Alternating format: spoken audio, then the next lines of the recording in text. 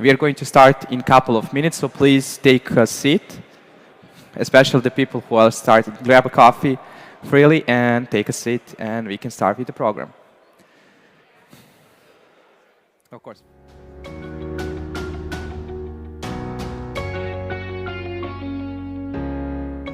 Once again, just a small announcement. If we can just take a seat so we can start with the program. Thank you so much. Once again. Okay, I can see people coming. So first come, first served. Please join at the stage. Not the stage, but some of you will join us at the stage at the moment. Okay. So once again, people who are right now standing, freely come and join us so we can listen to the opening talk and understanding of His Excellency as well.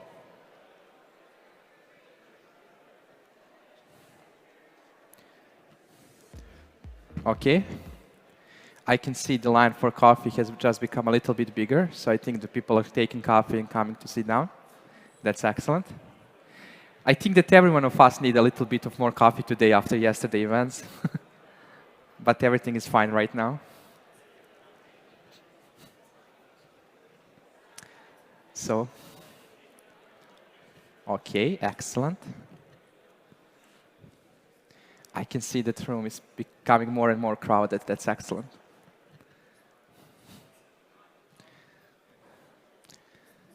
Extra. I can see some of the speakers also arriving here, so lead the way.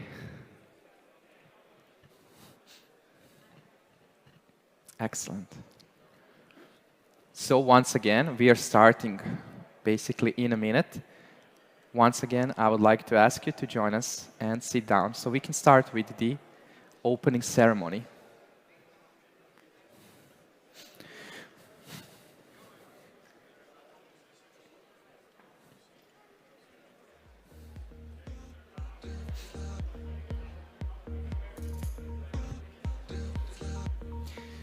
Okay.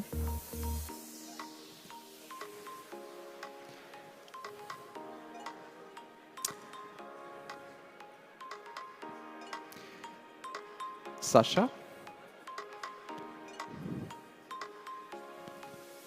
Okay, I can see Sasha, he's coming, so that's a great thing.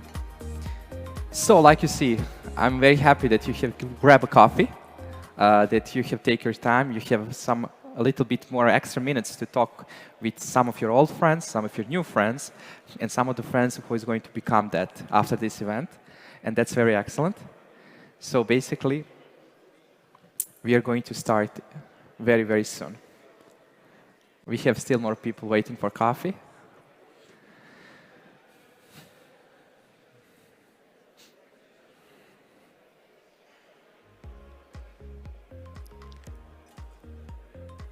Of course, social media need to be updated all the time.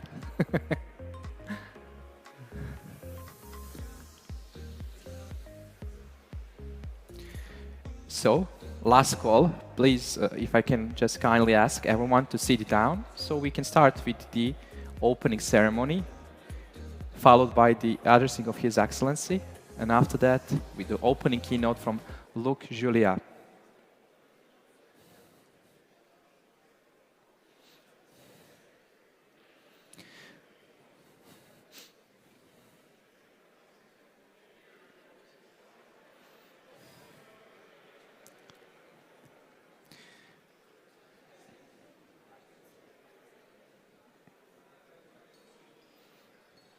So once again, thank you all for coming here today. Like we know that yesterday events were very crazy, but still there's tons of people also following us online through the link. We are going to share you a little bit later.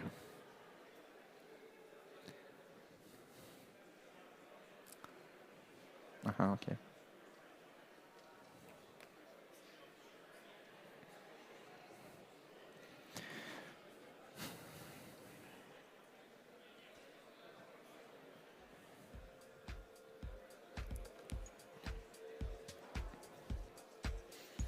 So any problem coming here today? Traffic jam? No?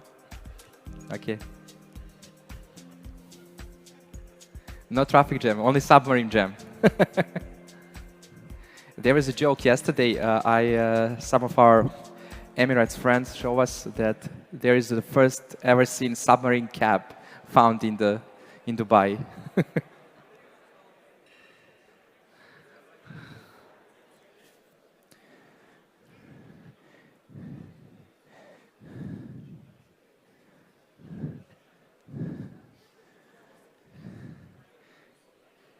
And also, like, the yellow submarine has totally new meaning right now in Dubai.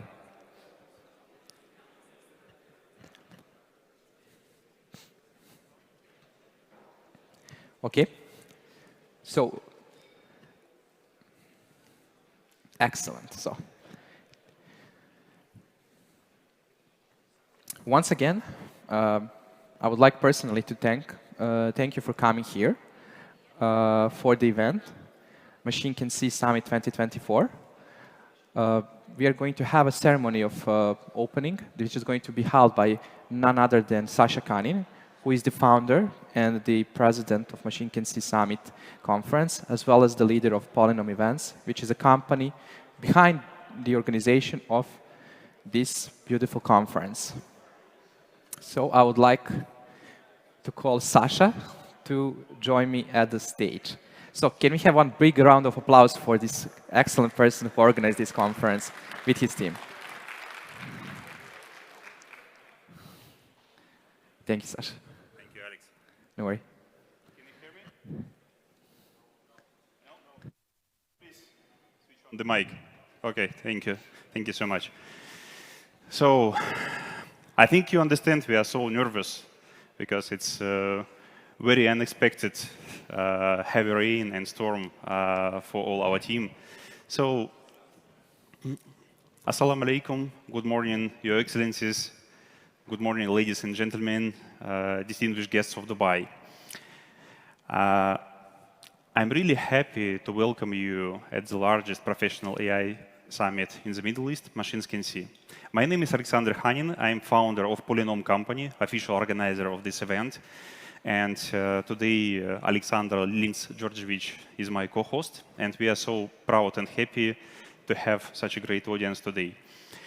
We decided to combine the formats with hybrid for those attendees who cannot attend in person.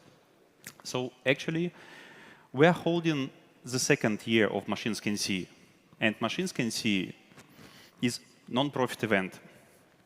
The aim of and passion of this event is to build the strongest AI community and ecosystem in the world with a home base in UAE. And no doubt that AI already became a very important part of our everyday life. AI is one of the most transformative technologies ever invented by humans, and AI is a transformative force across many industries. And the problem that everyone is going crazy about AI today, a lot of fears, a lot of expectations, a lot of promises. And people usually afraid the things they don't understand. So that's why we decided this year to make the topic of Machines Can See 2024 AI explained by its creators. We brought together best AI thinkers from around the globe in person to Dubai to share with you their experience and to share with you their vision. So, some of the speakers asked me, Alex, can we do it in Zoom? 16 hours flight is tough. No. Only in person. Only in person. Please come, enjoy the audience, enjoy the culture, buy some property. Yeah. So, can I ask you a favor, to do a favor for me today? Please take care about our natural intelligence. Please take care of our speakers today, the creators of artificial intelligence. Listen to their talks, ask questions, interact during the coffee breaks, find new friends and partners. So enjoy the event. We are truly honored to have such a great number of partners. Thanks for Georgia's support from Ministry of AI. Special thanks to our partners, Dubai Future Foundation, Core 42, TII, Dubai Business Events, Intema, Emirates, and many others. Special thanks to our media partners, Arab News and Halish Times. So all your support and the number of attendees online and I hope offline today indicates that we are doing something very important. So, and now I'm truly honored to welcome His Excellency Amar El-Alama to the stage, the Minister of State for Artificial Intelligence, Digital Economy and Remote Work Applications. So His Excellency find a time in his very, very busy schedule to come in person and to welcome attendees and to share his spirit with the audience. So, Your Excellency, please.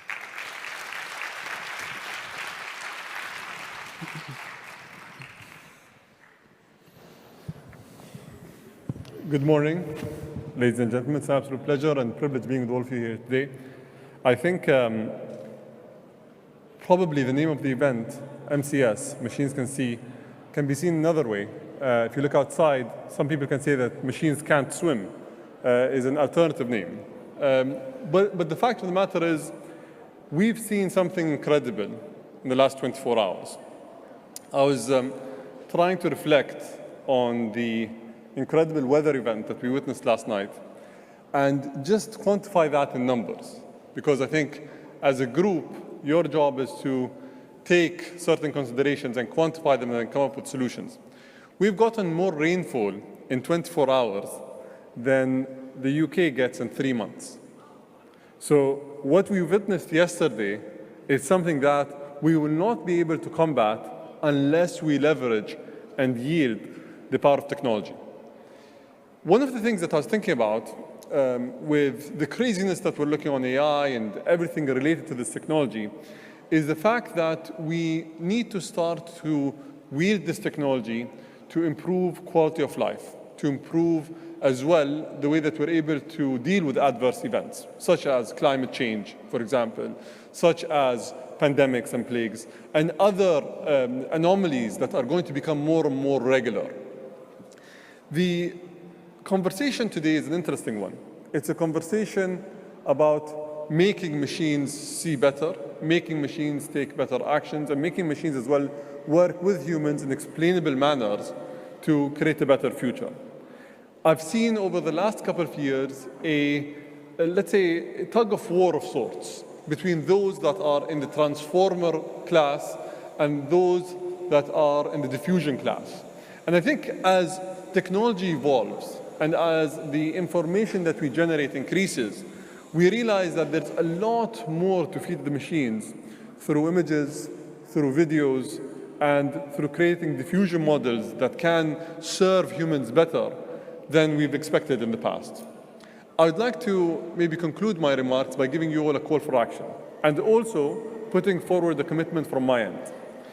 I am willing to support any effort, and I challenge you guys to work towards it, that helps us in adverse event anomalies like the one that we're seeing now, that will help us identify puddles on the roads, create better routes from point A to point B to help people as well maneuver better, not just for the UAE, but for any country that will have something like this.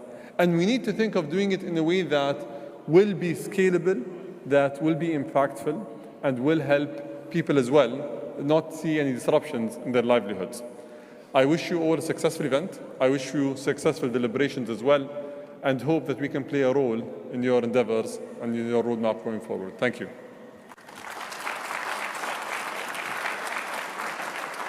Thank you so much, Your Excellency. And we want to continue with some very short but very inspirational video. So let's start.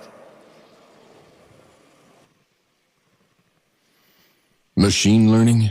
We started with very simple things, but the data got bigger and the algorithms became more complex. We didn't just want to control the machine. We wanted an equal partner, one that could analyze, predict, make decisions. Artificial intelligence stands guard over our cities, ensuring safety and security. It optimizes routes and trade. It carefully monitors vast fields of grain crops. It inspires creativity and suggests the correct words and images for our ideas. It helps scientists unravel the code of life. AI has expanded our conception of what is possible, and we are expanding the horizons of AI, launching satellites and exploring the vastness of space. Today, we invite you on an exciting journey through this new universe. We will show you how it works and how you can become part of the revolutionary process of humanity and technology.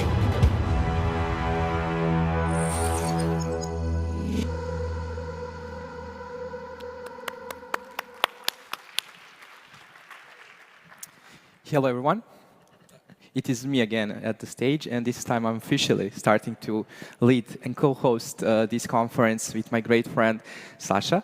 So before we start, I just wanted to say that personal message from my side is that I'm very amazed with the group of people and what they have been doing for the last 6 months, and especially in the last 2 days, what has happened. So I think that it's very important to understand that in the end, yes, we are the one who are teaching machines, but a machine can see or they can swim in the end, like some people said.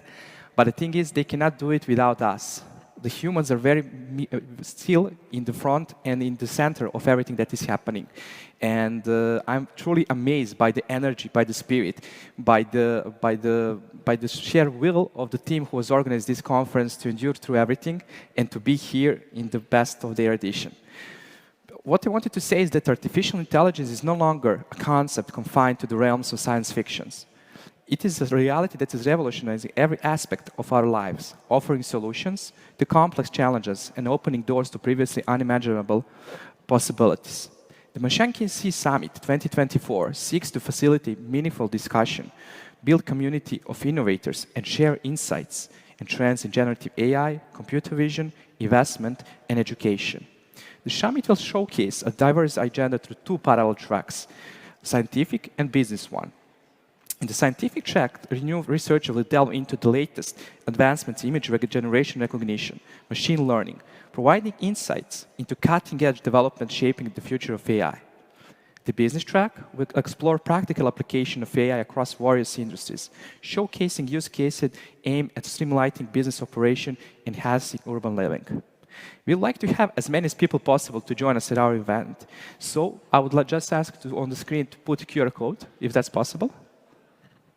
Okay, can you put QR code just? Thank you. So basically, like we needed to change to hybrid event because of all of the events, but still it is very important to share the basic link and to share with your professional connection the way how they can basically join us online as well. I know that there's going to be a lot of people joining us online already, but let's make it much more because the more the merrier. This is very helpful, and this is very important because it will help us and help you to share the knowledge about AI to our community. As we embark on this journey together, let us embrace the spirit of collaboration, innovation, and open discourse. We invite you to engage actively, to ask questions, to challenge assumptions, and to forge connection that will propel us forward in this exciting era of artificial intelligence. The person who asks the most interesting question and the most active participant will each receive one small reward from organizer's side at the end of the conference. So basically, that is the way how you can join the discussion about development of generative AI, application of AI across various industries, and investment opportunities in the business track. Don't miss also exhibition featuring 15 disruptive companies pushing the boundaries with AI breakthrough. It's all happening here on the 7th floor. What is also important thing to say is that we are going to have scientific track, keynotes, and academic poster showcase on the 4th floor in auditorium. So with these words, I would like to officially open the Machine Can See Summit 2024. If you can have a big round of applause. Thank you so much for this. We are going to continue and we are going to announce our first keynote for today. I'm very glad that I have an opportunity to share the stage with Luc Julia once again, who is Chief Scientific Officer of Renault. His revolutionary work includes positioning companies such as Samsung Electronics and Hewlett-Packard, as well as being one of the authors of the Apple Siri. While conducting research in SRE International, he was involved in creation of nuanced communication. Now the world leader in speech recognition. For his work and achievement, he became a recipient of Légion d'honneur, the highest order of France, and member of its National Academy of Technology. In his keynote talk, Luc will challenge you to think about the basic concept of artificial intelligence. What does it mean, and where we are heading with this technology development? Dear Luc, please join me at the stage.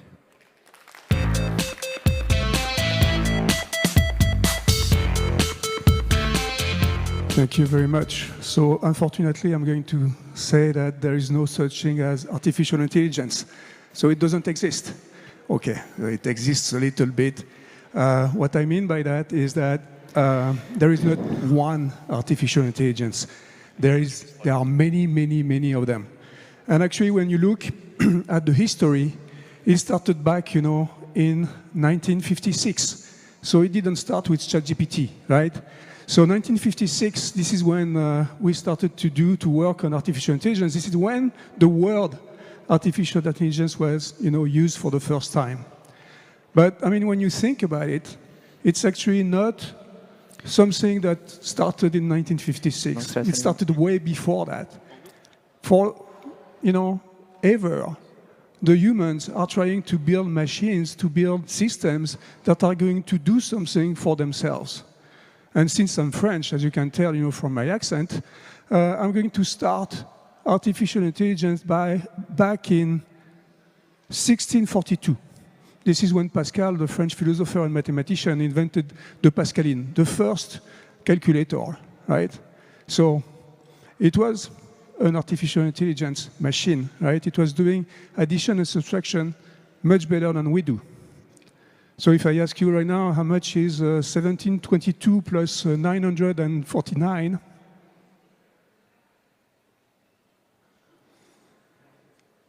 Thank you. So the machine would have done that, in about 3 seconds, right? So it was much better than we are. So anyway, so we are doing artificial intelligence for a long, long time. And in 1956, the issue is that the people who tried that back in the States were trying to solve something that is very complicated. They tried to solve natural language. Natural language is most likely the most difficult thing, to solve, and they failed. And we entered what we call the first winter of AI. And there have been many, many winters of AI since then because we are promising a lot of things that we are not delivering. So this is also something that we need to be very careful about. When we talk about artificial intelligence, we need to do science and not science fiction. So there have been many, many other artificial intelligences, in the past 60 years. So it started, as I said, with some kind of statistical artificial intelligence. And then we had the expert systems. Expert system, it was logical artificial intelligence. It actually lasted a long time, until the 90s or so, right? And actually in 1997, there was a machine that did beat the world champion, at chess. So it was pretty impressive, but it was, quote unquote, just a logical machine there. So impressive, but something was happening back in the 90s, and it's basically, becoming machine learning. So what is machine learning? It's using a lot of data. It's statistical. And where is the data coming from? The data is coming from the internet, right? So this is something that also is very interesting back in the 90s, is that all this data that you see today, for instance, in ChatGPT, I mean, this is all coming from the online. From online, it's all coming from the internet. And so we had, more and more data, more and more power in the machines. And now, we can call that deep learning. You can call that whatever you want, and now today it's going to be generative AI. So more and more data, more and more power, more and more processing power, but also more and more power that you need to use.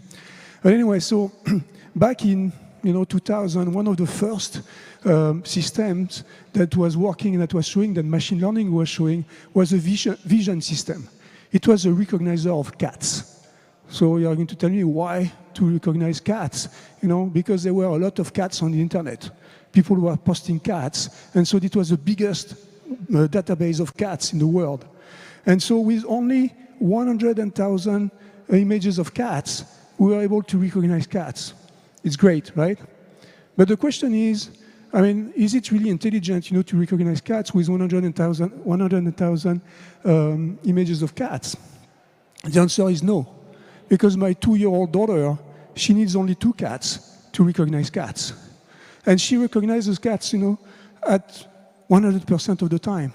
The machine was recognizing cats only 98% of the time. Why? Because she recognized cats even at night, when the machine can do it, because nobody posted images of cats at night on the internet. So if it doesn't exist in the database, it doesn't exist. Anyway, so just to emphasize that those artificial intelligences, they have nothing to do with our intelligence. Another example of that is what happened back in 2016. In 2016, another machine did beat the world champion at Go. Go is much more complex than chess, right? So this time it wasn't a logical system, it was a statistical system. And so the machine is interesting there because it hosts a lot of processing power. It's about 1,500 CPUs, it's about 300 GPUs, and it's about 30 TPUs, yet another kind of chips. But anyway, what is it? It's a machine that hosts about 440 kilowatts of power. 440 kilowatts to play Go. It's a lot of watts, right? And then, I'm going to compare with the Korean guy who was the world champion. What does he have? He just has, his brain. And what is the brain? The brain is about 20 watts. So we have a machine that is, going to beat the guy, but it's only playing Go with 440 kilowatts. And the guy, is 20 watts, and he's playing much more than Go. He can talk, which is very difficult, right? And he can cook, and he can do a lot of other things. So again, we need to be very careful when you talk about those machines. We need to understand that they are far, far, far from being as intelligent as we are. When we talk about data, we need to be also very careful about the data, because there are a lot of those data that are, biased. And when you put some biases in the data, you are going to have the bias in the model that you are going to create. So there are a lot of examples, and one in 2016 as well, when Microsoft decided to release another chatbot at the time that was called Thai. And the chatbot, after only 16 hours of operation, was unplugged because it became, the most racist and sexist chatbot in the world. Of course, they didn't want that. But the issue is that they used the wrong database to train the models. Basically, they used a database that was coming from the south of the States back in the 50s. And in the south of the States, back in the 50s, there were, a lot of racist people.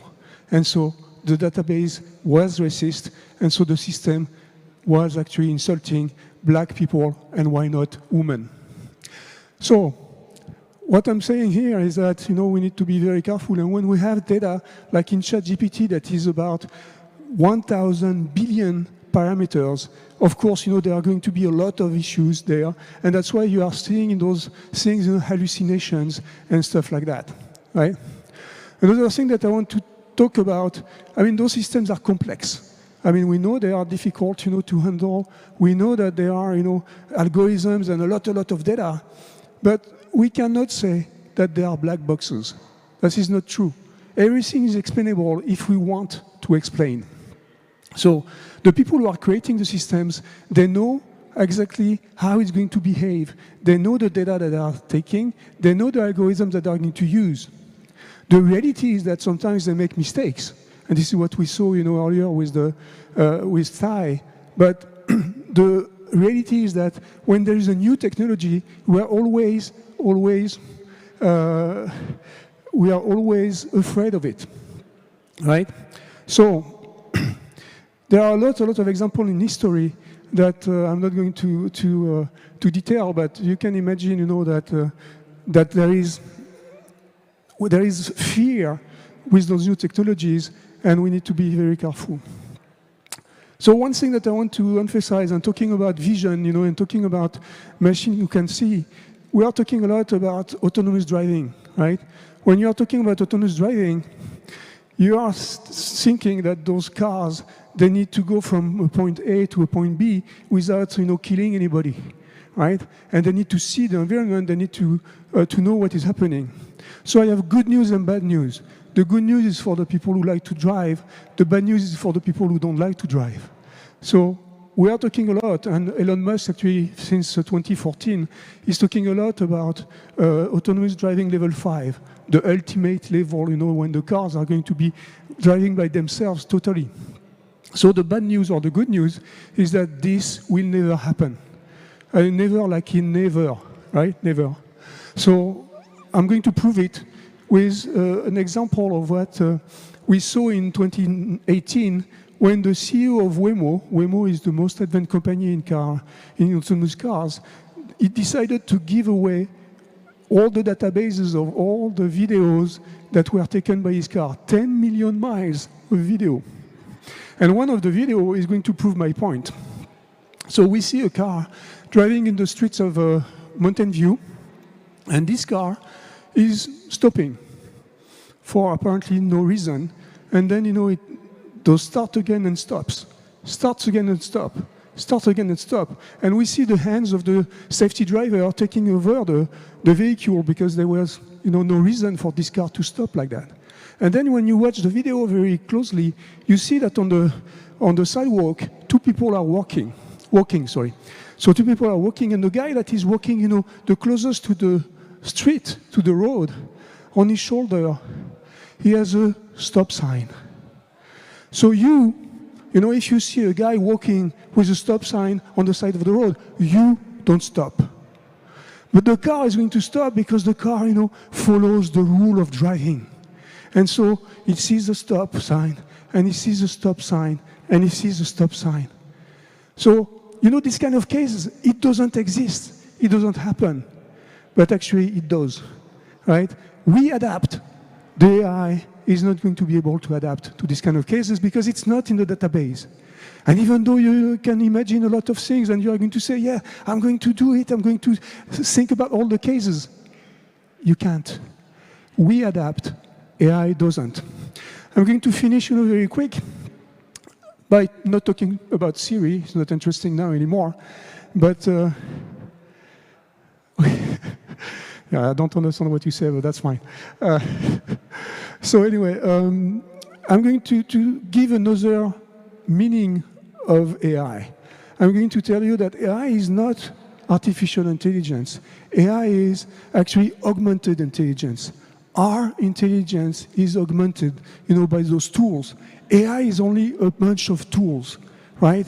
So it's a bunch of tools that we use, that we create. And the way you use them, we can use them correctly or we can use them badly. So it's exactly like a hammer. I can use the hammer, to drive a nail. It works very well. I can use the hammer, to hit the head of my neighbor. It's not good. We decided collectively, because we decided collectively that this part is not good. So we need regulation. Regulation will happen, But first, before regulating, we need to understand what those tools are capable of and how we are going to regulate them, how we are going to use them. How much time do I have? Talk. Okay. So let me then compare artificial intelligence and human intelligence. It's going to be a mathematical demonstration. Very, very simple, you will see. So I'm going to take, a very simple graph here, and I'm going to project on this line here, I'm going to project the level of intelligence. 0, Donald Trump, to 100, a genius, right? And then I'm going to here I'm going to have all the domains of intelligence. And this is just us humans. You know, we are pretty smart. We're not geniuses. It depends on the domain, but this is us, right? Now, I'm going to tell you that, mathematically speaking, this is a continuous line, right? So whatever the domain is, we are going to have an idea, especially us French. So this is continuous. And then I'm going to say that it's actually infinite. So when there is a new thing coming, we are going to understand. We are going to make an idea, to make ourselves an idea about it. So this is human intelligence. And then, you know, let's look at artificial intelligences, right? Chess. Well, it's pretty much a genius, right? So, I mean, if you beat your machine, you know, at chess, it's because you put it at level 2. So, Go, more than a genius, because he can play, he can play some moves that were never played in the history of the game, actually. Driving, you know, level 4. Level 4 will exist. It's much better than my son, right? And it will actually save lives. So we should continue, you know, to work on that. But don't lie about level 5. It will never happen. This one, I will come back to it. But anything, whatever you want to build as a tool, you can build a tool that is going to be better at some tasks than ourselves, if we want to. So, what do we have here? We have a bunch of discrete lines. And the philosophical question, the mathematical question as well, is how many discrete lines do you need to achieve continuity, to achieve the human intelligence? How many of them? A lot. Infinite. So you might know that infinite is complicated, right? It's a lot. So we will never succeed to have artificial intelligences that are going to match our continuity. But sometimes people are saying, you know, when two intelligences are very close, we can do transfer learning. So maybe by capillarity, you know, we can have something that is going to go continuous. But there is an issue there, because between two contiguous lines here, do you know what it is? There is infinite again. Infinite is complicated, right? We know that for a while now. So anyway, that's where we are. So we will never match with artificial intelligences. We will never match our intelligence. But what was interesting too, and we see that in the case of the car, you know, that I gave you earlier. Where is here artificial intelligence? When there is something new, when there is something that we are going to invent, artificial intelligence is nowhere. Artificial intelligence, we built it. We decide how to use it. Thank you very much.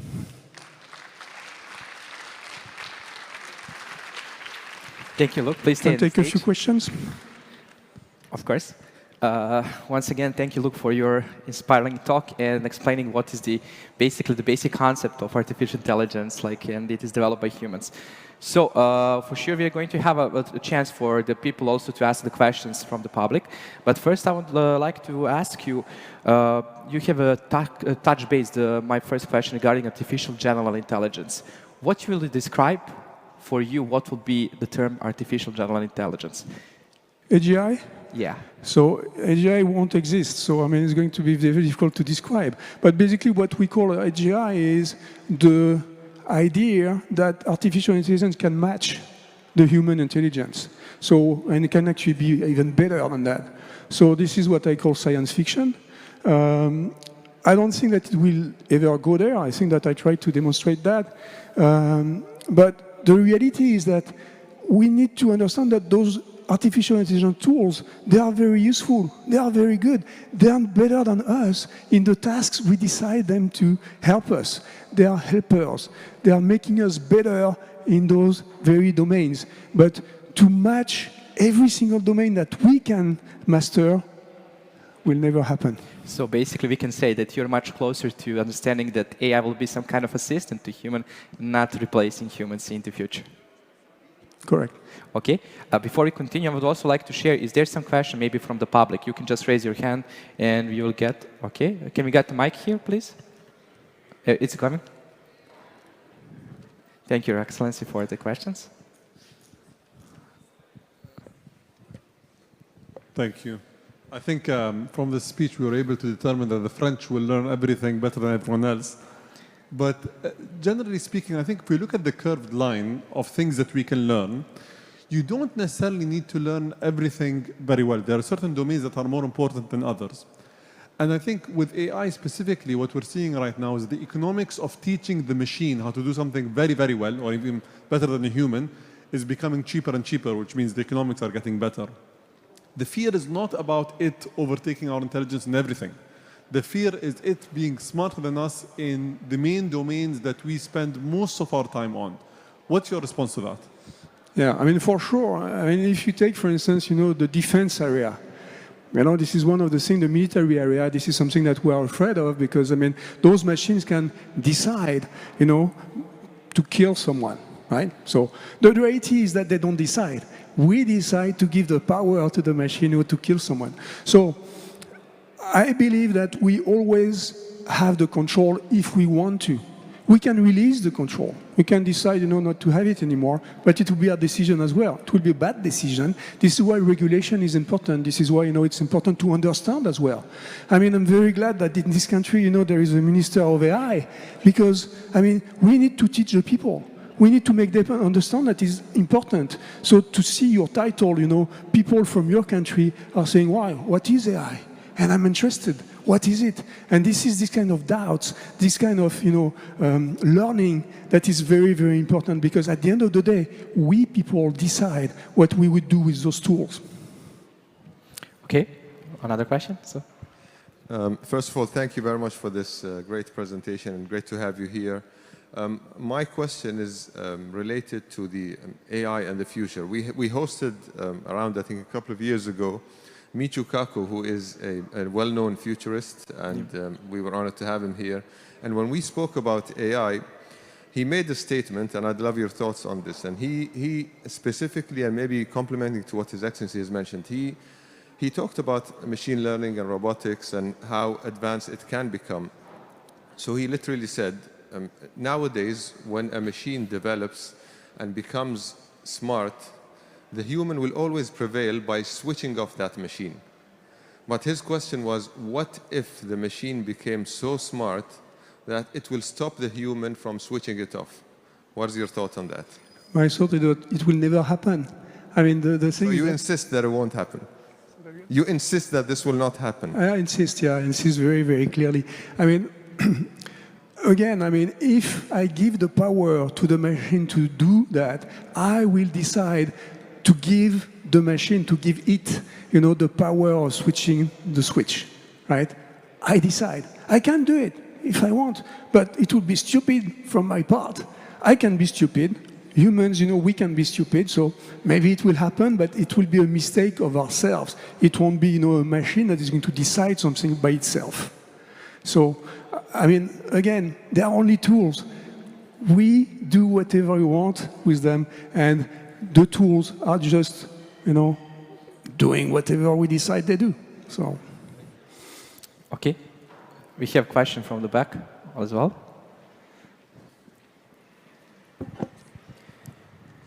And don't worry, look, question about Siri and language model is going to come to the stage. Hello? Just wanted to give a... Okay? I have a question about... Can you just present yourself, if that's okay? Just a name, if that's... My name is Saleh Et Hamadi from University of Birmingham. My question is about your thoughts on AGI. There is discussion among leading scientists like Yann LeCun, Jeff Hinton, and OpenAI CEOs about AGI and whether it exists or not. So I want to know what are your thoughts on that.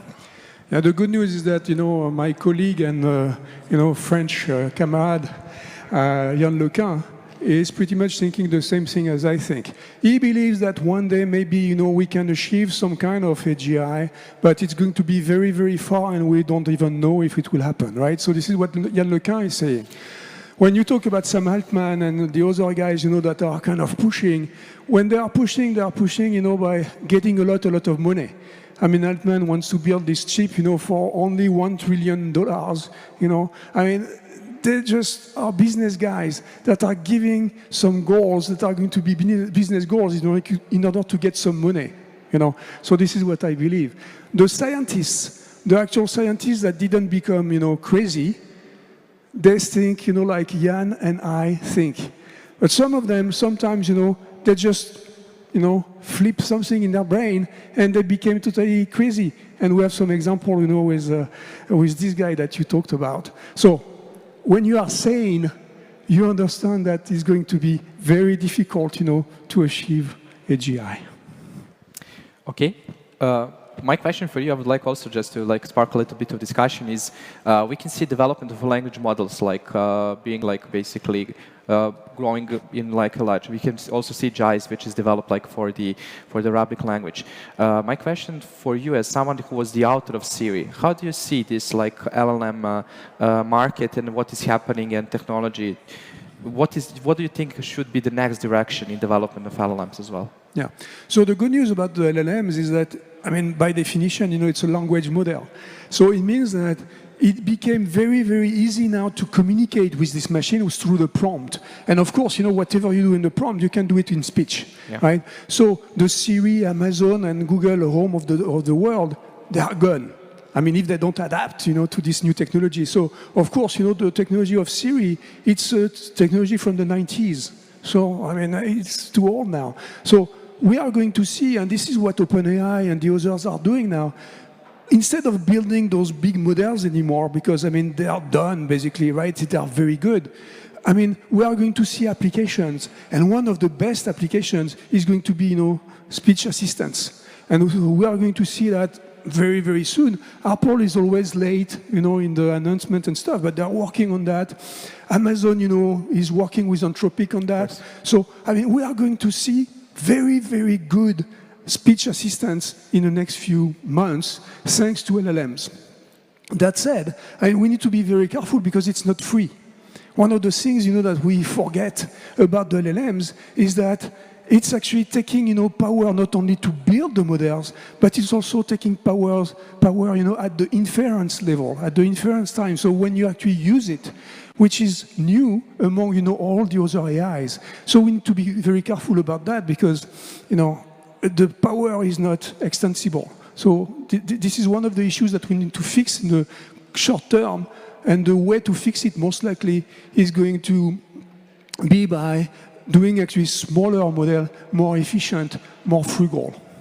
Yeah, basically, what you're saying, that's very resonating with what I had as a fun fact, that there was some research saying that, for example, if doctors applied speech to text, it could save up to 30% of their time not writing the reports. So basically, you just imagine what is the level of the service that can be provided to the human, much better service, not only service per se for doctors. So what you're saying, I think it's totally resonating.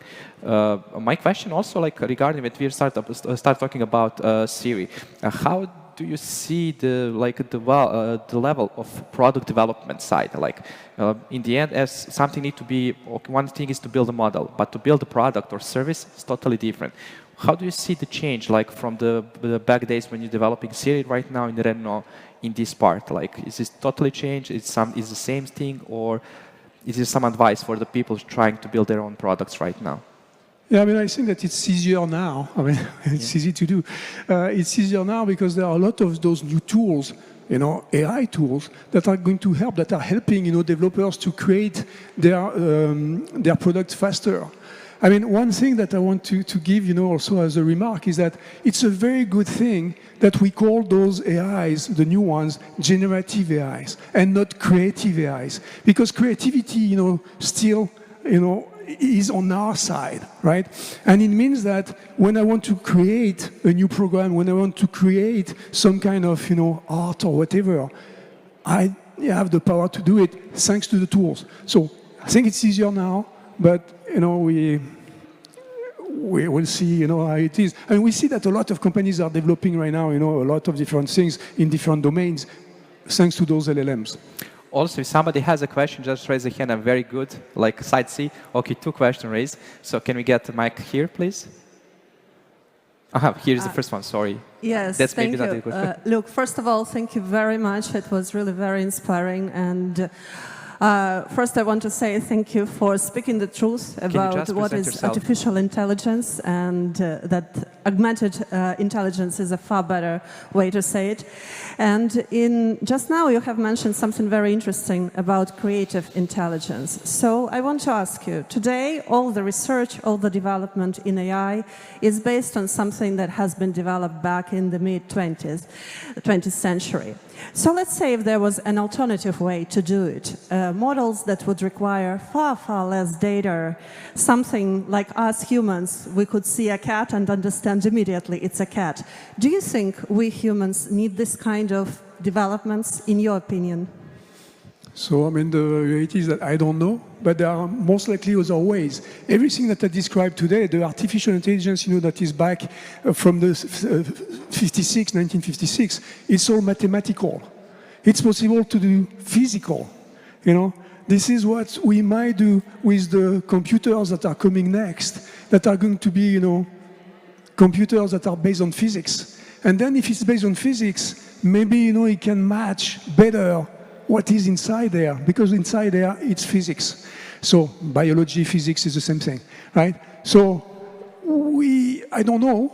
It's going to take a long, long time to understand, how to build those computers, how to master them. But maybe one day, based on physics and not mathematics, we'll have something that will be closer to our brain. Okay, we have a next question here, please. And after that, we'll be behind. Okay, or first and behind, sorry for this. We are going to be next. Hello, good morning. My name is Mohammed Suhail. I just have the same kind of question like our honorable guests mentioned, like the safety of this AI technology. Especially I'm from the healthcare industry. So for launching a medication, we need 10 years of research to get approval from FDA. Is there any association like that to get any approval? Especially for the safety, for example, if you are using this Bard AI, and if you are asking to them, like, give me a biography about me, they will give you an exact biography, what all things you research inside for past years or past days. So they know already about us very deeply. So, for example, the technologies are according to them, like the good people and bad people. If the bad people decide this technology need to use for bad thing, there is no safety for this one. So we should get some approval from some association or authority like FDA. Yeah. So there are bodies, that are building right now. In Europe, for instance, there is something that is called the AI Act. That is supposed to give, some kind of boundaries around those AIs and to decide what is good and what is bad, right? So there will be always people that ignore, the law, right? And that will go do whatever they want. But the reality is that by putting a law together, by having a regulation, it allows people to wonder why there is a regulation. And this is a good thing because this is part of the education. So it exists in Europe right now. The states are thinking about it, and I'm sure that all over the world, little by little, we will have those organizations that are going to act like the FDA, is doing for the medication. Also, what I would like to add that we are going to have Dr. Hadan Domin talking about the ethical AI and responsible AI development. So I'm sure that you're going to get some of the answers maybe you're looking for. So we have next question here. If you can just pass the mic. Also, once again, please present yourself before you're asking question, so we can be a little bit more human to each other. Firstly, thank you for a lovely presentation. I think it gave a different take on what artificial intelligence was. I'm Rakesh Eligapalli from Primecraft Games. So I'm here just to understand, what the future beholds for us. When we talk about augmentation, we come from the VR and AR space. So it's all about augmenting the experience as such. So when you're talking about augmentation, and you also refer to the point of biology and mathematics put together, right? And we're talking about Neuralink, and I think people trying to come up with various technologies to enhance the user experience. At the same time, we are very happy at the moment. I think it's kind of a revolution when the machine actually can recognize a cat. I think we're pretty happy about it. But are we looking in the right direction? Are we actually following a bias principle? Are we instated by a thought basically from Hollywood or any of these movies? I don't know. This is what I can tell you, right? I'm hoping that we are, educating ourselves in order to go in the right direction, in order to, when we understand, the limitations and the dangers, I hope that we are going in the right direction. Neuralink and stuff like that, I'm not sure it's going in the right direction, but I'm not sure it's AI as well, right? So it might be more on the physics that I was talking about before, the biology part. But it seems to be, first of all, it's not new, right? I mean, people are doing that. It's not Elon Musk that invented that, right? So it's been done, for a long, long time.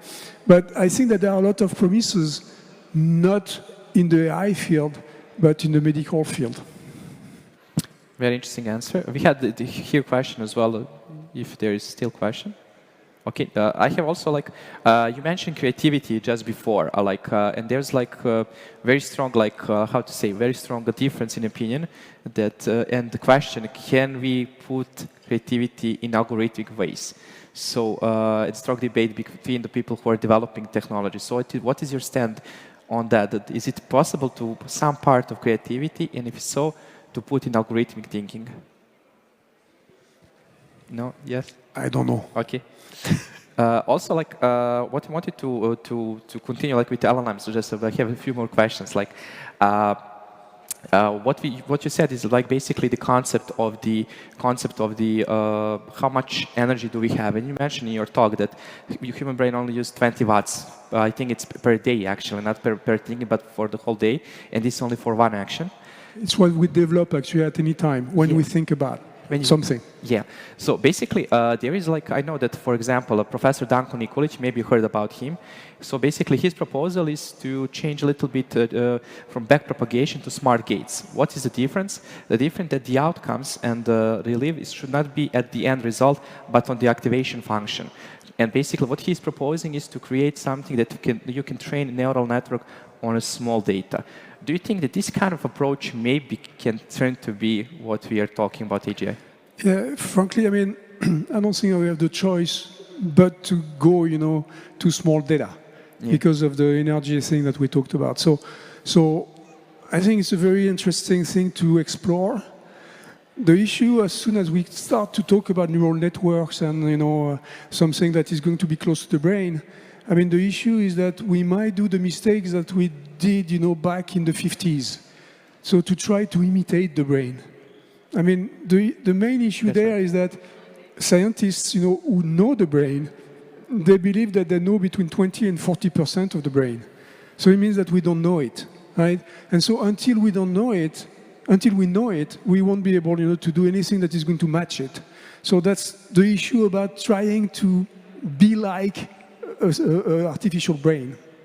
Excellent. So last part of the question I had prepared for you is focus a little bit on your work right now at Renault. Is that okay to ask? So basically, what can we expect also from Renault part in doing in artificial intelligence data and everything related to modern data science? So what can we expect for the future, you mean? Yeah. I mean, as I said, this is not sustainable today, right? I mean, those big databases with a lot of data, it's not sustainable. So we are going to go to something that is going to be smaller and more frugal. Smaller, so it means small data. Actually, people are working right now on SML, small language model. And so it's going to be more specialized, very specialized in the different domains. And when you look at history, this is exactly what happened, in every single types of AIs. So we start by thinking it's going to solve everything, and then little by little we decide that it's going to be only some specific domains. And this is what is going to happen now. We are going to see applications that are going to be basically specialized in domains. Okay, thank you, Luke, once again for joining us at the stage. And with this, I would like to say once again thank you, and can we have a big round of applause for our friend Luke Julia. Thank you so much. Hello again. So, dear guests, today we have a very special guest with us. So, I'm honored to welcome on the stage His Highness Sheikh Nahyan bin Mubarak, so the Minister of Tolerance and Coexistence of United Arab Emirates. So, Your Highness, thank you for giving time.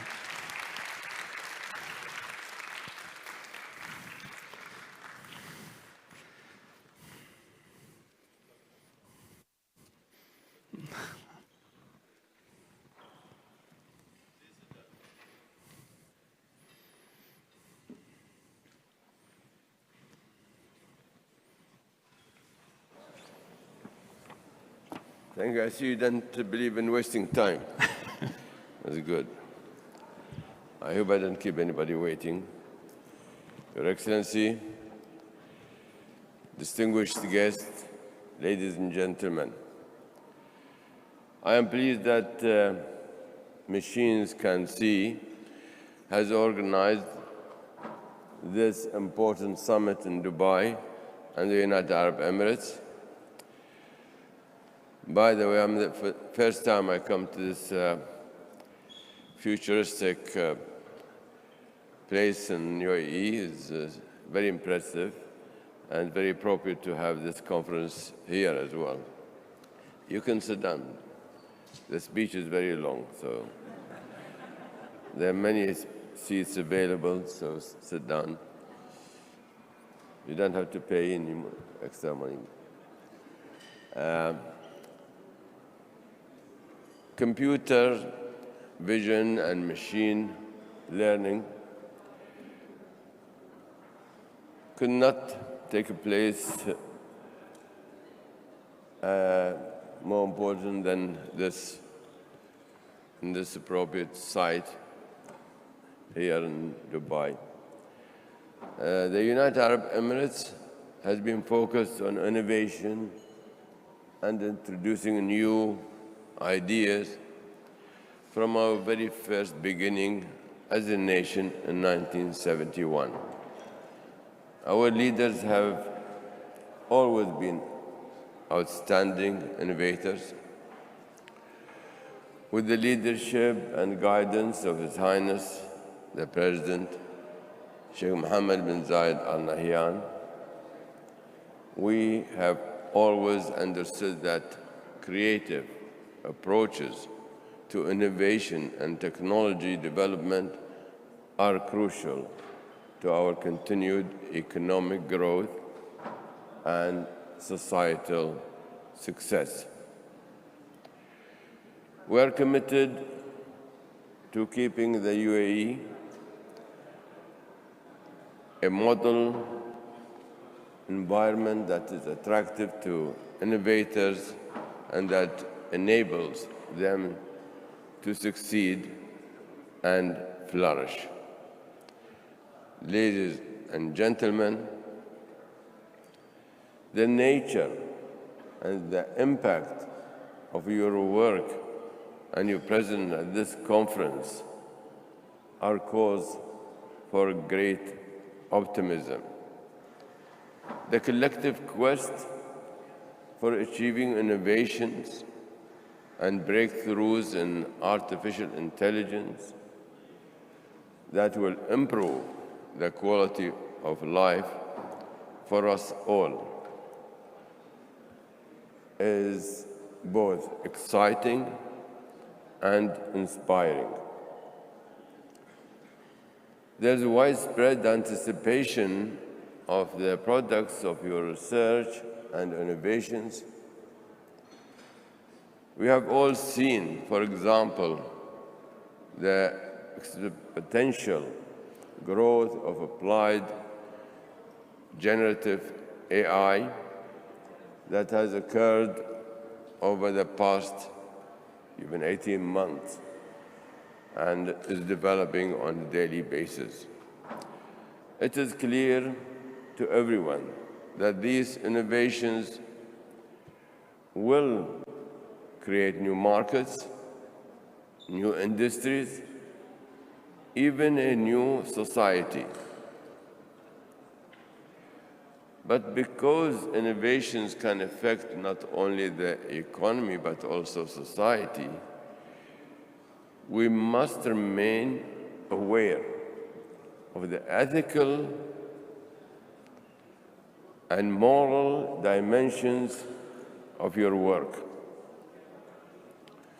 As with the implementation of any new technology, there are always unforeseen and unintended consequences. Current trends in the application of AI are focusing on using it to monitor, shape behavior, and even replace human beings. These capabilities are inherently neither good nor bad. It is how we apply them that will determine their impact on society and on our quality of life. With artificial intelligence, we are reminded constantly that its innovations have an ethical and moral dimension that demands our attention and concern. My dear friends, our ability as humans to achieve the benefits of artificial intelligence and machine learning while avoiding potential pitfalls will require consideration and support in at least 3 areas. First, we need to ensure that the teams developing AI include non-technologists and other stakeholders capable of assessing the human desirability of the design choices being made. Second, we need laws and regulations that ensure responsible adoption and application. Third, we need global cooperation to address both the opportunities and the challenges embedded in the technology. As a Minister of Tolerance and Coexistence in the United Arab Emirates, I believe that tolerance and shared human values are the key to being able to effectively address all of these requirements and to help in the realization of the economic and social benefits of artificial intelligence. We all share certain values that defines our global civilization and can promote innovation for the common good of all.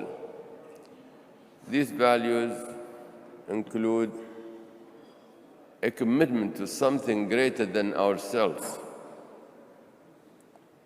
acceptance of personal responsibility, respect and caring for others, and caring for other living things, and, of course, the environment. Adherence to these values will help to manage humanly and effectively the effect of technology on individuals and their communities. Human values are needed to make the transition to AI more inclusive and less disruptive for everyone. We must always be concerned for the welfare of all human beings and to be willing to take action to see that everyone has a positive future and high quality of life. We witness that concern acted upon daily here in the United Arab Emirates. His Highness the President is a visionary leader who advocates for the absolute necessity of integrating human values into the development and the adoption of new technologies. He sees this as a basic requirement to ensure that our humanity is promoted and protected rather than undermined. under his wise leadership, we act on the conviction that tolerance and human fraternity must shape technological innovation. We promote research and continued dialogue about relationship between human values and technology, and how to ensure those values are preserved. We regularly review and refine the laws and regulation needed to ensure that technology does not outpace our ability to manage it. And we collaborate with others around the world for a future of peace, prosperity for all. My hope is that your work here today will help to raise an awareness of the importance of explicitly incorporating the values of tolerance and coexistence into every aspect of artificial intelligence. We look forward to a future where successful economies around the globe are human economies that incorporate human values and needs into how growth and progress are achieved.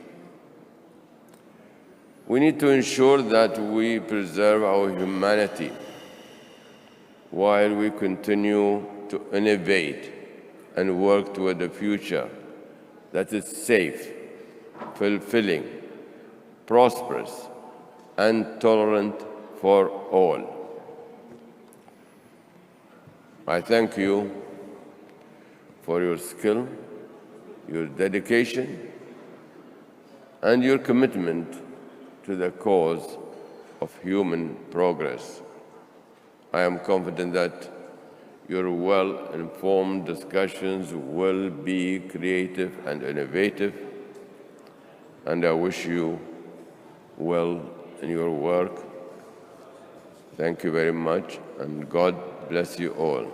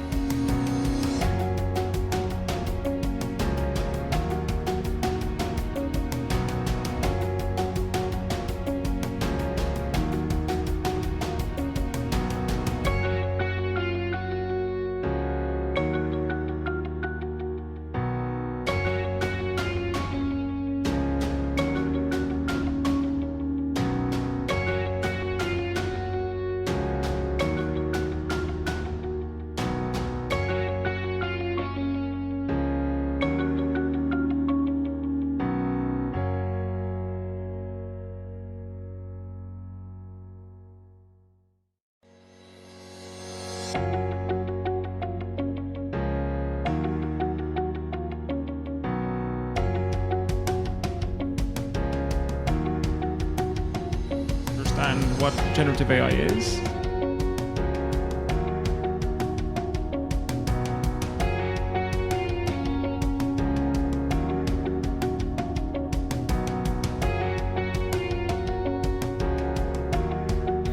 Let me try to go through what I want to talk today. So I have two different topics, but somehow I want to connect them. And I think it's quite important to look into that.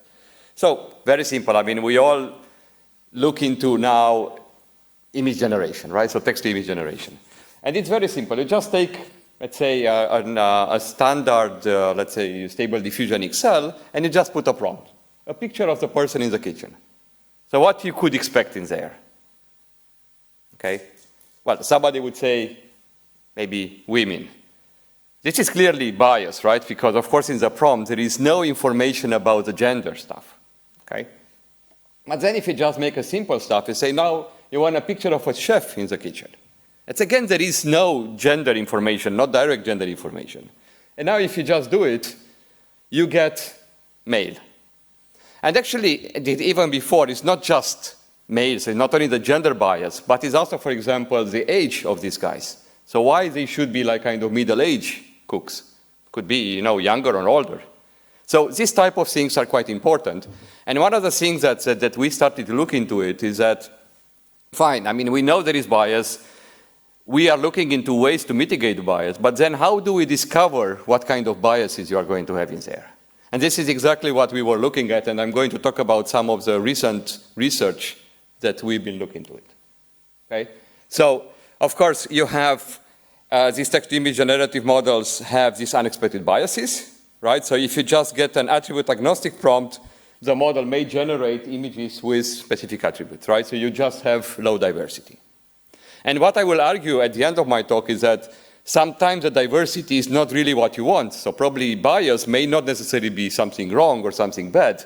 Could also be good because if you have domain knowledge or if you have some information that you want to put in there, maybe obtaining bias information is still good in some respects. This is what I will argue, so bear with me. Okay, so practically what we want to do is to make sure that AI is fair. So Luke Julia was also already indicated a little bit of this type of issues, right? So we want to see if the model is performing well regardless of specific protected characteristics. So it could be skin color, age, and so on.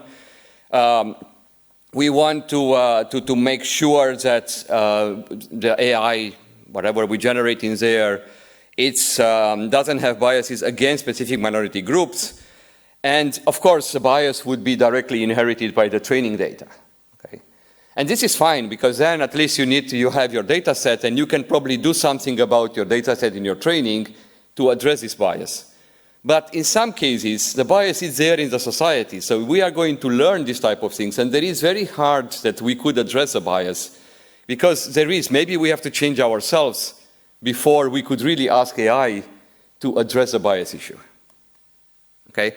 So what we started to work into was first into, let's say, closed set bias. Let's say, and we were looking, we took face analysis as a test bed, right? So if you want, given an image of a face, you just specify some facial attributes, right? Could be straight hair and so on.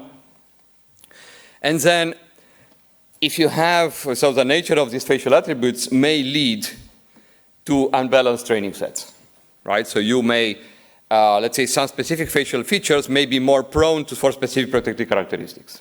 Right? So, for example, you can get blonde girls, blue eyes, all these type of things that you can get in there. And then, of course, a classifier trained on such data will exhibit or amplify the training set bias.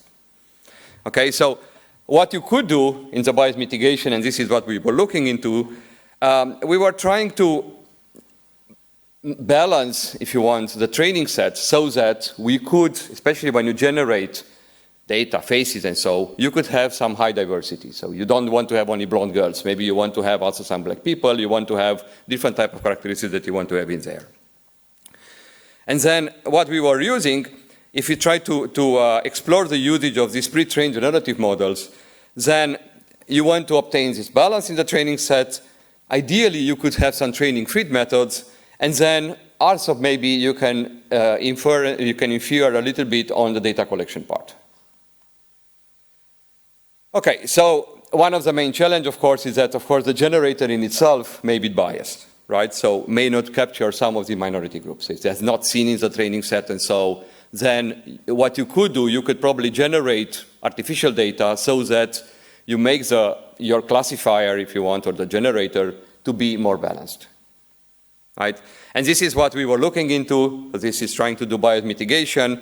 We make a bias data set fairer by augmenting it with generated images.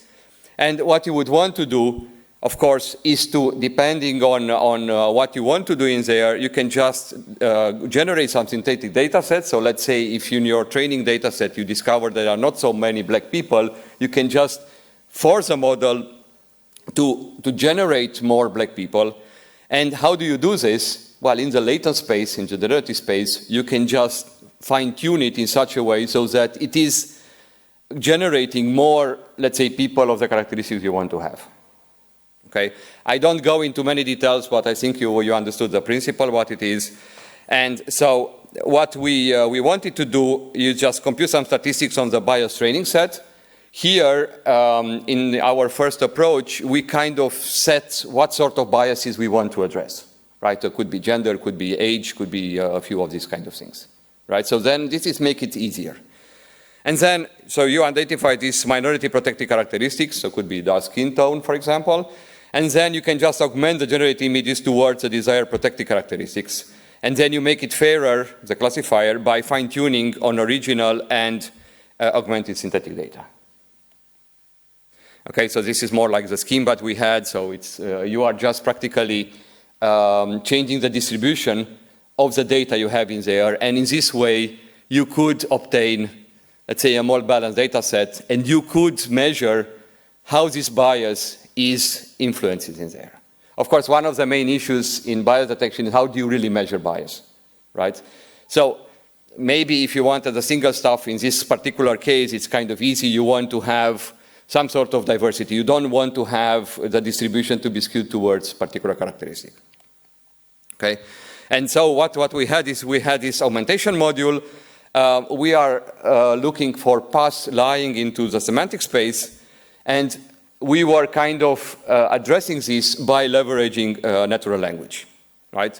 So what you do, you just describe the protected protected characteristics, and then when traverse through your latent space, you can just convey the desired augmentation, right? And you would edit only the desired, let's say, facial characteristic.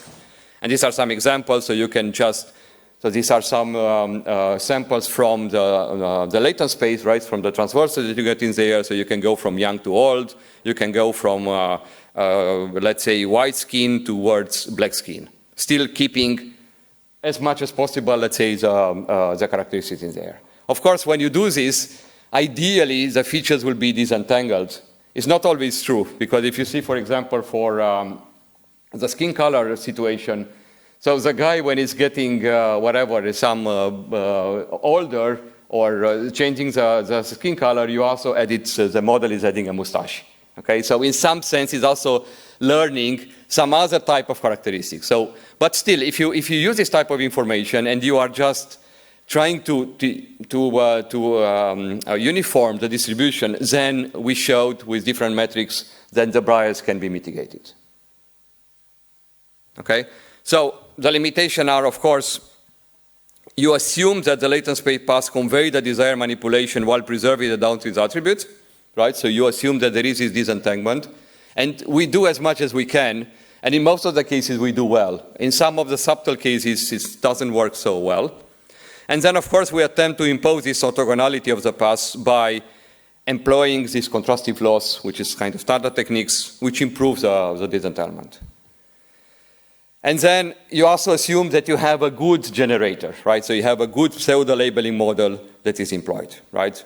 And you assume that, again, the accuracy remains stable across different settings. So even if we have some kind of a simple pseudo-labeling module, we are using the DFAE, but this is just a detail.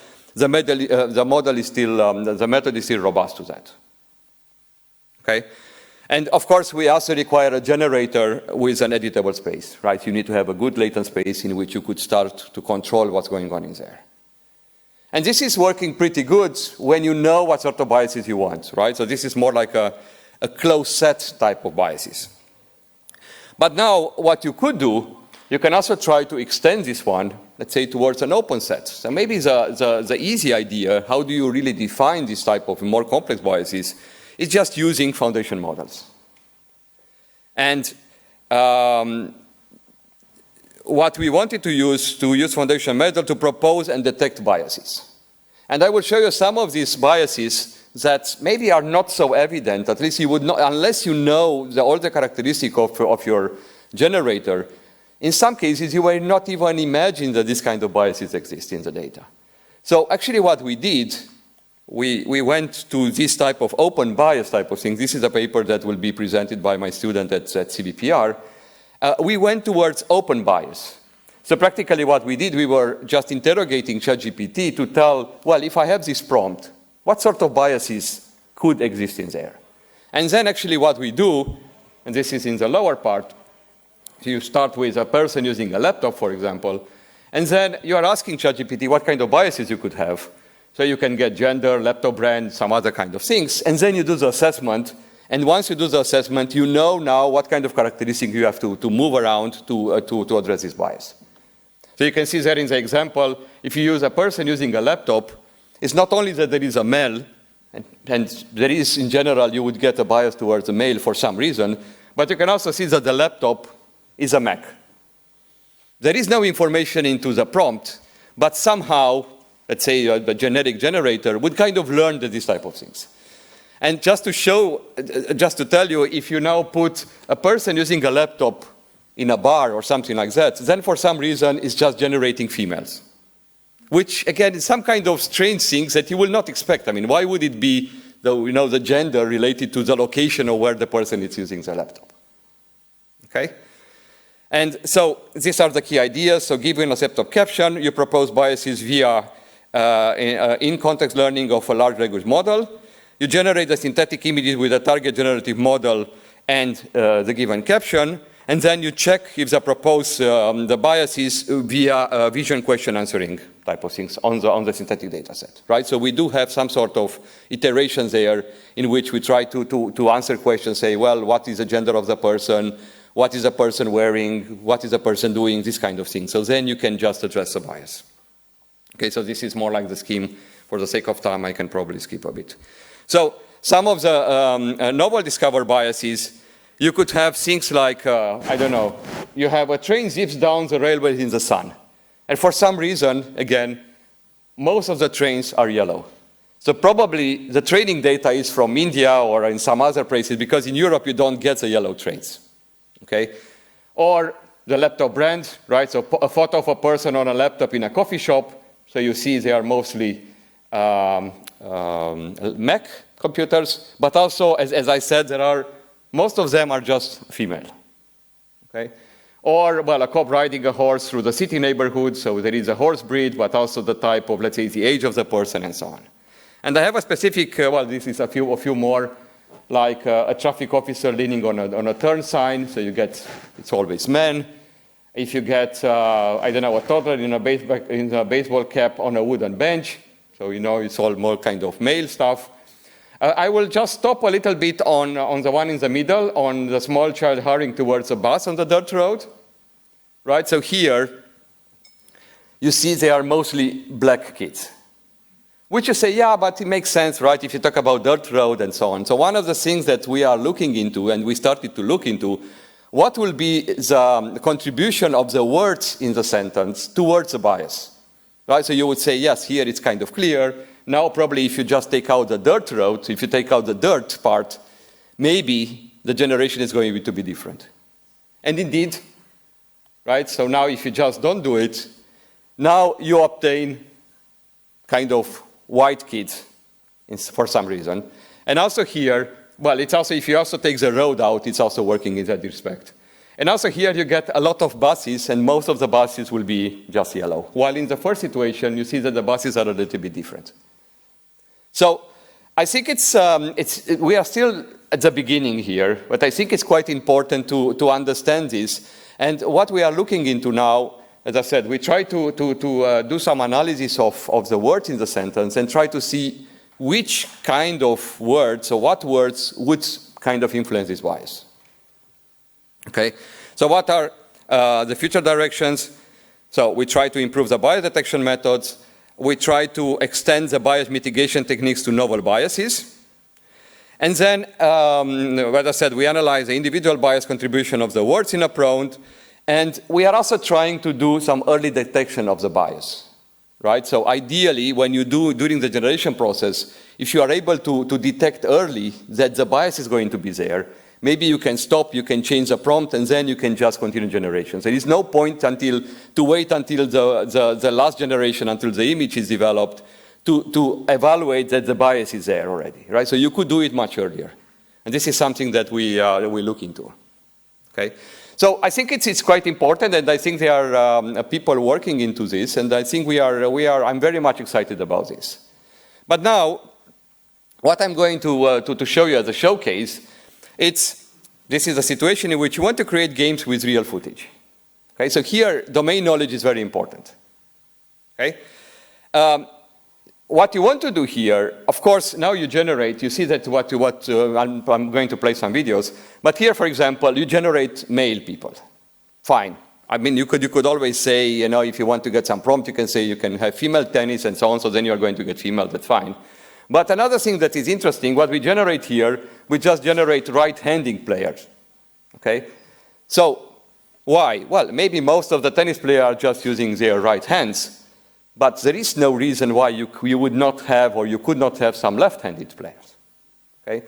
So, but in this case, maybe bias is not so important. So it's the fact that you have, if your goal is to do, let's say, something that is a game, like a game with real people, so you learn how these guys are going to move on the field, maybe the bias part is not so important.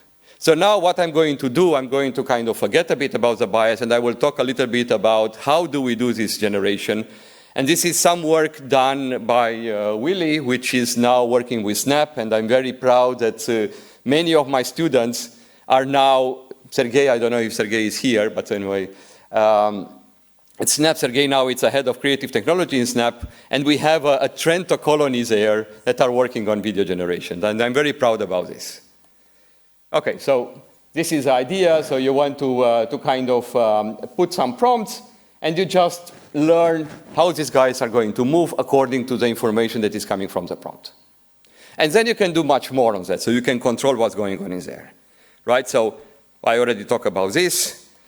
Right, so the problem is very simple. You want to do this playable video generation, right? So you can set a set of video depicting an agent acting in an environment, so let's say tennis game. In this case, the context is very clear, right? So this is something simple. You can learn the game. You can learn the actions that are going to happen. And then what you want to allow the user, through a controller, that was the first variant, but you can also use this through natural language, to kind of control what these guys are doing, okay? And then what you do, you produce a video where the agent acts according to the action specified by the user, right? So practically what you do, you just learn things, and now you have a video game. It could be something, let's say, a more intelligent version of the Pong game in the old times, but here you have players, and it's not that you are just only moving the players here and there, but you want them to move and to have the posture as compatible with the location of the game, and also compatible with the location of the ball, and compatible with what the other guy is doing. So this is exactly what we wanted to do in the stuff. Okay, so we are learning from real footage. There is a large data set on, let's say, tennis players. Well, you have a lot of annotation, you have the pose, you have annotation of the ball, and all these type of things. And in an unsupervised way, you can just learn what kind of actions you have in there. But you can also do it also on real games. So this is for the Minecraft. So you could also see what this character is doing. You have people, you have annotations, and you have this character just moving in different environment that you have in there. Okay? So what we try to do now is to also use not only controlling the player, but you can also controlling the camera, so you can control the viewpoint. You can also control the style. Let's say you can have different fields. It could be on grass, could be on, on gravel, could be on hard court, and so And then these are some examples of the learn actions. You see different samples. So the person is moving to the right, to the left. And if you see there, these are some postures that are compatible to, let's say, the position on the field. If you are right-handed and you go towards the right, of course, you are going to open your hand in order to hit the ball. If you go towards the left, it's more likely that you are going to go the backhand because you have to hit the ball, and so on. So what we are modeling there, we are modeling the location of the ball and the movement of the ball. We are modeling the location of the players, and then, of course, how do they interact within each other. Okay, so what we have here, we have two separately trained components. So we have the animation model on one hand. We have a synthesis model on the other hand. And then we have different conditions that we can put in there. And the condition could be the action, the pose, the location, the velocity, and this is the players and the ball, the style, and the camera and the frame rate. So this is kind of things that could influence this model that we have in there, right? And then what you do, you could have the user indicating some kind of information, so you are scripting the game. So let's say, well, the player does not catch the ball. This means that the player is going to lose the point, and you have to devise this in such a way so that, let's say, the player is not going to be able to reach the ball in some way. And I will show you some examples on that. Okay, so a little bit of details. So for the synthesis part, we are using nerves for that, right? So we are rendering the state of the environment from a given viewpoint. And we have a composition of nerves, one for each object of interest. In this case, it's kind of easy, right? You have the two players and the ball. Okay, so this is what you can try to do there. And then, well, you are using some losses in order to make it look good. Then in the animation module, we are using a diffusion-based approach, and we are producing sequences of states based on conditioning signals. And these conditional signals could be values, right? So it could be like pose, location, velocity of the player, and so on, but could also be some conditions on the natural language, right? So we can tell, let's say, what the player is doing, hitting the ball, how he's hitting it, if it's going to get to the ball or not. Okay? And then, of course, these conditions are optional. So in some cases, you may not need to provide the conditions because that will be influenced by the behavior of the other actors in the game. So the other player, or let's say the direction of the ball, the speed of the ball, and so on. And then, well, we also use some simple stuff. This is the transformer architecture we use the frozen T5 encoding for natural language conditioning. And we can also have a mask with specifying which part of the input serve as conditioning and which needs to be predicted. Okay, so then practically after you have all these type of things, the model, it's trained to predict the noise applied to the sequence. Okay, so let's see what we can do with all these conditions. Again, the details are in the papers we had. We started from, let's say, the simple approach in which they were practically a single player, kind of playing by himself. We had troubles to generate, the racket and the ball. Then we went to the next step in which we were able to model both players. And then this is, let's say, yet another step in which now we have a better resolution and it's working much smoother. Some of the thing is still not perfect because, let's say, in some cases the players seem like to hover on the field, but it's kind of quite realistic. So this is what you can do. You can just control what is going on in there. You see, you can just control what the players are doing. You can control the camera, control the field that you have, and once you have what you want, you can let it play, and then you can just let it like this forever, okay? So you could also do this kind of, that's why we call it a learnable game engine. So it's understanding the physics and the game logic, right? So of course, here is kind of, so tennis it's I wouldn't say simple, but it's simpler than other type of games, right? If you would have, I don't know, volleyball, it's far harder because there will be far more complex interactions. But we started with something that, let's say, we could learn. And then you could also receive action inputs expressed with natural language. Right? So this is, let's say, for the Minecraft, sorry. So you can just tell what's going on. And according to what indication you have, so the natural language, the behavior of the guy is going to change. Right? So here you can tell the player hits with the forehand or with the backhand. And according to this, you see when he's playing with the forehand, it goes to the right. When you have to play with the backhand, it goes to the left. So these kind of things you can learn from the data. So we have, from the data set we have the paired footage and annotations.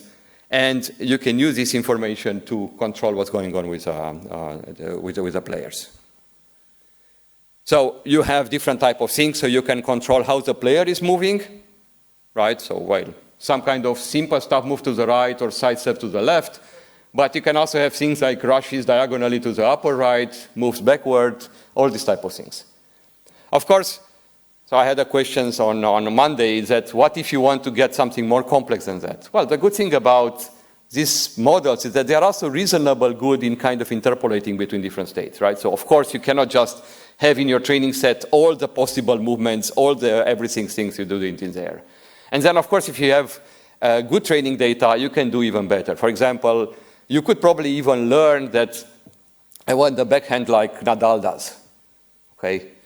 Or some other things, but then you need to have training data because of course the model will not be able to hallucinate that. It will not even know what Nadal is.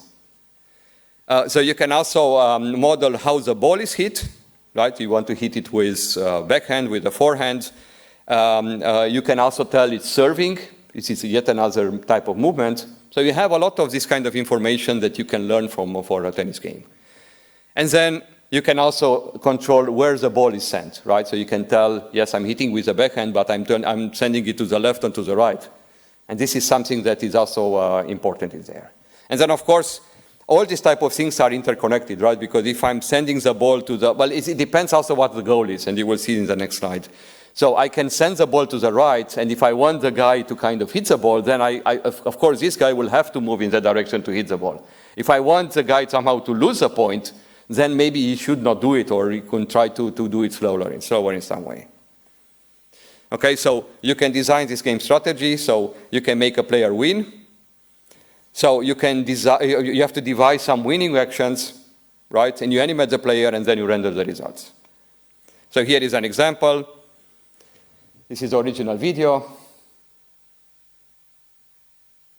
Yes, so the player is kind of, now it's losing the ball. It's going to lose the point. But then what you could do, you could also say, now I have half of the original video, but I put in the text like the top player doesn't catch the ball, which means that the bottom player wins. Okay?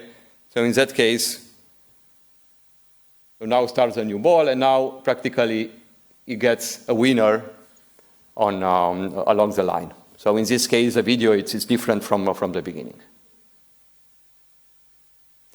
Okay, so you could, in this way, you could also be the director, right? So you have some kind of constraints, desired values of the environment. So the values would be the one that I indicated there. And so it could be the state, location, ball, and so on. And you can just express the actions with natural languages. And I have here an example. So that will be, let's say, one of the standard approaches. So that guy has to go to whatever, some particular location in there.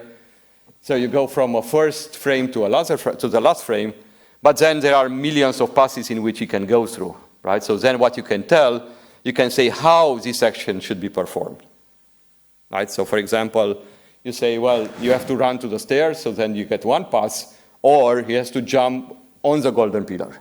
In that way, you are going to get yet another pass. And you can, of course, you can also combine them. You can go run to the stairs and just jump on the golden pillar. Right, so you could make it flexible, and you can give multiple actions to constrain the solution. Yeah, so now you have yet another type of pass that you can do it. So probably with this real game with synthetic data, it's a little bit easier because you could also gather data and you can get more, let's say, informative labels. So with tennis, it's a little bit more complex because, of course, you can gather a lot of data, but then label it is not so simple. Okay, so what we can do beyond the playable environments? Well, ideally would be to generate large scene with manipulable object inside. And one thing that we are looking into is kind of, let's say, the cityscape type of environment in which we could have pedestrians, you can have people crossing cars and so on. And there, of course, it's a little bit more complex than just having, you know, 2 players and a ball. So this is something that we can do. And we can also try to do without object localization and camera calibration, ideally, if we can try to go into that. And we also want to be able to extrapolate to, let's say, similar environment in some way. Okay?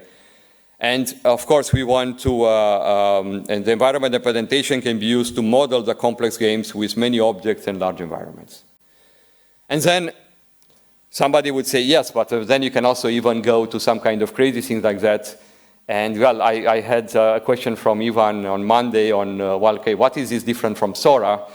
And said, well, maybe if you can just put in some, let's say you learn the physics of how things should be moved, then you can probably make it better.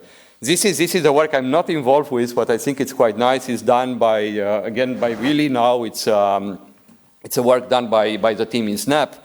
But I found it quite nice. You know, you can come up with some crazy type of prompts. I don't know, a cowboy panda riding on the back of a lion, you know, held on camera, and you just generate a video that it's kind of reasonable what you have in there, right? So this is incredible. How far or really how can we generate this type of things? And it's not only that you are generating and it's just a panda there, but it's also, if you see, it's a little bit also moving according to how, let's say, the animal is moving and so on. So I think it's getting more and more realistic. So to me, if we are able to go into this direction, and we will go into this direction, I think it's working quite nice. Okay, so I'm just in time perfectly. So this is what I wanted to tell you, and then of course I'm open for questions. Thanks.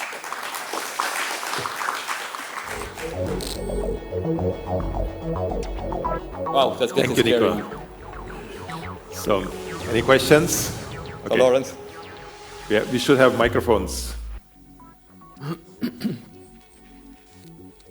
It's coming.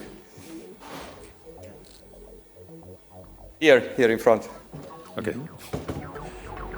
Okay, sure.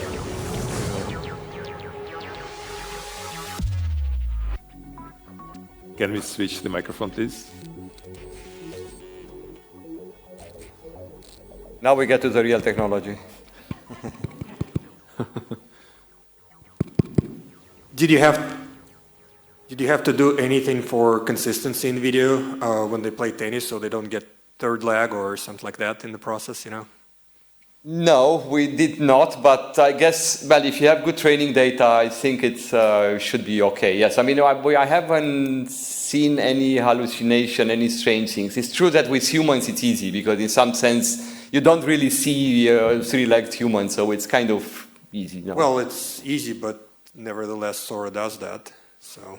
Sure. No, I mean, in our case, I didn't see it as a critical problem. At least maybe there are some weird poses there, yes, maybe you could see, but having this type of really anatomical type of distortion, no, I haven't seen much. Thank you.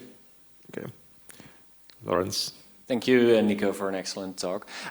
I'm curious about the first part of your talk. In particular, I'm curious to get your thoughts on, you know, sort of what these models are doing. Is they're like, you know, capturing aspects sort of the training data distribution, right? And sort of like what you described are sort of like undesired effects of that. Now, if you have it for people, like you can still, you know, like you can sort of understand what the biases are, you can have an idea on like what the preferred outcome is, and so that enables you to correct. I'm curious if you have any thoughts on how you can generalize that to sort of other, you know, funny aspects of the data distribution. So my favorite one, for example, is like if you ask these models to generate an image of a conference room, the conference room will never have people in it. Right. And the reason is these models are trained on web images, and all the web images of conference rooms are essentially like, you know, owners of conference room advertising their beautiful room by making a picture of it and putting it online, right? And there are probably lots of these kinds of like funky aspects of the data distribution. And so I'm curious to get your take on like, you know, like how do we generalize this? Right. Now, so one thing I haven't said there is that indeed you have to kind of set a baseline somehow, right? So of course you cannot just hope that the model will do well unless you know what is a baseline, and what will be normal, right, in some sense, right? So I think it's, and of course this kind of biases that we can obtain in there, they are, of course, some of them from the training data. If you are in closed sets, that's obviously, I mean, if you have a kind of a training data set, that's fine. For the large models, yeah, maybe it reflects some of the biases of the society, indeed. For the example with the conference room, I think it's a good one. I mean, if you would have indeed training data only with, you know, empty conference rooms, I think it's very hard to do it better. Probably you need to obtain diversity, or you need to put in some, so this is something that could also be for addressing bias, is to have some kind of function or some sort of functionality to the scene, right? So what is a conference room used for? And if you know that, then maybe you can use this information to populate it with people. So I guess it's more than just, so what we did here, I mean, our goal, it was just to try to discover some biases that you would not come up with otherwise. So that's why we went in that direction. But I think indeed you need to put in, if you put in some constraints, some very clear constraints, in the conference room, you know it's used for people, for example, then I guess you can still improve this information.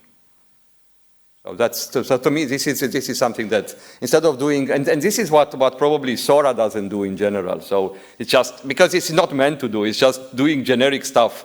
It's supposed to just generate everything. But I guess in most of the cases, you just want to be very precise. So in that case, if you put in the context information, like with the tennis game and so on, then you can do much better, of course. Okay, for the interest of time, I think we should... Okay, maybe a short question from, yes. Short question. All right, so thank you, Nico. I'm excited to play the tennis game that you guys have built. I also had a question about the first part of your talk, right? Biases and morality, this also changes over time. I mean, we're at the beginning of it, so we're probably in the first phase of it. So there's going to be accidental correlation and true correlation, and that's going to be a function of the data sets that we use and the generation of algorithms. And then morality is also going to change. What is a bias? What isn't a bias? So it's a little bit hard to tell what's a good result, what's a right result.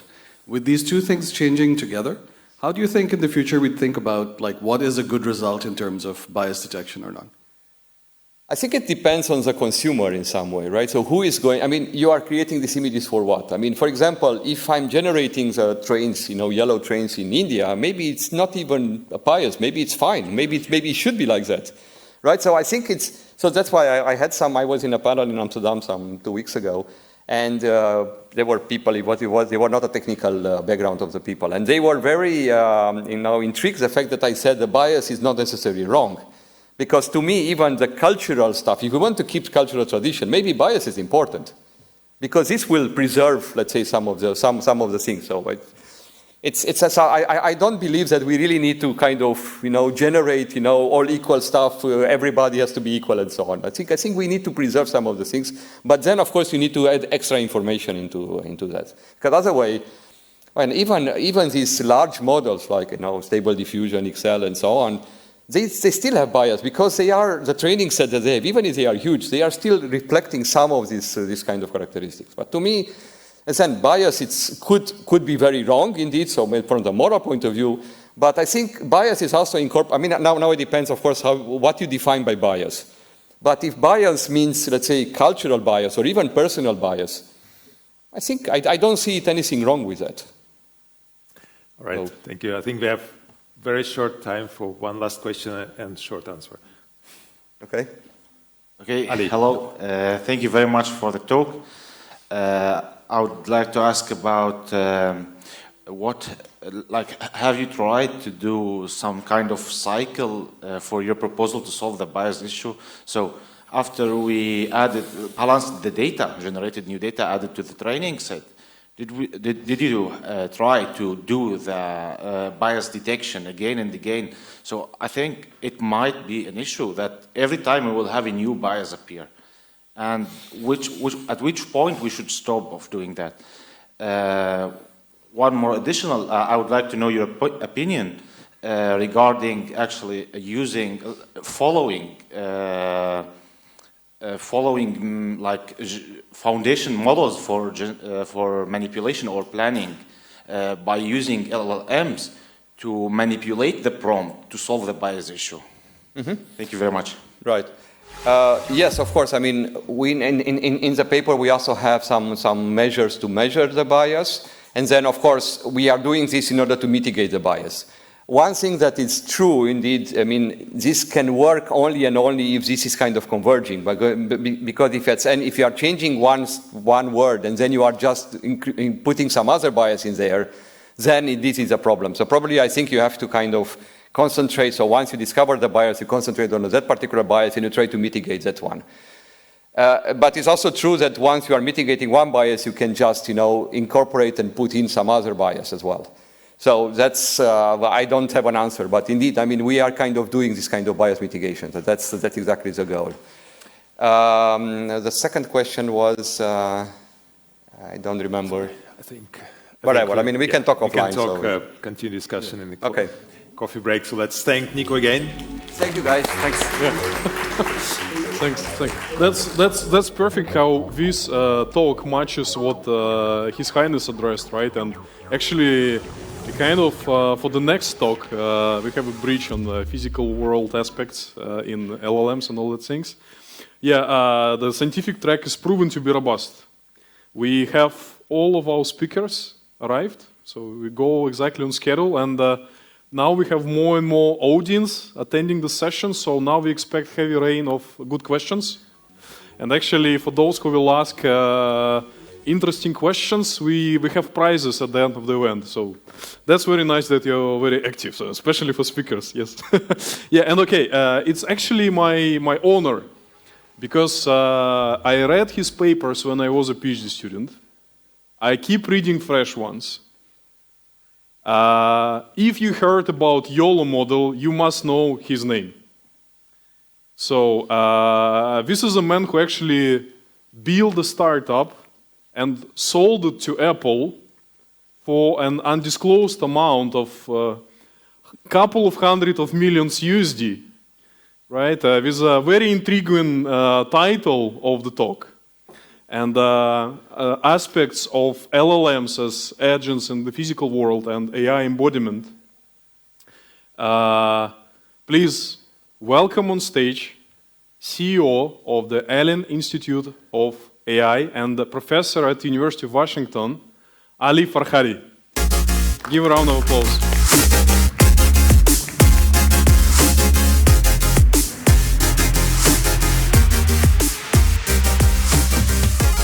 Awesome.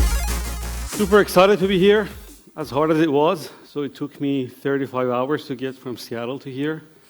And I haven't slept during these hours. So if I start talking nonsense, I think my senior colleagues and mentors would correct me along the way.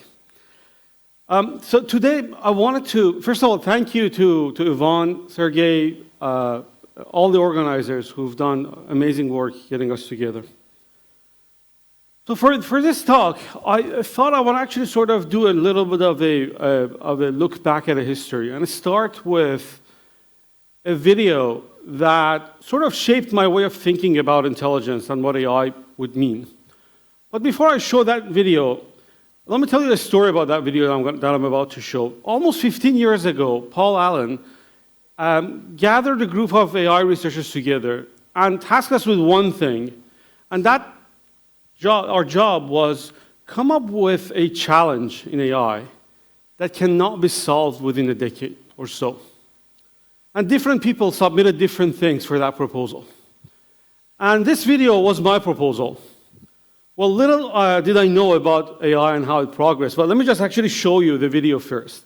So the video is a video of a crow, and I wanted to show the original version of the video, so excuse the quality of the video. It's a crow watching a person digging a hole in an ice. And I want you to take a close look at deep understanding of this crow about what's happening in this environment. The crow knows exactly what this fisherman is doing. It knows that the minute that the person is going away, what is happening, what is that rope. The crow executes action one after the other in such a fine way to fly to the hole. Then it will start pulling the rope. It knows exactly what's on the other end of the rope without ever seeing what's actually happening down there. And look at her foot. When it's actually pulled the rope with her beak, then he puts her foot on it to be able to actually control the rope. Well, obviously the crow gets what she wants to get out of these actions. The other piece that I would like you to actually pay attention to is crow's deep understanding of what she has done to the fisherman. Because the minute that she sees that the fisherman is running back, she knows what to do. So that was my submission. And my argument was this deep level of understanding of the word, this level of crow's level of understanding, is something that won't be solved within a decade. And that was the argument I was making. And obviously that argument is now open to debate, whether it has solved or not. Some people would argue that, oh, obviously it's been solved. And some people, like myself, would argue that there's a long way to go.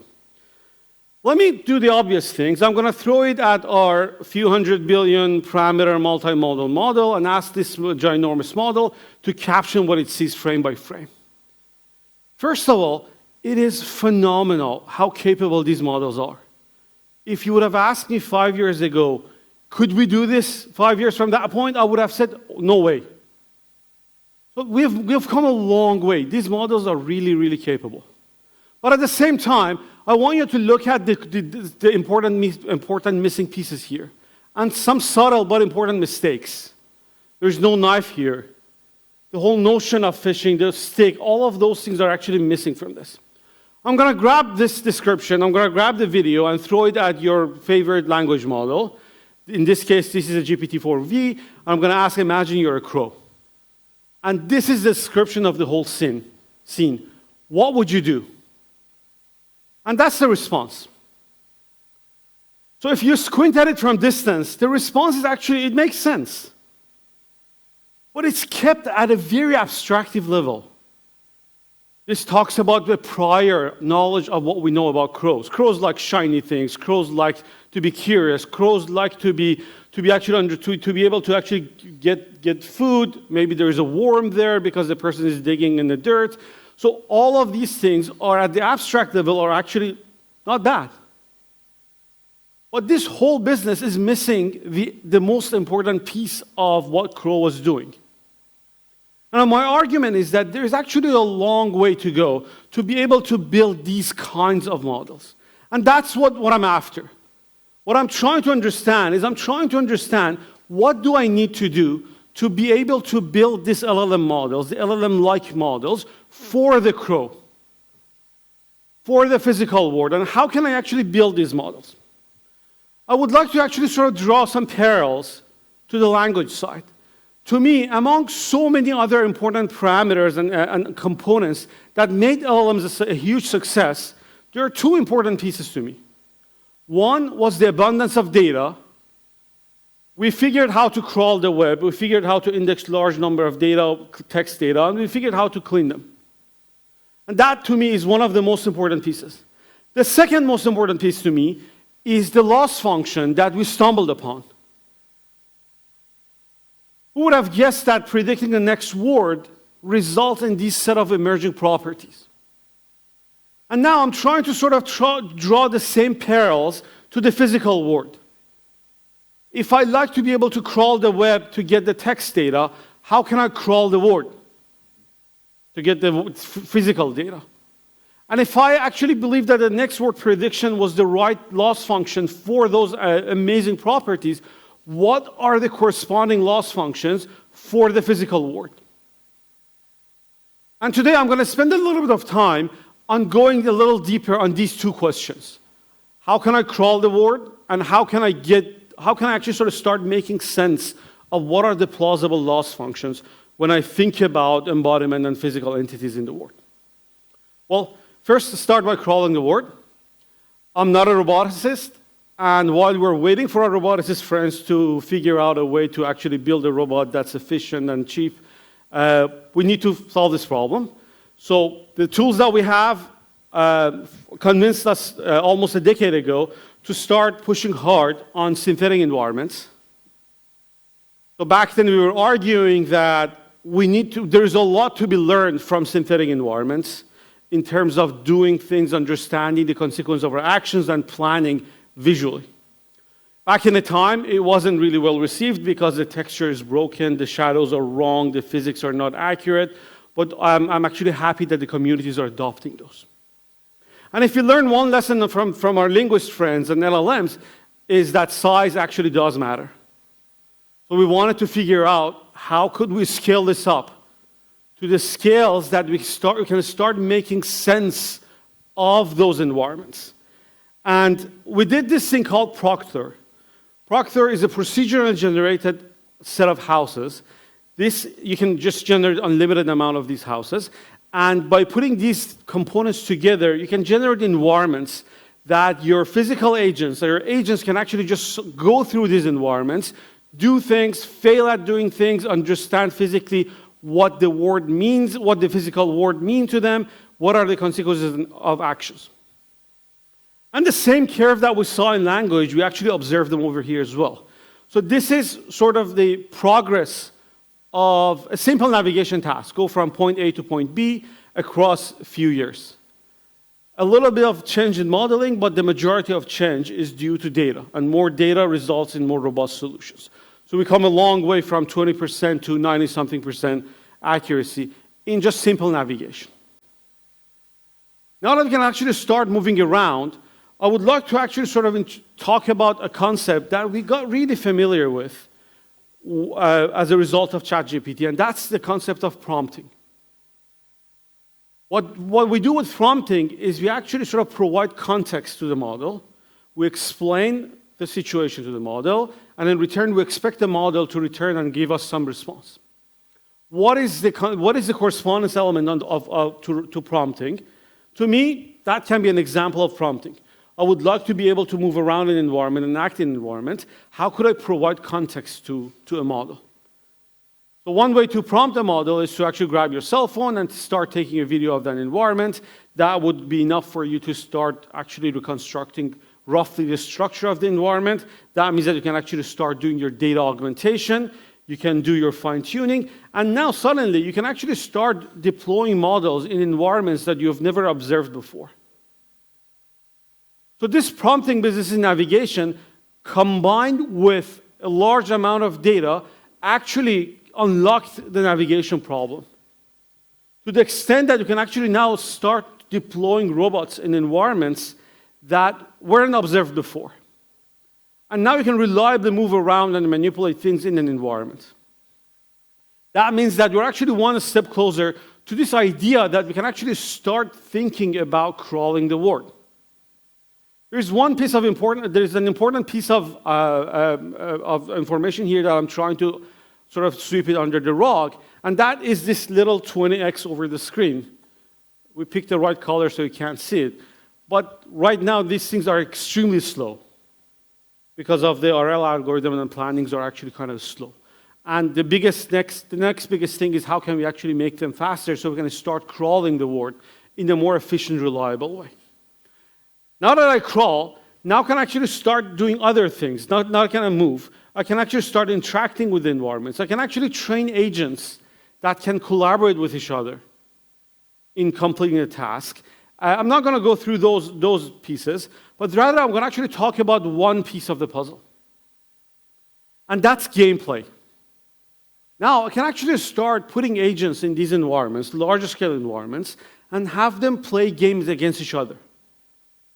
There's a large literature in psychology on the benefits of gameplay in cognitive development. And now we're trying to do the same thing. I'm trying to put two agents in an environment and let them play each other. In this case, the agents are actually playing the game of cash. It's hide and seek, but you're actually hiding an object. One agent's task is to hide a given random object somewhere. The other agent's task is to go and find this. The hiding agents get rewards if the seeking agents cannot find the object. The seeking agent gets rewarded if it can find it quickly. And these agents started playing millions of actually games together. Of course, they learned how to play that game. And I'm not going to talk about that piece. But I actually want to talk about one interesting piece that aligns really well with the emerging properties of training these large models on large amount of data. To be able to actually talk about that, I'm going to do a quick detour on to cognitive psychology, and specifically developmental psychology. So almost half a century ago, there was a huge discovery on developmental psychology, and that was the idea of violation of expectations. We learned at that point that infants at very early ages of their life develop such a strong understanding of the environment that if you violate any of those understanding, they get surprised. Imagine an apple moving this way, you block the view, and suddenly an airplane coming out. Or a car is moving up, but there's something blocking the way. And when you remove the occluder, the infants actually get surprised about the fact that the car didn't hit that blocker.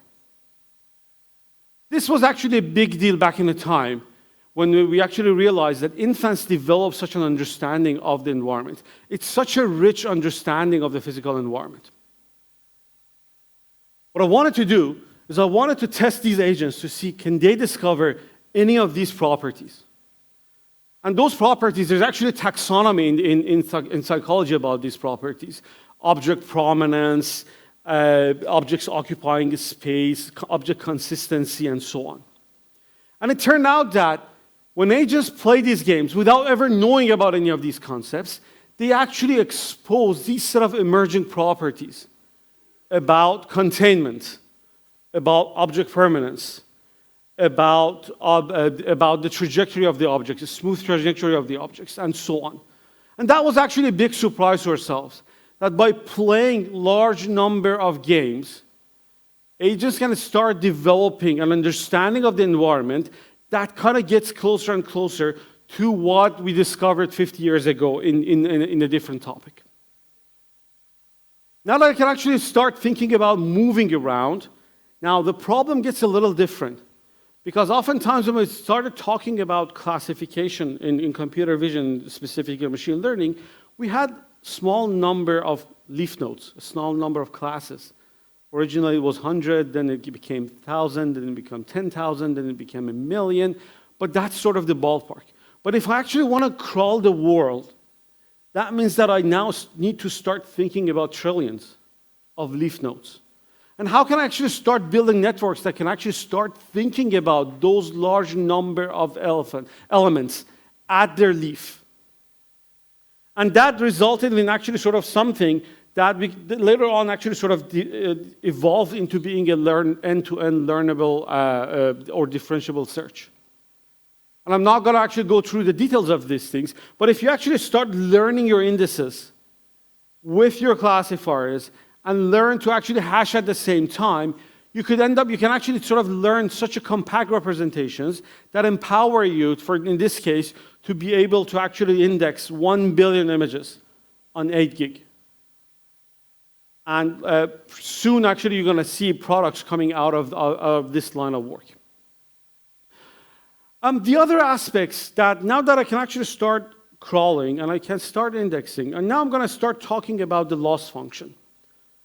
My argument is that we still don't know what is this magical loss function for the physical world.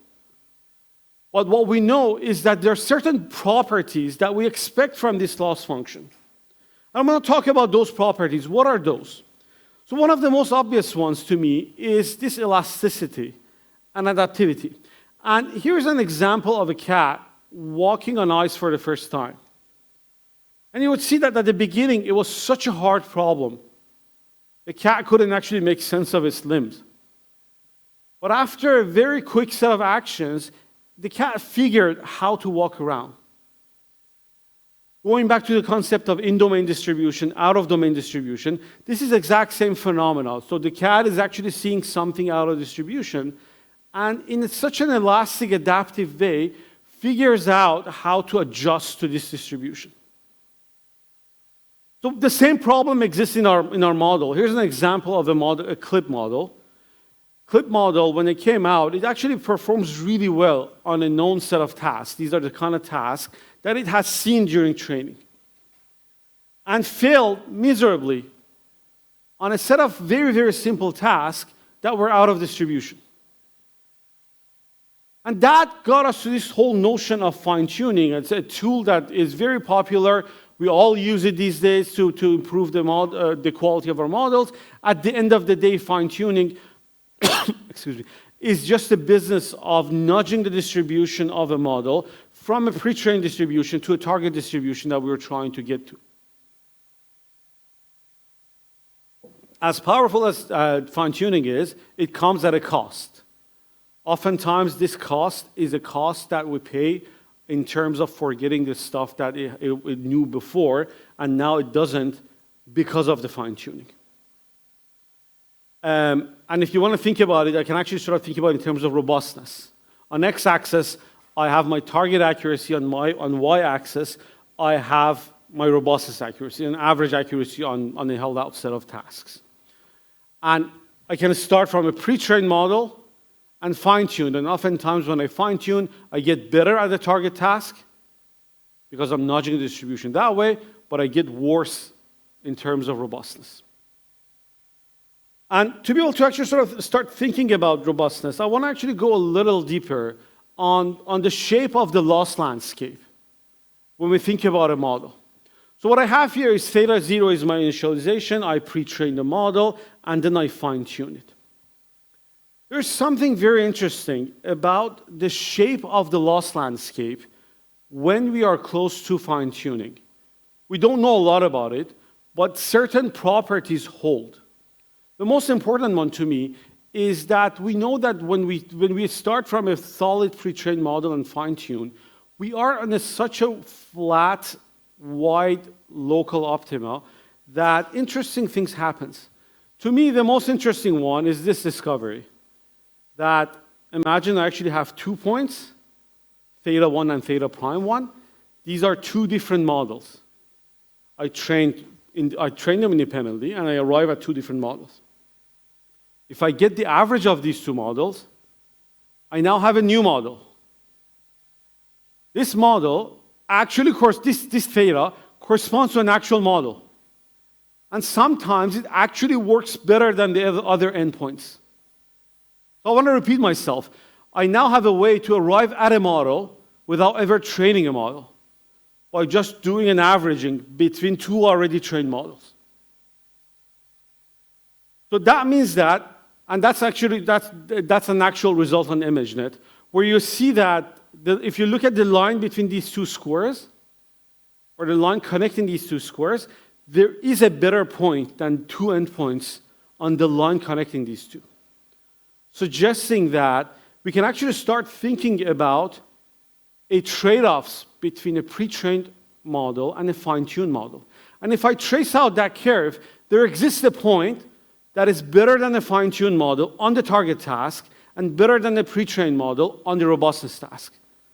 And that got us to this notion of model soups. Now I can actually start building a soup of models by just grabbing some of the models with similar architectures, put them together, do a convex combination of those models, and now I have a model.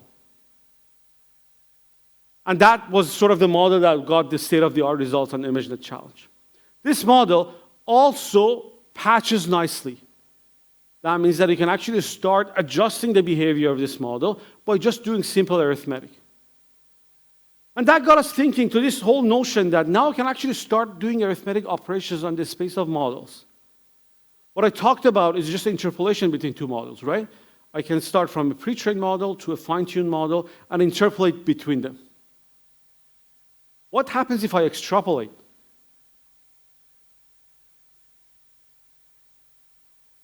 I could actually sort of see the same behavior. Now I can actually extrapolate the model from another model. What does that mean? What would it do? Let me answer that in 1 second. But now, I would like to actually introduce a concept here, a very, very simple concept, the concept of task vectors. Now, there exists a vector that gets me from a pre-trained model to a fine-tuned model. Interestingly, I can actually start introducing arithmetics on these task vectors. I can start negating tasks from another. I can add tasks together. I can actually think about analogies together. Let me start by extrapolation. So extrapolations means forgetting. Now I can actually grab a language model that produced toxic language and extrapolate in the direction of toxicity. And now I have a language model that is as accurate as or as good as the original language model, but way less toxic. And this operation is as simple as or as cheap as just arithmetic operations between two weight matrices. Or I can actually start adding tasks together one after the other. Now I'm doing multitask learning or multitask models at a cost of just an arithmetic summation. So that means that actually I can start ensembling things in a much, much lighter, much faster way. And thinking about the space and how it's growing of models on the web, this is an outdated curve of the number of models available on Hugging Face with similar architecture. So I would argue that, if not already soon, the business of model training can actually be converted into a business of a combinatorial selection of a subset of models with simple arithmetic between them. And that's another way of thinking about a new way of developing models at this point. So now, we talked about elasticity and adaptivity of the models. Let me talk about another aspect of the loss function that I'm actually exploring. When we go to a meeting, before going to a meeting, oftentimes when you look at your notes, you refresh your mind about what's happening in those meetings. When we study for an exam, we actually study the material that we studied. We've learned them before, but we just refresh them.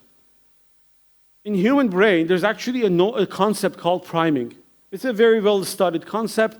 People study it, and it's very effective in the performance of the brain if the brain is primed.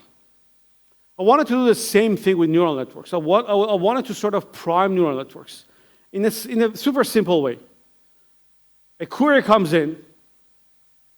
Before I actually run my network over that query, I'm going to use that query with the existing embedding, whatever that I have at hand, fetch similar samples from my pre-training set. So these are not new samples. These are actually the samples that model was trained on. But I'm going to fetch similar ones, small number of them, and fine-tune tiny bit on those before I run inference. It's cheap enough I can actually do it at inference time if I'm careful about my embeddings. And interesting thing happens there. So for people who actually participate in this game, these gains are huge. So this is a clip compared to another clip with priming. Same amount of data, same architecture, everything the same. The only difference here is that one of them I'm going to actually nudge the distribution of the model every time I see a query on the fly. And huge improvements happens here.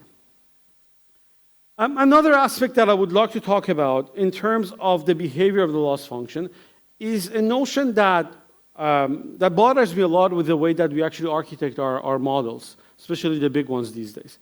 And the inherent assumption that all tasks are equally hard, that means that we are going to fetch the same model with the same representation every time we're going to run an inference. And as a matter of fact, there are tasks that are simpler, there are tasks that are harder. And that got us to think about these embedded nested representations that we call Matryoshka representations. These are nested embeddings, nested representations of the same thing, all nested within each other, all trained together, doing the same loss, summed together. So when you train a model this way, you pay a little bit more on training these models together. But once you train them, magical things happen. First of all, you end up actually having a representation that is as good, at very least as good, as your independent representations at different dimensionality, with much higher consistency across dimensions.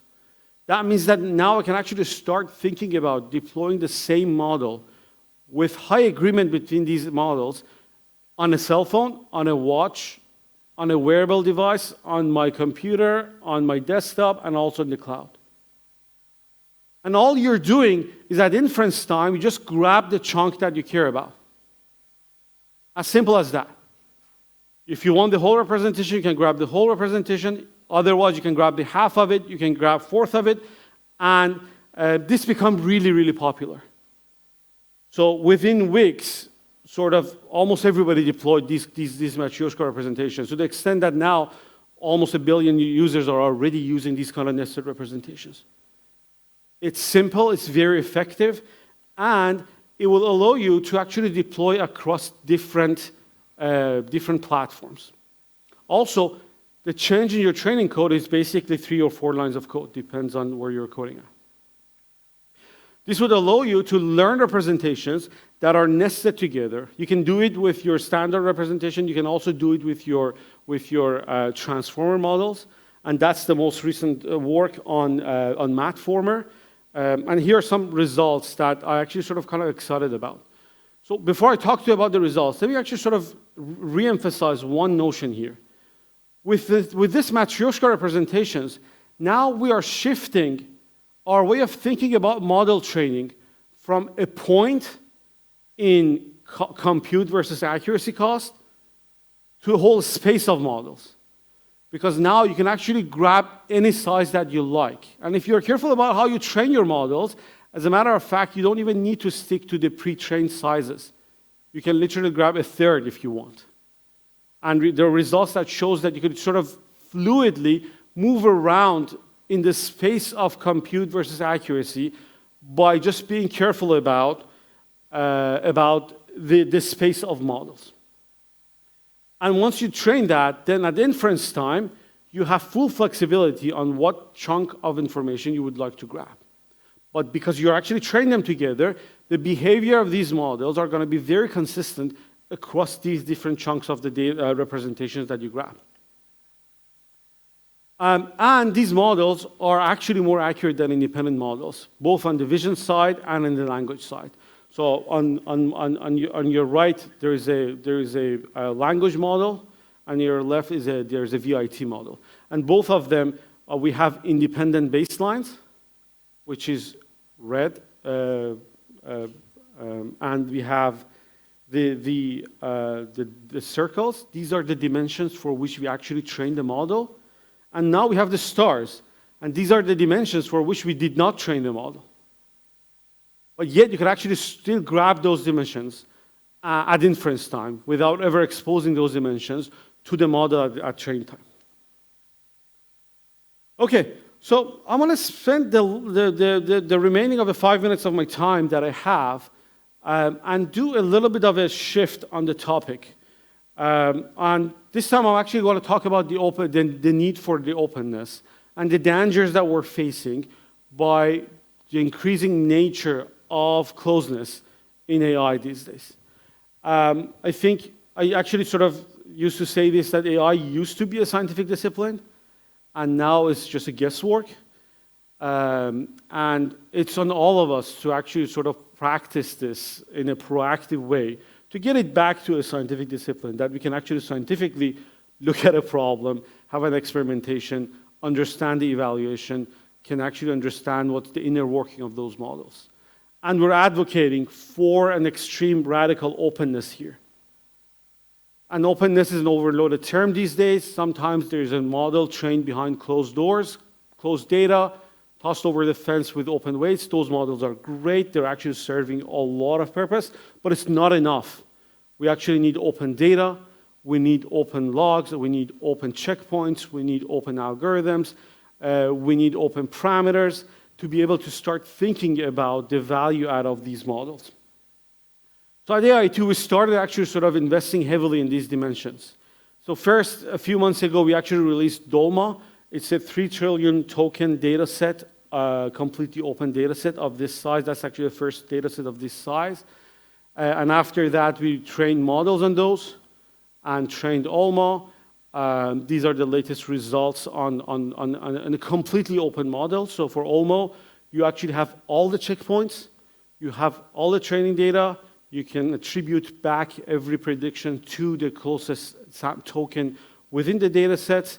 And I think the more we see in the open practices, the better it would be for the scientific progress of AI. Let me end with this, that I would argue that AI was born and raised in open, and keeping AI close behind APIs would only hinder the progress, the innovation that we desperately need to fill the technological gaps that exist within AI. And to close this gap, I think we only have one solution, and that is to open up. With that, I conclude.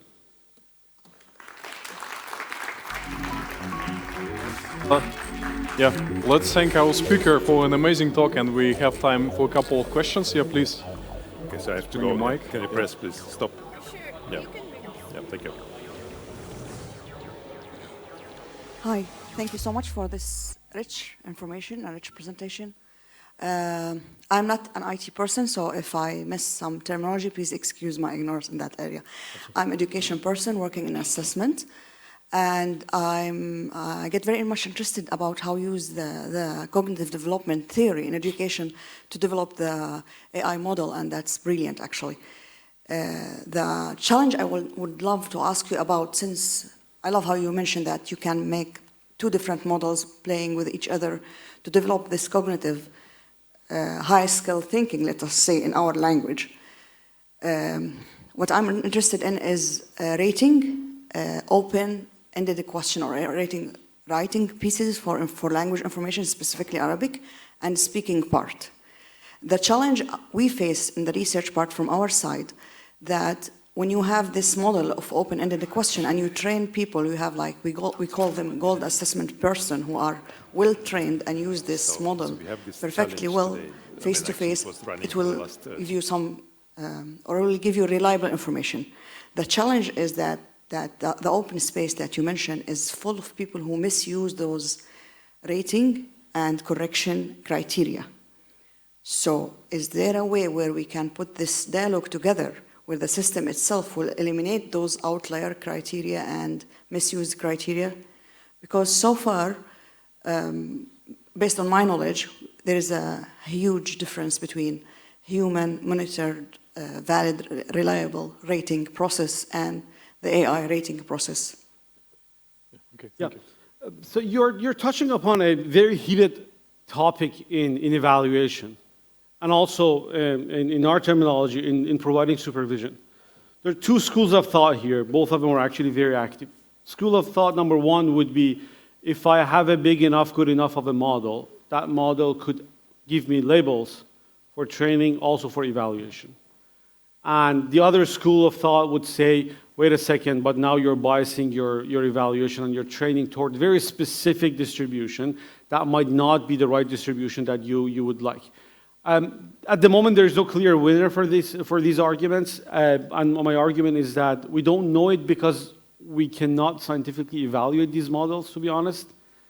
One of the biggest problems that we have with these amazing models that we have is we don't know how to evaluate them, we as a whole community.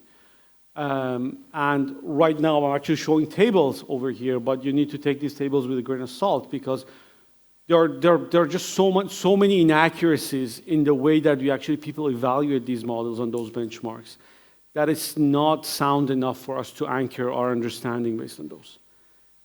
To me, the very first thing that needs to be solved is, first we need to figure out a way to evaluate them, and the minute that we do that, then we can actually start debating between which model is going to be better than the other one. Okay, thanks, Ali. Any questions? Yeah, I have a quick question from my side. Yeah. Basically, challenging a bit LLM approach in general, when we need more data and the scaling with the chinchilla rule or something like that, like more and more crawling the internet, crawling the world. Having less but better data might be better in terms of the quality assurance about the world understanding. Maybe you can explain a bit your vision on that kind of trade-off and the ways how we can assure the quality of the data and, let's say, richness of the data to actually train better models. Yeah. So there are three parts to your question. One is quality versus quantity. Mm-hmm. And I think the word on the streets at the beginning of this game was quantity is going to rule. It took us a couple of years to realize that maybe actually with smaller amount of data, but cleaner, better aligned, you get a longer way. But once you do that, then your next step is now I actually have a good model on this clean data. What do? I increase my parameter size. And the minute I actually increase my parameter size, I realize that, oops, I need more data. So we're actually in this vicious loop. Part of our experiment so far, part of it shows that if you have clean data, it goes a long way. But it's not enough. Mm-hmm. And you need to actually use you need to use other kind of data. But the other part of your question is about what makes a good data. And that's the other part that we still don't know. And part of it is still a dark art. Mm. If you follow the latest results in the LLM space, there are this mixture of the data points where it says, I'm going to grab this much of this data set, this much of that data set, and I'm going to mix a little bit of that and train for 5 iterations. And after that, I'm going to actually add a little bit of this new data set to it. So there's a little bit of actually sort of a dark art involved in this practice at the moment, and mainly because it's new to us and we're still trying to understand this. So far, what we know is that data is the most important piece of the puzzle by far. And clean data goes a long way. In-domain data goes a long way. And depends on what you're evaluating. Again, targeting your data towards the evaluation goes a long way. Yeah, okay. Thanks, Ali, for your answers. And let's thank our speaker again. Yeah. Thank you. So, yeah, it's, you can discuss during the coffee break. All right. Can you hear me? Microphone's on, great. So let me introduce our next speaker, Yasser Sheikh.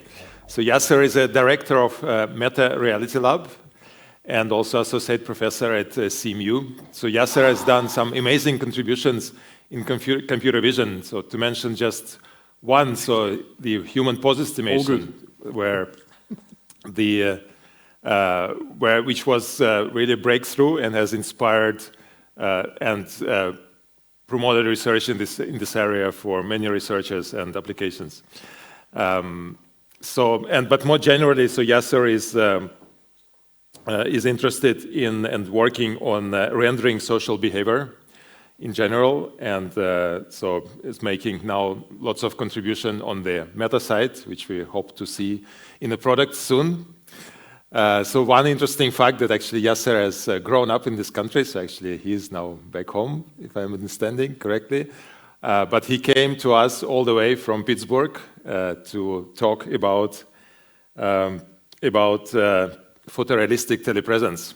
So let's welcome Yasser on stage.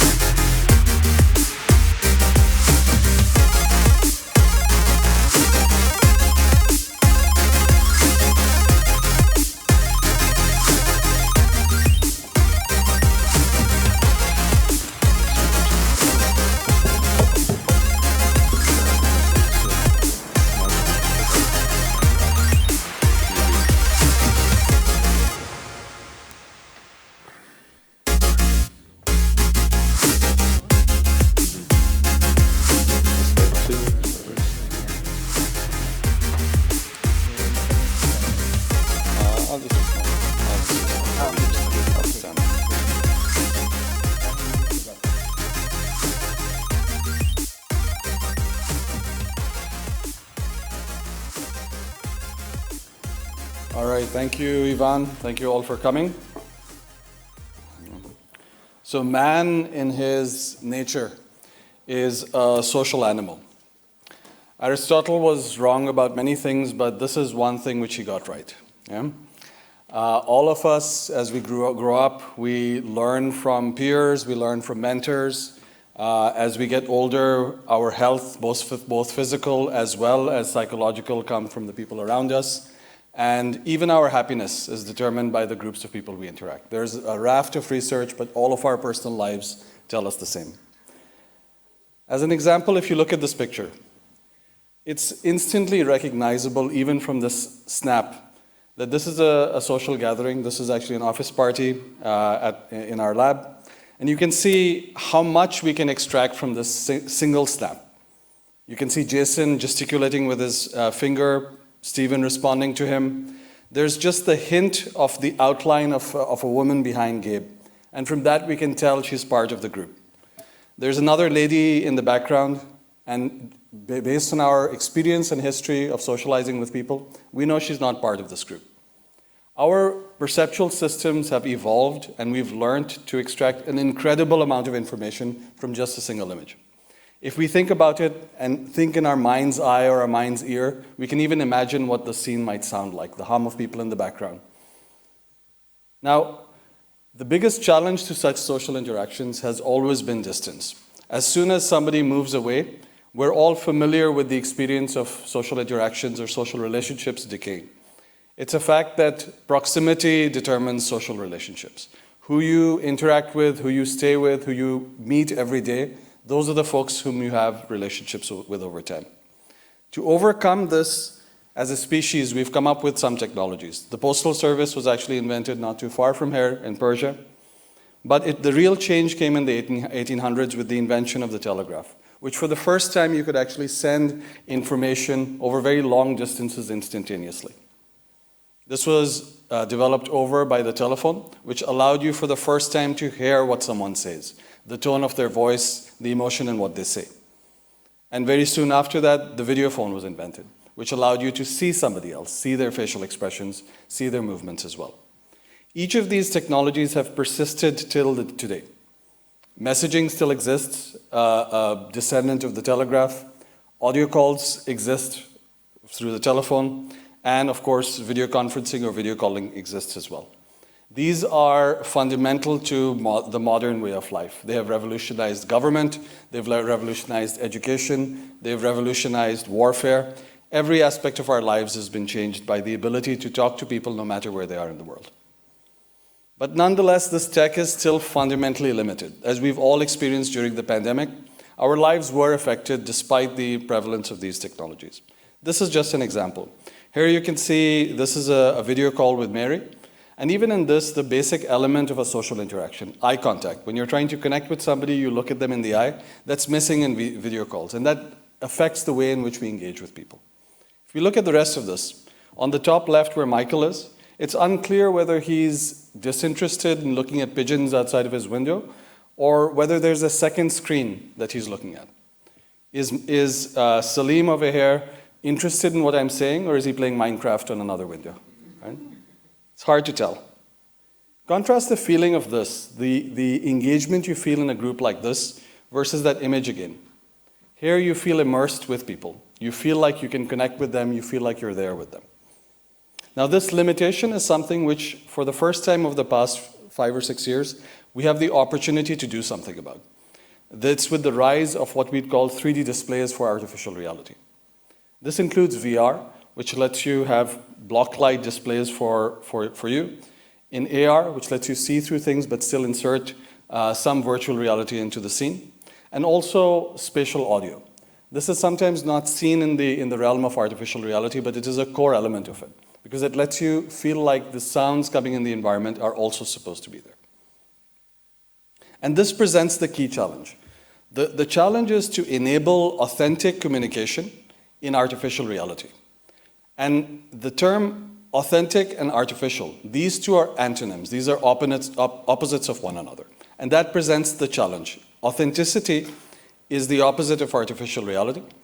And the job here is to overcome the most sophisticated perceptual system that we know of, which is humans looking at other humans who they know, care about, have experience with. This is the challenge. The state of the art is in social presence for VR are apps like this one, VR Chat, Rec Room, Meta Horizons. And if you've tried any of these are a lot of fun. There's a lot of engagement and value in these. But there's a difference between interacting with stylized characters and interacting with people that you know and how they move. Take this example of Danny, for instance. If you look at this expression and ask yourself, what do you feel when you look at an image like this one versus a small change here? I'll flip back and forth between these two a few times. And you can see, to me, this is a flat, neutral expression. Here I see a little bit of curiosity. The raised eyebrows, the widened eyes. This might make me engage a little bit more or differently with her as she is. And so this was a direction of research that started with a proposal in 1979 by Marvin Minsky in an essay he wrote about telepresence. And the concept was to enable presence in a remote area that is indistinguishable from actually being there. He spoke about this in terms of teleoperation of machinery and robotics, but you can extend this to social presence as well, as a subset of the category. The first big breakthrough in terms of a real-time system occurred in 2016. Shahram Izadi and his group at Microsoft Research released this concept of holoportation. And then recently, in the past couple of years, actually this year, sorry, there was the release of spatial personas from Apple, which is a step towards this direction as well. So this is the grand challenge, metric telepresence, to enable remote interactions that are indistinguishable from real interactions. It should feel like you're there in the space with people that you know, just like we are here today. So I'll show a recent result that we produced. I'll play this video for you.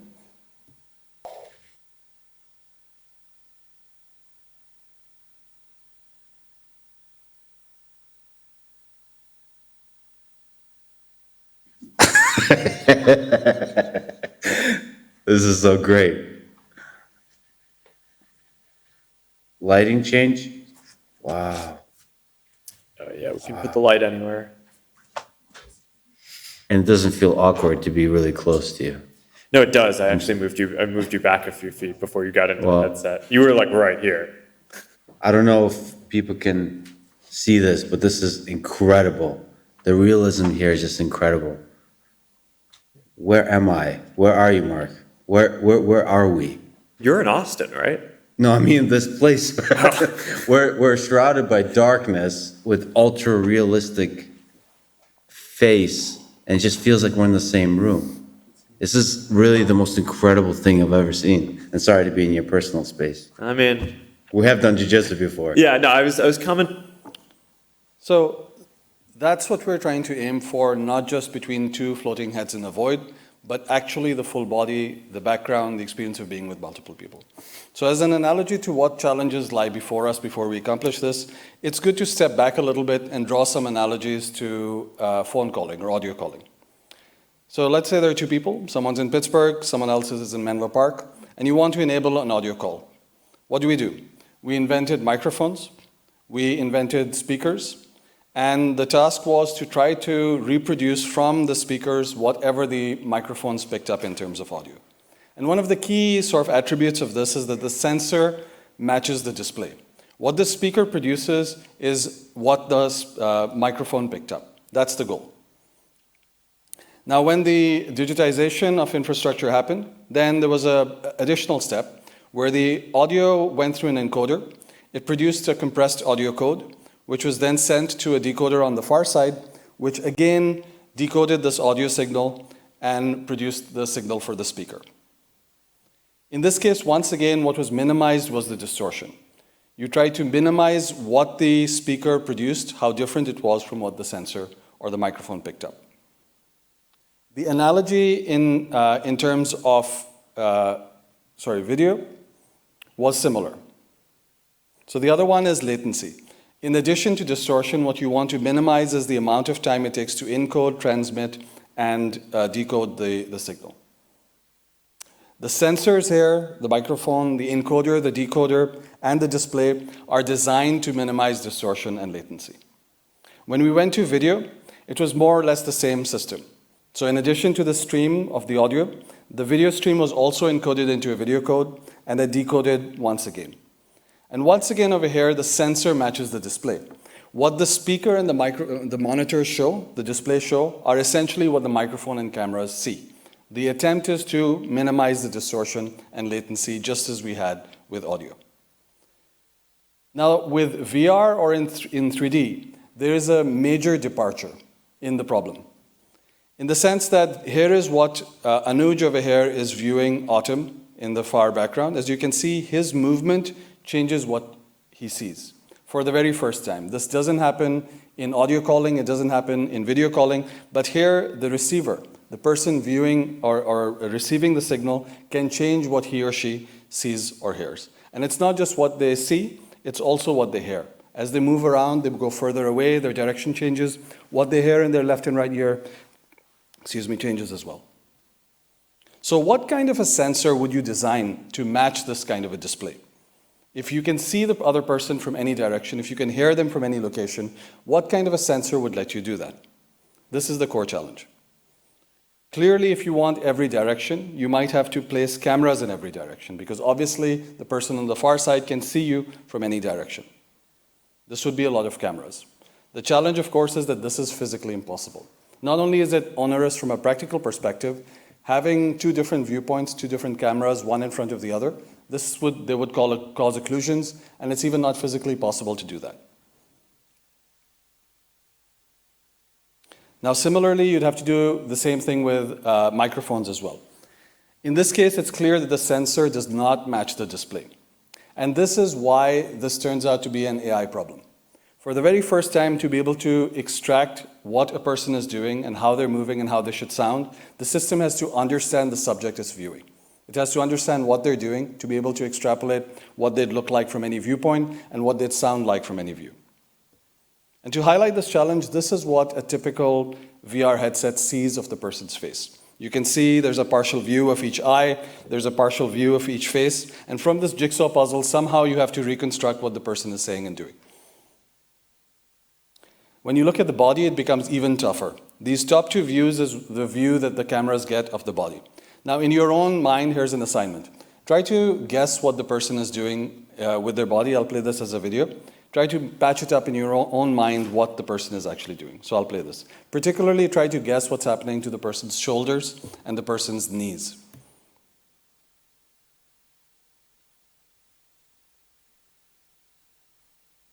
It's a bit challenging, right? So I'll play this again, this time with the actual view in there. Once again, observe the person's shoulders and knees. And facial expressions, of course. Whoops.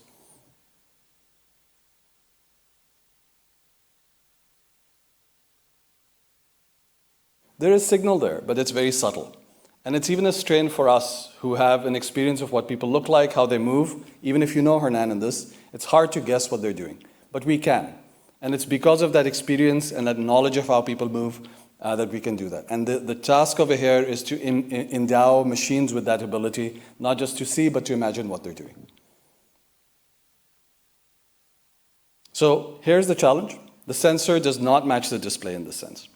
And that brings us to our proposal of a solution, what we call codec avatars. Not just audio codecs as we've had for audio calling or video codecs as we've had for video, but codec avatars to try to understand what the person is doing from these sorts of impoverished signals. We take sensor data from the headset, encode them into some sort of a code, and then this is decoded into what the right and left eye would see for the viewer. Now, one change from previous flows that I've shown is that for the very first time, the behavior of the receiver is encoded and it changes what you see. So the decoder actually takes as input not just the signals from the transmitter, but also signals from the receiver himself or herself. And then there's a third input over here. If you and I are talking at different sites, you can either be in my environment, I can be in your environment, or we can both be in a third environment. So the environment is going to change for somebody. So this decoder also has to allow the change of environments as well. We can meet wherever we wish to.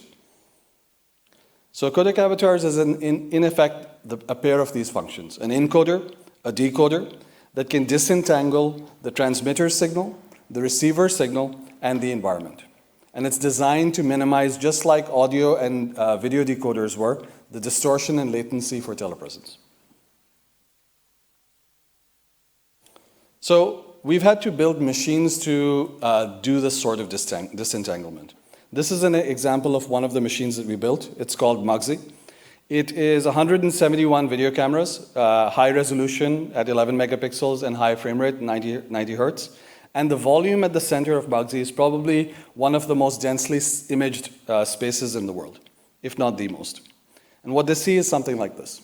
You can see his face is being viewed from every direction and in every viewpoint with enough resolution to see what he's had for lunch. And using this data, we can design essentially this decoder that can disentangle the transmitter, what the transmitter is doing, how the receiver is viewing them, and what environment they're in. So let's look at an example of this. The expression code of the transmitter produces their geometry, their texture, and this can be rendered into a particular view. And here what we're doing is holding the view code of the receiver fixed, the environment fixed, and just changing the expression code. You can see it can do that. We can modify the environment and the expression simultaneously, and you'll see that happening over here. So now not only the expression of the transmitter is being changed, but the lighting as well. And finally, we can change all three altogether.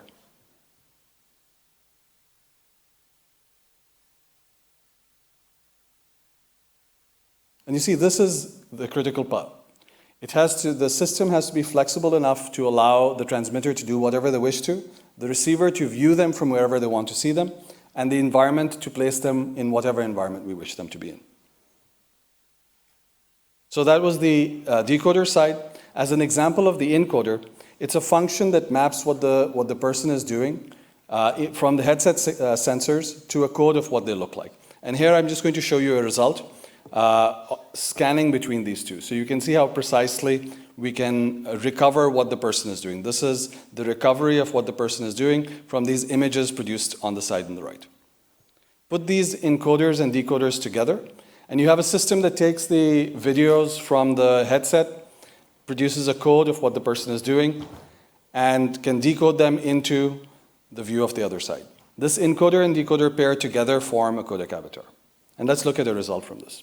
So this is a result we produced in 2018 of two people, one of them is me. You can judge how well it captures the movement. Well, what can your face do? Can you show us? Well, I've always hoped you would ask me that question. Mm-hmm. So I have some pretty good, I think, mouth movement. How about your eyes? Can you look left, right, up, down? Mm-hmm.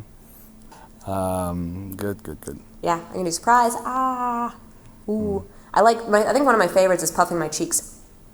The mouthwash commercial. Mm-hmm.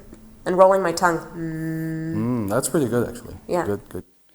Now, one of the challenges with these models was hair. Now, hair is very important to a person's identity, or so I've been told.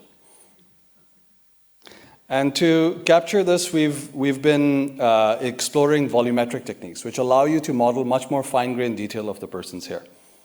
And you can see this system, what it did is it represents more volumetrically different parts of the avatar, and it allows us to capture much more fine-grained information of the person's appearance, movement, and parts of the face like the hair, the beard, and even eyelashes. And this is an example of the next level of capture that we were able to do with Codec Avatars 2.0. Expressions that you might see people do. For example, I can smile. Well, forced smile, perhaps. I can do I can be angry, surprised, fearful, wink, act impressed. Yeah, interesting. To be able to disentangle view, behavior, as well as environment, we added lights to these capture systems as well. So now not only every viewpoint and every expression, but in every illumination condition, we could capture them as well, as you can see over here. And using this data, we're able to disentangle properly what the person looks like in different lighting conditions as well. Here the avatar is being actively lit. And this was the technology we used to have what was called the first interview in the metaverse between Mark Zuckerberg and Lex Fridman. And Mark was in Menlo Park in California. Lex was in Austin, Texas. And they had a call for over an hour in this environment. And you saw some of the results earlier. I'll play a little bit more, and you can compare what Lex was doing in reality, what Mark was doing in reality with what their avatars, how their avatars moved. I don't know if people can see this, but this is incredible. The realism here is just incredible. Where am I? Where are you, Mark? Where are we? Despite the fact that we were getting closer, you can see there's still quite a way to go. What I'm going to show you on the left is still the remaining error. If you look particularly at the person's, at her mouth and her eyes, as I flip between the rendered view and the real view, you'll see the limitations that still exist. The glints in the eyes, the detail in the tongue, the teeth. And finally, when we look at it from a challenging lighting position, a lot of wrinkles on her skin or other pores, those still seem to be missing. The second is latency. The system that I showed you still requires multiple high-end GPUs to run. And to really make this a commodity product, something that people use widely, it has to be much more efficient, orders of magnitude more efficient than what it is right now. Along the direction of fidelity, we've developed what we call Codec Avatars 3.0, and you can see the difference in quality between the two. 2.0 is down below, 3.0 is above, and you can see we can start to discern individual hair strands, eyelashes, and so on and so forth. So I'll play this out for you a little bit. You can see a difference. And here you can see in geometry there's difference as well. These leverage recent advances in neural modeling of 3D scenes, Gaussian splats. And we've shown the ability to actually recover even the environment reflections in the eyes of the person in the scene as well. Here are some other results showing different environments for all three of them. You can see it captures real detail in terms of eyes, eyelashes, hair, and so forth. And this system also runs in real time inside VR, as you can see. This is shown within the headset.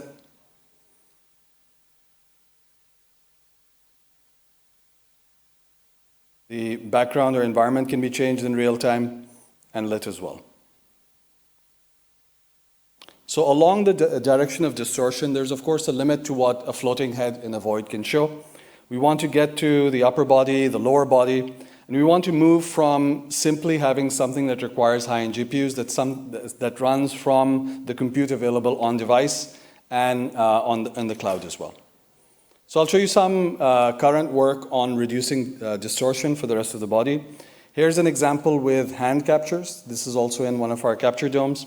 And you can see we can get, for the first time, really high precision tracking of complex occluded movements.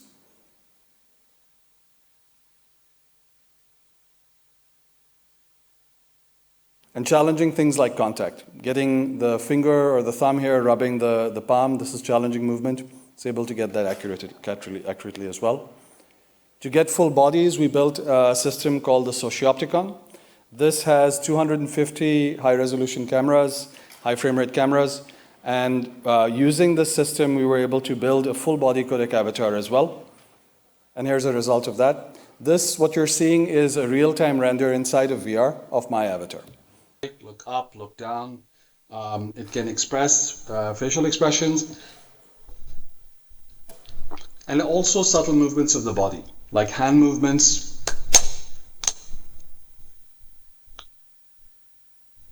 as well as challenging body poses, which involve self-contact that we do all the time when we're interacting with other people. Now, to be clear, this is in fact a fully realized avatar. It's not a video rendering. This is not a video. It's actually rendered as a full-fledged 3D avatar, viewable in real time in VR, as you can see here.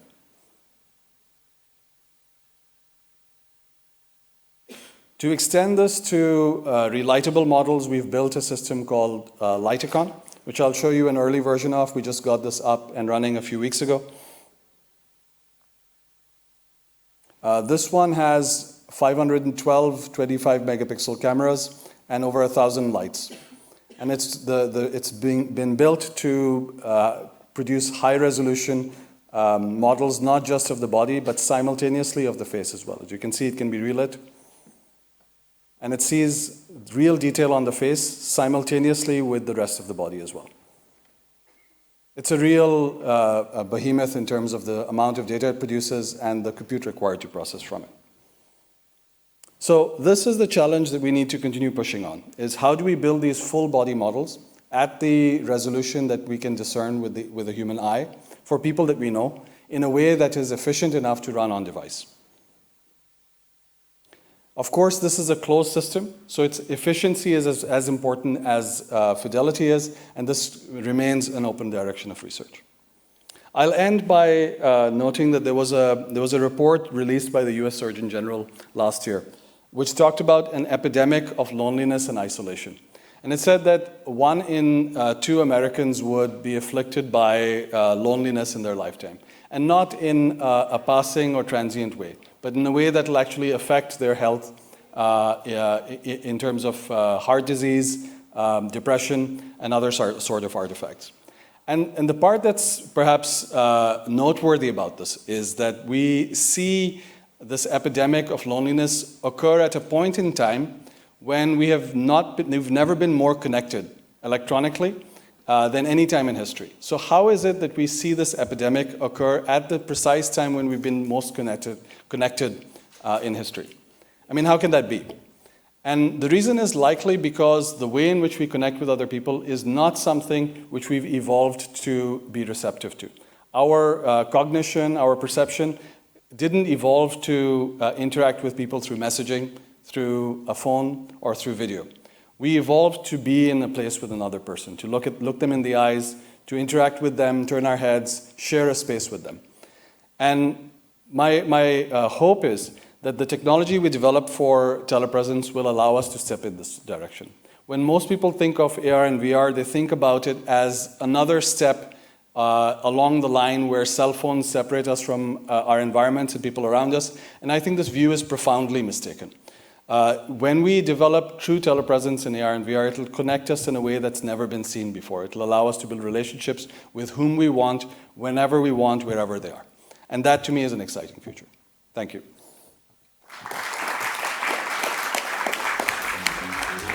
Brilliant. Thank you very much for this insightful talk. Guys, do you have questions, please? Microphones. Hello. Hi. Thank you, Doctor, for your excellent presentation. My name is Yu Chen. I'm a PhD student at MBZ UAI. I'm also working on the Metaverse. My supervisor is Professor Holly. Also, Ivan is also my joint supervisor, actually. So actually, I have some questions, especially, I know Meta, changed the name from Facebook to Meta that 2 years ago, but, last year, AI, booming, and now it looks like, Metaverse is not that more fantasy, but everywhere using ChatGPT or AI generation. So today I saw your presentation is more focused on how to reconstruct a very professional experience, a very professional running of the 3D models from as you're sure whether you use VR to capture face, or you have lots of camera professional, but it's just how to say, so because of ChatGPT, everyone can use it, but looks like currently in the metaverse is not everyone can use it until now. Although we have VR, we have Oculus, or we have Vision Pro, but we cannot use now. So I just feel are we on the right pace? Because for example, today I don't saw much AI. Can you maybe discuss anything regarding AI plus metaverse can you do? This is my first question. Sure. Thank you. It's an excellent question. So you're very right. As long as we have these large capture domes, it's not going to be the case that everyone, their families, grandmothers can actually use the technology. So one of the things which I didn't talk about is, of course, the vision we have for the future is that you take your cell phone out, you just scan yourself with the phone, and that's sufficient to be able to produce your avatars. Now, to be able to do that, of course, it's very information deficient. One quick scan cannot capture everything about how you're moving, how you look, and that does require some sort of universal prior about what people look like and how they move. And this is an example of that. So this was some data that was used, and from these phone scans, we were able to produce avatars like this one.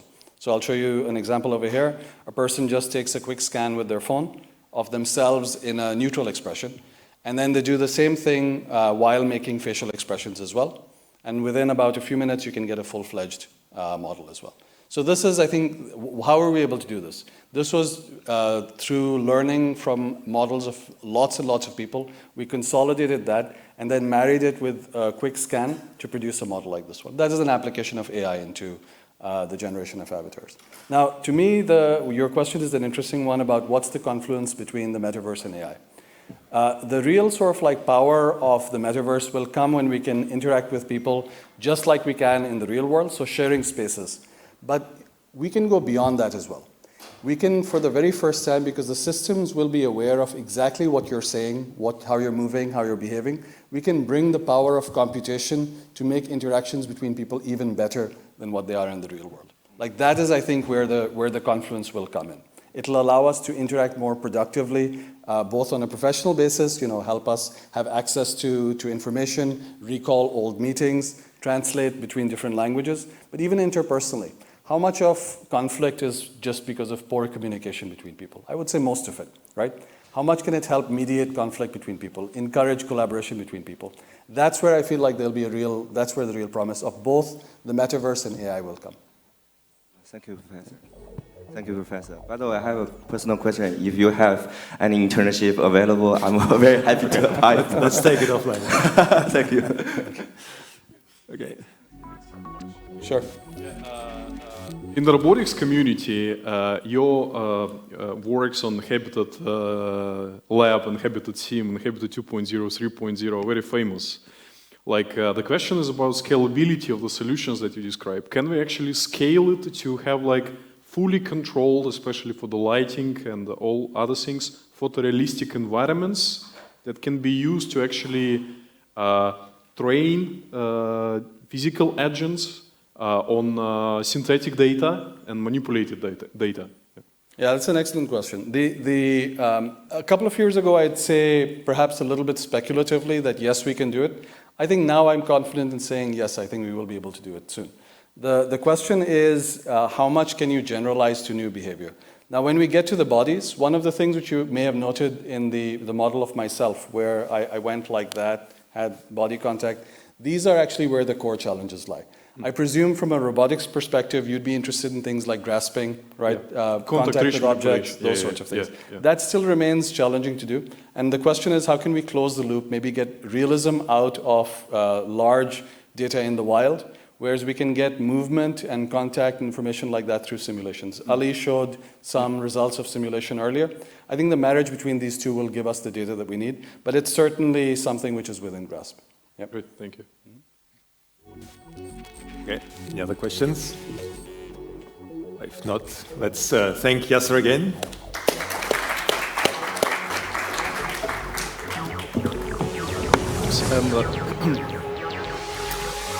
And in my opinion, human capital development is much more important for the AI era than just digging more oil or expanding computing power. So, and therefore I want to announce our next educational panel on fostering the new wave of AI talents that will be moderated by, I can actually spend several minutes just to list all his titles and achievements, but I would just say Oxford professor and a friend of Machines Can See, Philip Thor. And joining the panel are our distinguished guests, the real Sir John O'Reilly, the president of Khalifa University, Timothy Baldwin, who is a provost and natural language processing professor at Mohammed bin Zayed University of Artificial Intelligence, and also David Tomon, who is a senior advisor at the UAE AI office. So please welcome on stage. Yeah, and while chairs are preparing, I would just briefly announce the content of the panel. So our distinguished guests agreed to share their experience and insights on how the professional education should be reshaped such that we can cover the talent gap, how we can, let's say, avoid tech singularity to developing proper skill set, Yeah, and how we can create new cooperation formats between academy and industry, and finally take benefits from the AI disruption. So, colleagues, please welcome, take your seats.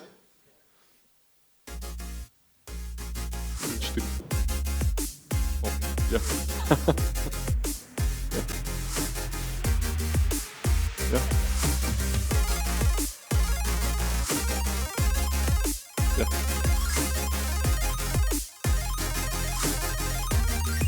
Philip, can you jump over here? Such that you match just yeah. Yeah.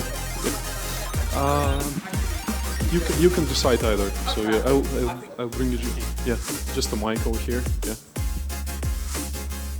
Great, thank you. So let's give a round of applause.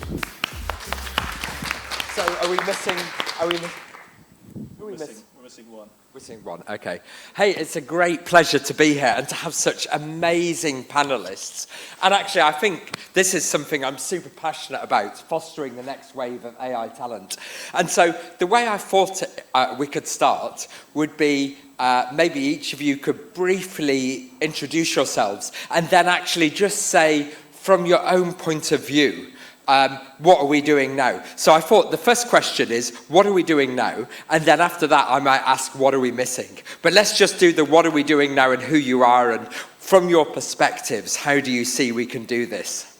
So over to you. Shall I call you Sir John or John? Or John is fine. John, okay. Well, first of all, let me own up.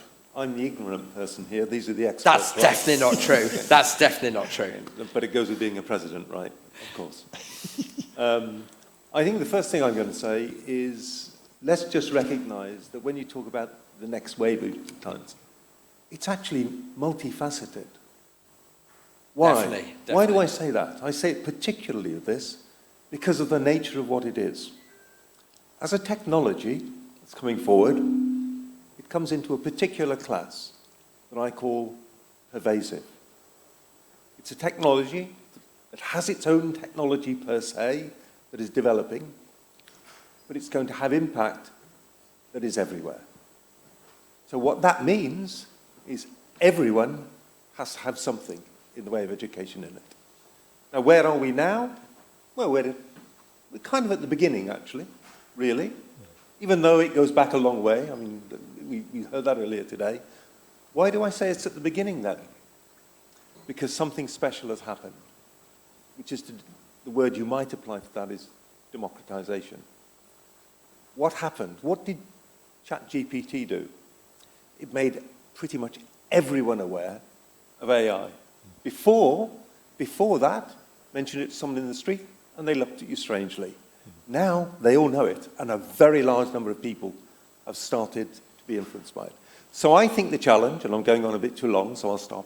I think the challenge for us as educationalists is to say, what are the different ways that we need to develop people and the different people, because it is truly democratic, it's for everyone. I'll stop there for now. Okay, so Tim, where do you think we are now, especially with reference to the Arab states? Where do you think we are now with this fostering of AI talent? As a representative of MVZ UAI, Mohammed bin Zayed, University of Artificial Intelligence, where we are as an institution and how we fit into this, I guess, is the easiest part of the answer to that. So we're a graduate-only university. We have masters and PhD in computer vision, NLP, machine learning. At that sort of high-end innovation, I mean, yes, engineering skills as well, but the next wave in terms of the people who are going to be, as with other universities, with strong AI expertise, driving that wave and democratizing it in terms of making sure that we've got a talent source, that we're generating a pipeline locally within the UAE and within the Arab region, sort of very much at that sort of pinnacle of AI achievement. Where it gets harder is, that's a small part of the AI puzzle. That's all about developing new capabilities, new models, new paradigms for AI, whatever. If we're moving into this pervasive paradigm, I very much agree with what John was saying, that as someone who's been in the field on the language side of things for 30 years or something, it's a very odd state to be in, where I'm not the geek that no one wants to talk to. I'm the one that people are sort of boldly having people telling me about what ChatGPT is and isn't, and I'm having to say, well, actually no. What it is quite different to what you might think in terms of how it's run and its capabilities and whatnot. But so in that mold of an increasingly pervasive technology and something which has impact on all facets of society, what talent development or what education do you need to do for the broader society is, I think, the bigger question. And we'll come back to that one. Yeah, definitely. In fact, I'm taking mental notes. I'm going to ask you some follow-on questions. But before I do that, I thought also we should just get David to have an initial position on where we think we're at in the Arab states for AI. I think we're in a very different place now with AI than we have been in the past. I think the criticism and kind of the perceived wisdom was that we would go through an AI spring and then into an AI winter. And I think we've kind of moved across that seasonal approach, and it feels AI is very much here and now. It's something which is real, and it's something that's touching everyone's lives. I think from an education point of view, we still feel a little bit behind the curve. In the States, we've got sort of examples of two very fine universities with PhD programs, with master's programs, and yet it's only been the last 2 years, in the UAE as an example, we've now got 70 undergraduate programs in artificial intelligence and about 50 masters, but yet a real dearth of doctoral research, apart from, fortuitously, the two universities mentioned here. So there's still an issue, I think, in that side in terms of producing our research side and our research agenda, and also schools. So how do we then take our school kids and train them in AI, train them in innovation? So I think there's sort of we're at a very nascent stage, to reflect John's comments. So actually, I think that's a great point I'd like to riff on, and this is now open to any of you guys who want to answer, because I work a lot with KAUST. I know the guys from MBZ, so that's really great, and so I see those two as really research-led universities. But I also see there's a lot of universities where the emphasis is just on teaching.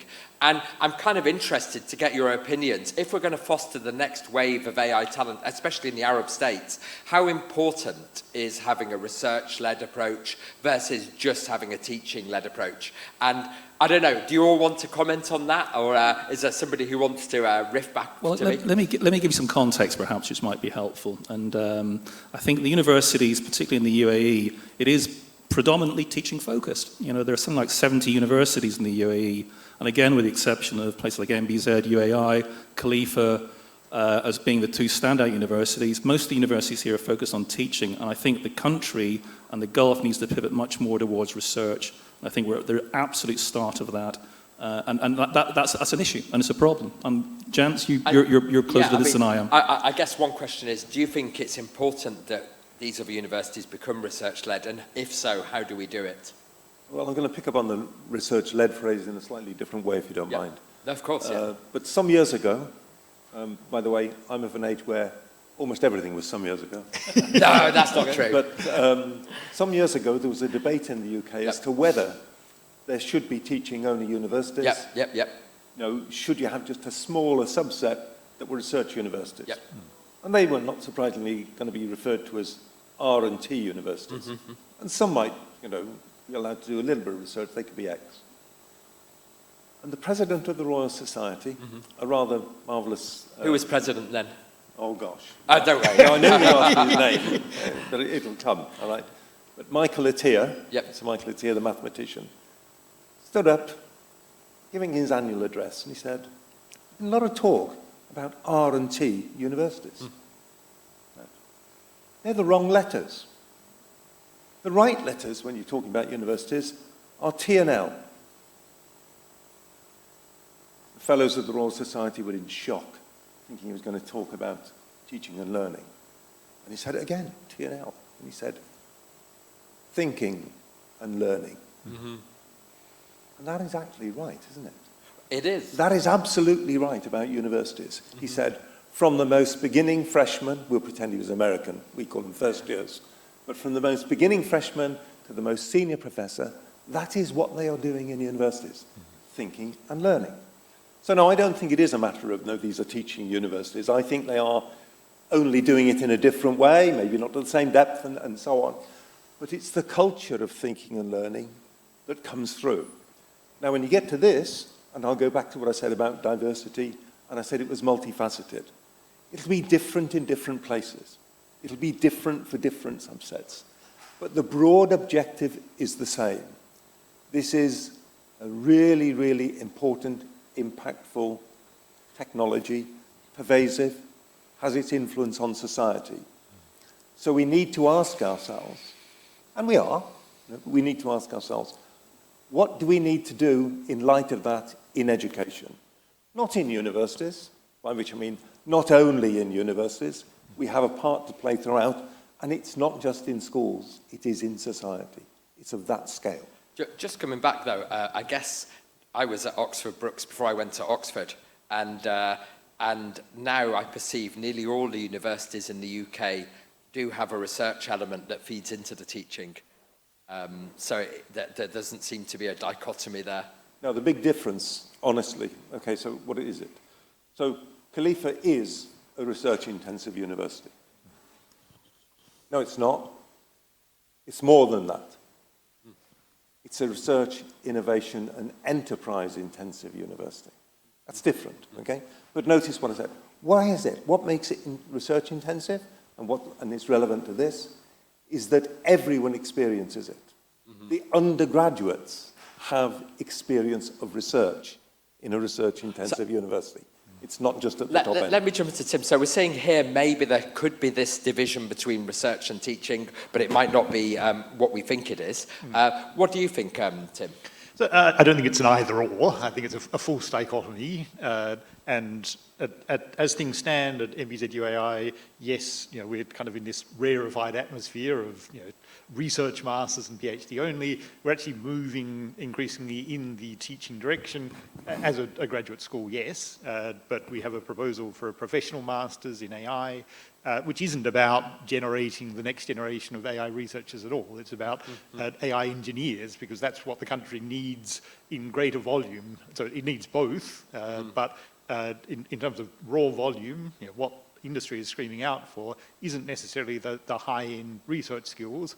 It's the engineering skills. Someone I can sort of sit in front of a computer with a problem, they can design an appropriate model for us and actually deploy it in production mode, rather than I can sort of write a tangled web of research code, but don't ask me to actually give any assurances that it's still going to be running in 3 days' time. So I think, I think in AI, so why as a research-intensive university would we go in this direction? Why wouldn't we sort of try to retain our rarefied standing? Partly it's an industry demand thing, but partly it's precisely because we have that research excellence, and we are very much forerunners in AI itself as such a fast-moving field.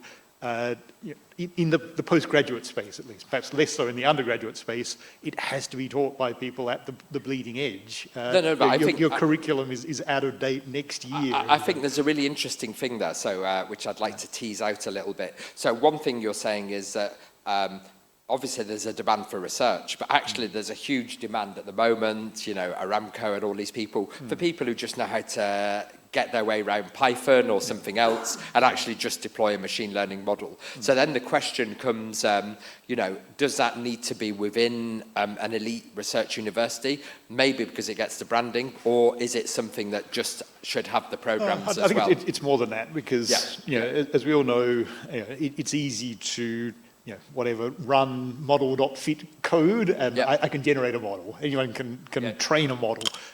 Is it a suitable model? Is it a fit-for-purpose model? what are its strengths and weaknesses, what are its biases, as we heard from Nico this morning. In order to be able to do that sort of analysis, you have to have some level of research training. You don't have to be a researcher, but you at least have to have been down in the weeds and have the maturity of thinking to realize that these are questions that you don't think about post hoc, you think about from day one, and that's part of the life cycle of AI. And so then how do we help the other universities that maybe haven't got that expertise as much be able to produce that pipeline of people who can do that? So I think it's partly in collaboration, and sorry, I don't mean to hog the stage. I think it's partly in collaboration because where I see some really major breakthroughs for AI coming isn't just from purist AI, it's in collaboration with whatever the sort of more classical engineers, material science, life sciences, all of that interdisciplinary work. We can't do that ourselves. We absolutely need the core people who are working in those disciplines and that deep engagement between us in order to attain that. Should we be developing, whatever, a sort of full-on life sciences school as an AI university? Probably not. Should we have expertise in AI for life sciences? Absolutely, and that's the direction that we're moving in. But I think it's only in collaboration with other universities and commercial partners that you get access to the sort of deeper skills and the real business problems and societal impact. And we need to sort of develop the APIs, the kind of flexibility as a university to interface appropriately with these different organizations rather than sort of trying to do everything ourselves. I can see David's itching to... Are you itching to... Is it just the position of the microphone or something? I think both the comments are spot on, but I think we sometimes operate, and it's not just, it's just not a question of teaching or research, but it's also, how do we all collaborate as an infrastructure, an ecosystem of AI in the UAE? We've got the joy of having the world's first AI minister is a fantastic step forward 7 years ago, and that journey we've been on is pretty incredible. But I think today we're a little bit disjointed in terms of how we collaborate between the different universities and how the funding operates. I think that we are maturing as an educational establishment across the UAE, and I think that journey is going to accelerate. So I think the collaboration between our different universities is going to increase dramatically, because I just see pods at the moment, and bringing them together I think is extremely important. Yes, please do. Just pick on some of the interactions that Tim was referring to, I think. I said it's multifaceted. Now I'll categorize it roughly. There's going to be people who are pushing forward the frontiers of AI per se. And certainly we've got a prime example of that here. And there are many facets to that as well. There will be individuals in research and in development that are actually concerned with things that absolutely required AI closely engaged with them, but they're really applications, new applications for AI, and AI playing a part in those new applications. Then there will be other people who will need to use the applications. You could divide it a lot more, but all of those are there.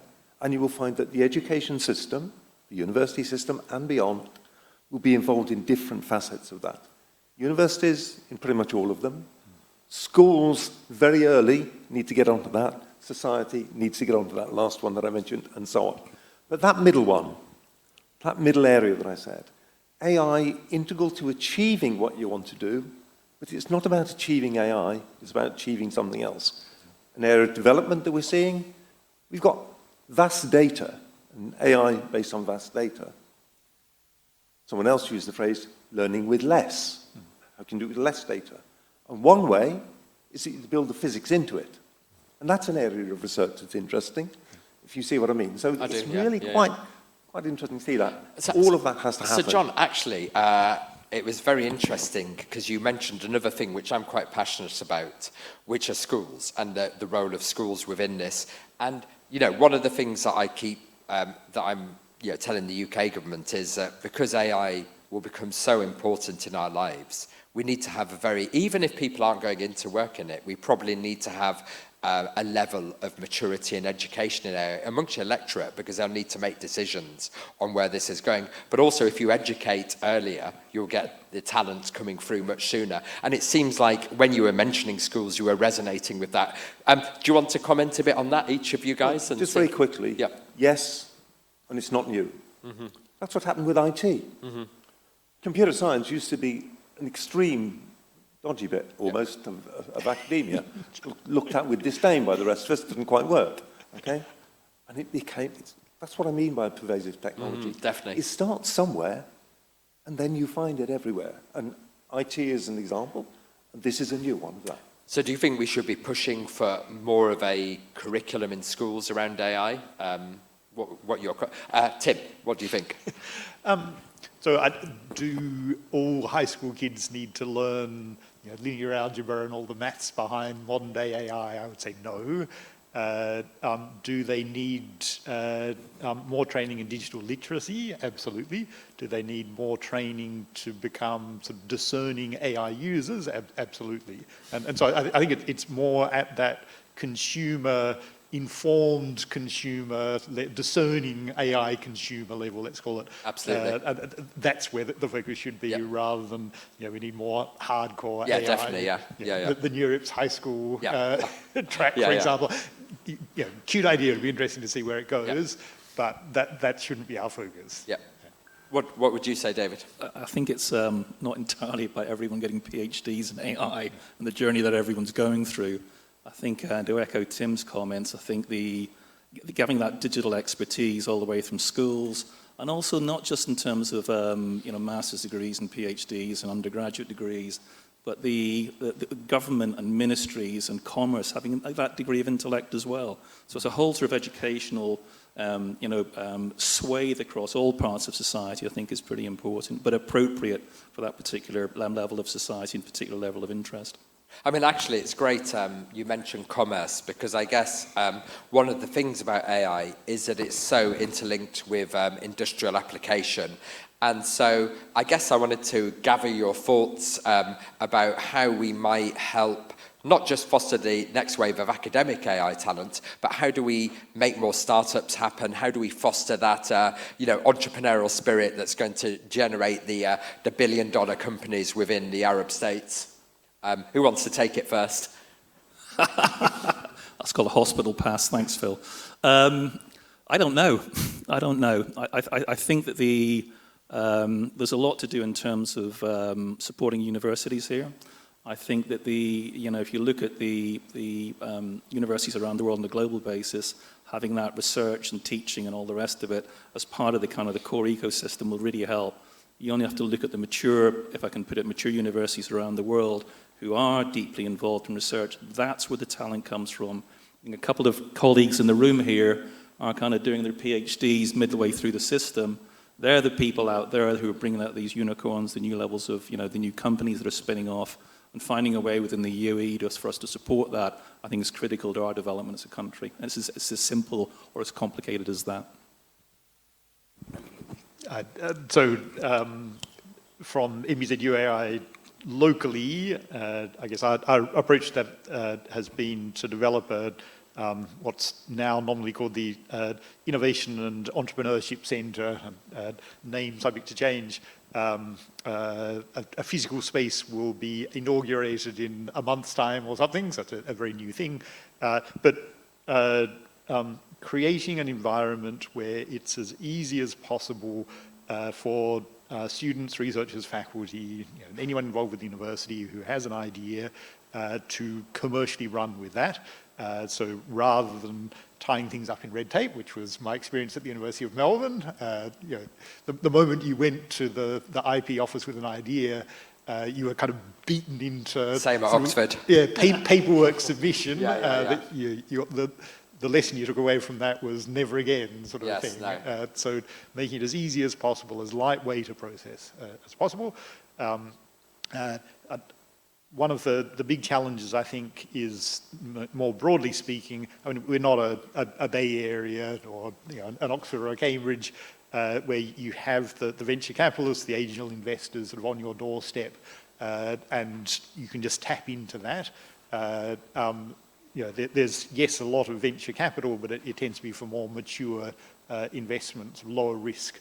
There's a co-evolution to be had there in terms of that sort of higher risk but very high return when successful AI, angel investment, and very early stage venture capital, which I think is still very much a work in progress here. And so, we're sort of working closely with a number of different organizations to try to open eyes and wallets, I guess, to the possibilities there. That's going to be a work in progress. I think we'd be kidding ourselves if we said that everything was rosy and it's just a question of getting the right people in the room together and off we go. I think it's a generic issue, actually. It's not specific to AI. And I think we're learning here, talking to the UAE. There's a lot of progress, so watch this space, that's what I would say. I mean, one thing I would have loved, but I'm probably unusual, is it actually, even if part of my, course had actually been taught, this is how you do a business, this is some examples, maybe had some, mentors coming in. Do you think there's any role in the curriculum for these types of disciplines to actually have, here's an option to do an entrepreneurial course? Because, what do you think? Well, the answer to that from me is yes, we do that, and we need to do it better and more of it. But it's not specific to what we're talking about here. Of course not. No, of course That's what I mean by it's generic. Yeah. I think there is a lot of room within the universities for making sure that we foster, encourage, support entrepreneurship, particularly in a place like the UAE. Yeah. No, agreed. So I guess as an AI university, we do have a narrower view of it as more of an AI-specific thing, but so for all of our master's and PhD students, they have to do internships. For the master's student, it tends to be more industrial. For PhDs, it's more research, of course. There is a pilot program that we introduced last year on exactly this topic. It's a bit of a work in progress. You have to get the balance right. If you start opening up spreadsheets and telling people about accounting practices, again, they're going to run for the hills. So you have to give them the right information to get started. Not to say that you sugarcoat things. They need to understand the harsh reality of what it is to start up a startup, and not everything is going to go your way, and chances are you're going to fail, and kind of relish it. But nonetheless, and provide the support on the university end to try to buttress as much as possible, or provide the support structures to establish a company here, to understand the ins and outs, or at least have as light a touch version of dealing with some of the more bureaucratic aspects, perhaps, of running a company here. But providing the support so that the startups can focus on the actual business and the innovation, rather than getting bogged down too much in that and having to sort of develop their own finance office from day one. So, I suppose one thing, I'm struggling a bit with the question as to why it's relevant, particularly to this panel. And I think it's taken me a while. It certainly is the case, surely, that if we were to wind the clock back 10 years, say, you could be working in AI, but it wouldn't have been realistic to say, I'm going to make a business out of this. So that's why, that's what gives it its pertinence. It took me a while to come to that. Which is, there are now people working in AI where it is appropriate for them early on to be saying, there's a business opportunity here as well. I think that's perhaps what's changed. Very much so, and actually I think AI talent could be, academic or actually, equal value to disrupting society. And so I think, that's why I'm interested in how or why you might be able to, encourage that sort of thing. David, what were you going to say? Just reflecting in terms of how that talent pool for kind of the spin-outs actually operates, and the previous comments about PhD students. I mean, one of the facts, as far as I can see, is there are only 5 universities within the UAE that offer PhDs in AI. And that structurally is not right. I think we've got to have many more of that talent pool at PhD level that we simply don't have. So encouraging our universities to expand in that area would be important. We've got 2 universities here, great, that do it, but there are very, very few, and if some of those can only do it at their home base overseas. Now that doesn't help our ecosystem, that doesn't help drive talent, and it doesn't provide those creative ideas in terms of PhDs at postdoc level or doing people's DPhils and PhDs. There's something structurally not quite right yet that we need to encourage as a government and push forward much harder on as well. Actually, that really leads me into something else I wanted to ask you guys, because you've got some amazing people in the audience, and of course you are also great influencers and can have good control on the future. And so I thought that actually it'd be very interesting for you to voice what in the Arab states is missing. What do we need to be doing? What are the opportunities that should be taken that aren't being done now? So I think it would be very interesting, if we're thinking about creating this new wave of talent here, what are we missing? What should we be doing?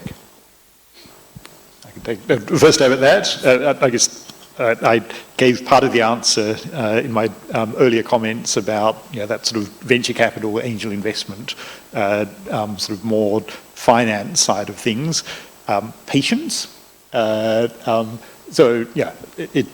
UAE and perhaps the broader Arab regions are a wonderful place in the world to be. There's always that impatience of, okay, great, I love what you're doing, go off and do it, and report back in 3 months' time or 6 months' time, where for some problems that's absolutely the right time scale, and for other problems, and I mean in the business world, okay, to some degree, yes, with AI as it is, maybe that is the right mentality to be had, but if it's to be really big impact problems, it's not going to happen in 3 to 6 months. There are going to be piecemeal components of that which happen in 3 to 6 months. So perhaps that deeper understanding of the research journey, the fact that there will be early wins, yes, but they are steps along the way. The crown jewels are not going to happen in 3 to 6 months if we're talking about real impact. Maybe it's 3 years, maybe it's 5 years, maybe it is 3 months in some instances, but that sort of indeterminacy, that unpredictability of how long it's going to take to get to those real breakthroughs. On the industry side of things, I think sort of some level of education or just an understanding of how research works would certainly help. Well, I think I would pick up on just a couple of things. I might bear with me. Of course, please do. One is, I'll apply this to AI, and I've played it to lots of other things in the past. When you're submitting a proposal for research today, AI is the answer, what was the question? What I mean by that is, if you're not careful, if it hasn't got AI in it, it's not worth it. It's because it's just so much the thing. So that lots and lots of things are now being labelled as AI, whereas actually, not really, or you don't really need to do it that way. No, that's what hype does. So let's just be careful a little bit about that. Okay? And Tim's point. Some things are just really, really hard. And that's why we do them, as they say. Okay? And there are aspects of AI that are like that, and they're really, really important. I mean, the explainability issue is the classic one that we would pull out, however you phrase it. But the black box nature of stuff, where it's got me an answer, well, are you comfortable with that? So I'm very pleased to find people I interact with around the world working on that issue. Really excellent work in the Max Planck Institute, for example, the work that's there on support vector machines. That's not what we're doing today. That's not the buzz thing to be in. But look at what that's doing. So let's just be realistic about that. Don't squeeze out the things that may be very, very important because actually they're not delivering these immediate results. They may be the things that really, really count. But, yes, at the same time, recognize that this technology has now got to a stage where it can deliver, not just be a research topic. So yes, I think some orientation, developing some programs that are like that, develop and fostering that, and again, keep it in balance. Both of those things, really important. Thanks. David? I just have a kind of an ask. I was sort of speaking of one of our colleagues who's not here from the University of Sharjah. One of the things is that they were talking about was this interdisciplinary side of what we do. And I think sometimes in this sort of gathering, we're very technically focused, we're very interested in technology, but it's also colleagues from different academic disciplines as well that sometimes are getting left behind on this AI journey. What I'd like to see is a degree of collaboration and across different academic disciplines, and that's a problem all over the world. How should we foster that, do you think, within this community? Jens will dive in, but I think having kind of, there's a series of doctoral schools I think we don't have across the board here.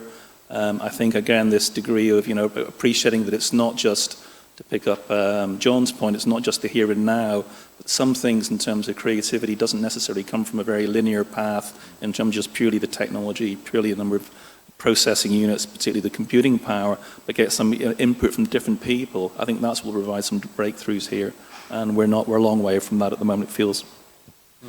By the way, Ivan, how long have we got? What time are we meant to be finishing? Oh, I see a countdown here, actually, it's 15 more minutes, is that correct?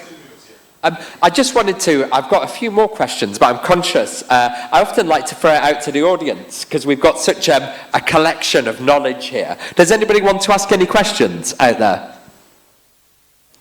This chap over here with the glasses and the beard.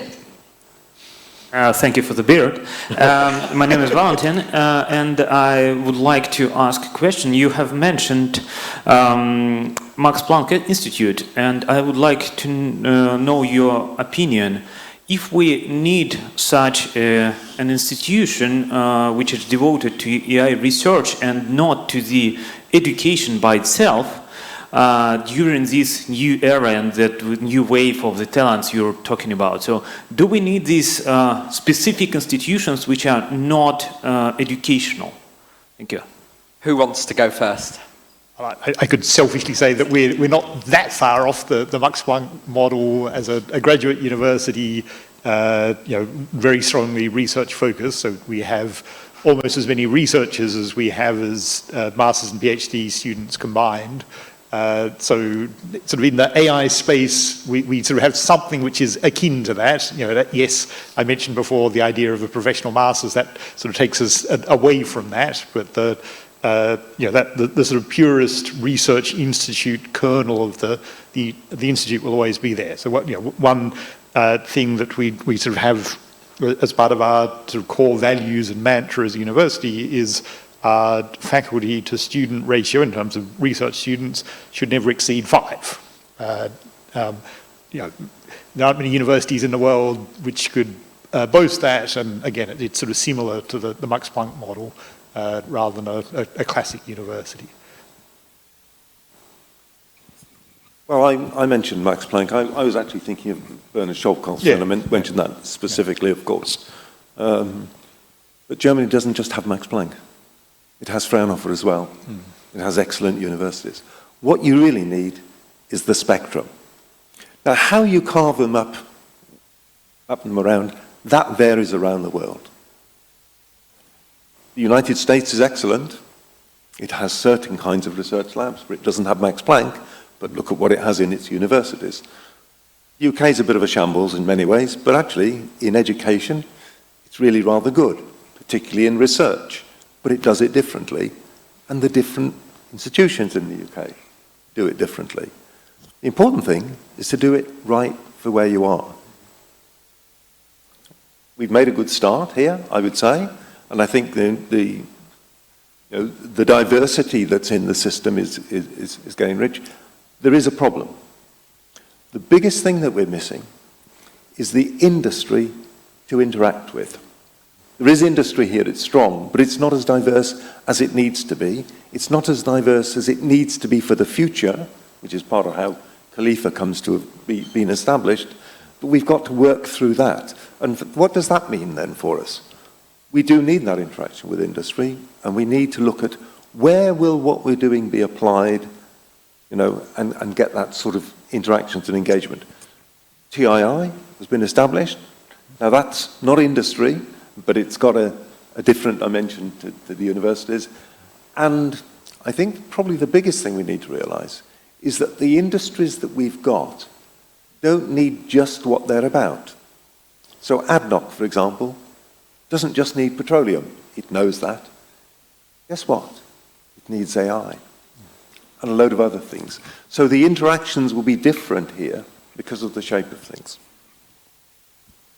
And I think just to build on John's point, it's just you look at I think one of the criticisms of our industry we do have is an overdependence on overseas universities, as an example, and we're sitting here as two members of Oxford University, and frankly, we should be spending the money here at our local universities and not exporting it to the Max Plancks and their other institutes around the world. What I'd like to see, I think what we'd like to see is much more of that focus on developing our talent here and developing those relationships with people like ADNOC, as an example, or Emirates Global Aluminium, all those organizations, and developing a decent infrastructure. So it's a simple plea from colleagues, I think. Does somebody else have a question? Oh, no, go on, up there, yeah. Okay, sorry. Hi, I have a question because thank you for your panel discussion. It's very interesting. And when you describe AI talents, I'm also AI PhD, so I'm kind of typed, inshallah. So, but actually, I have a concern, especially when we saw ChatGPT is so powerful, but it only can be trained on a very big company that has thousands of GPU. But when we see our university, like MEZUI, although we are AI university, but we don't have enough GPU compared with company. I'm sure that majority of the university don't have enough AI, GPUs. Even like Oxford, maybe they don't have enough GPU. So this is kind of a concern. So especially when we say ChatGPT, I have lots of friends they are working on NLP. Last year they have concern like, oh my God, we are just doing some very tiny shit of work, but we just say, okay, ChatGPT very easily to solve it very, strongly, like because you have lots of data. But we as a student, we just like, okay, we're just like people in a original world. Okay, so your question is basically universities are limited on the resources, GPUs and data. How can they do AI? I guess. The worry is from PhD students going to universities. So it's a question I get asked a lot, and I've got an answer for it. But I'm going to let you guys answer. Your call, Phil. Well, actually, I think that part of the PhD is actually learning to do research that's actually not just engineering on huge numbers of GPUs, but you're trying to develop new ideas, new ways of doing things.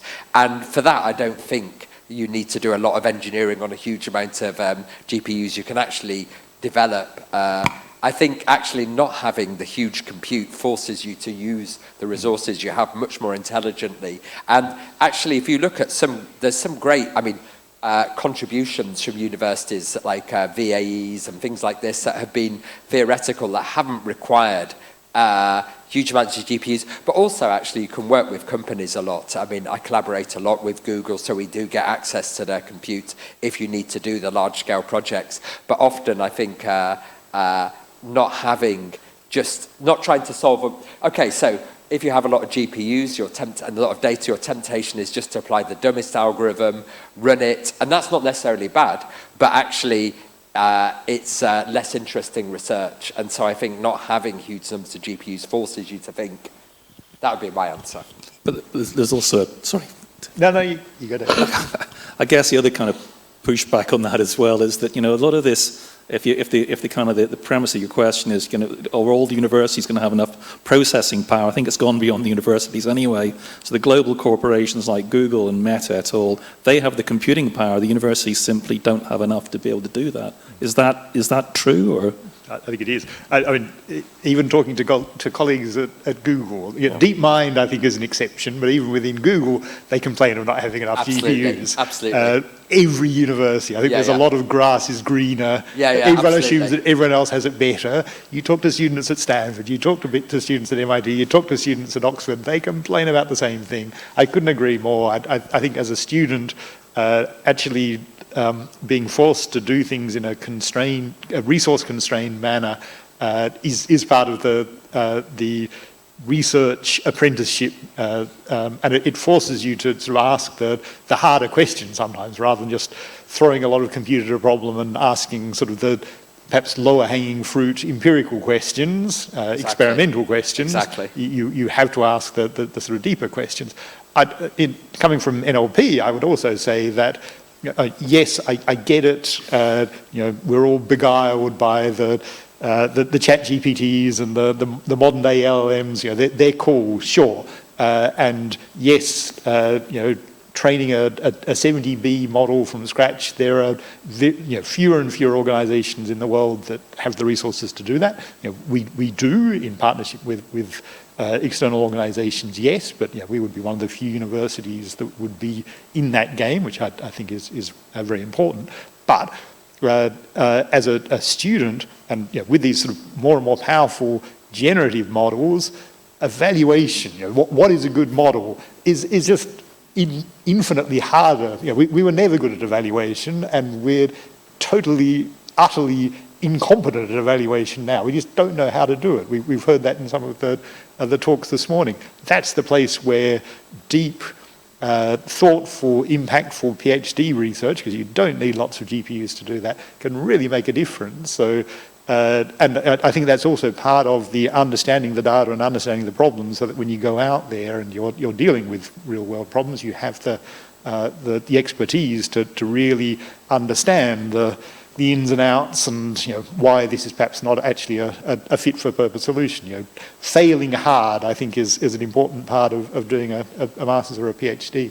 An evaluation is no better place to fail hard, to my mind. So I think, if anything, it's a very common question, I agree.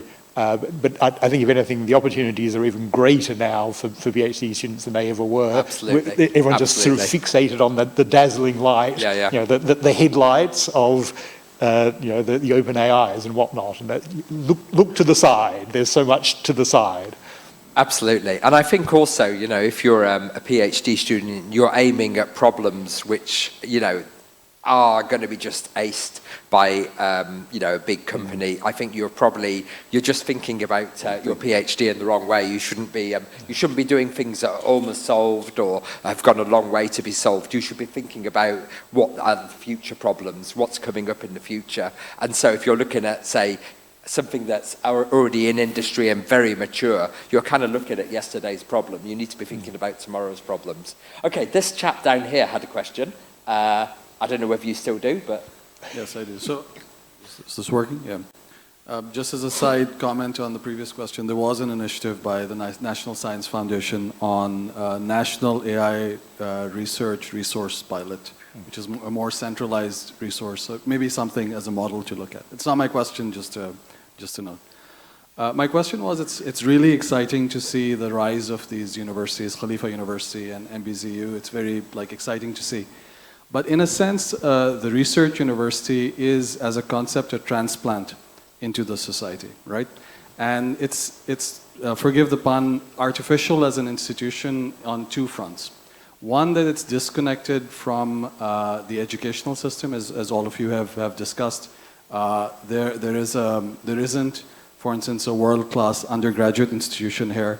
The broad-based, and I'll John say... may have something to say about that one.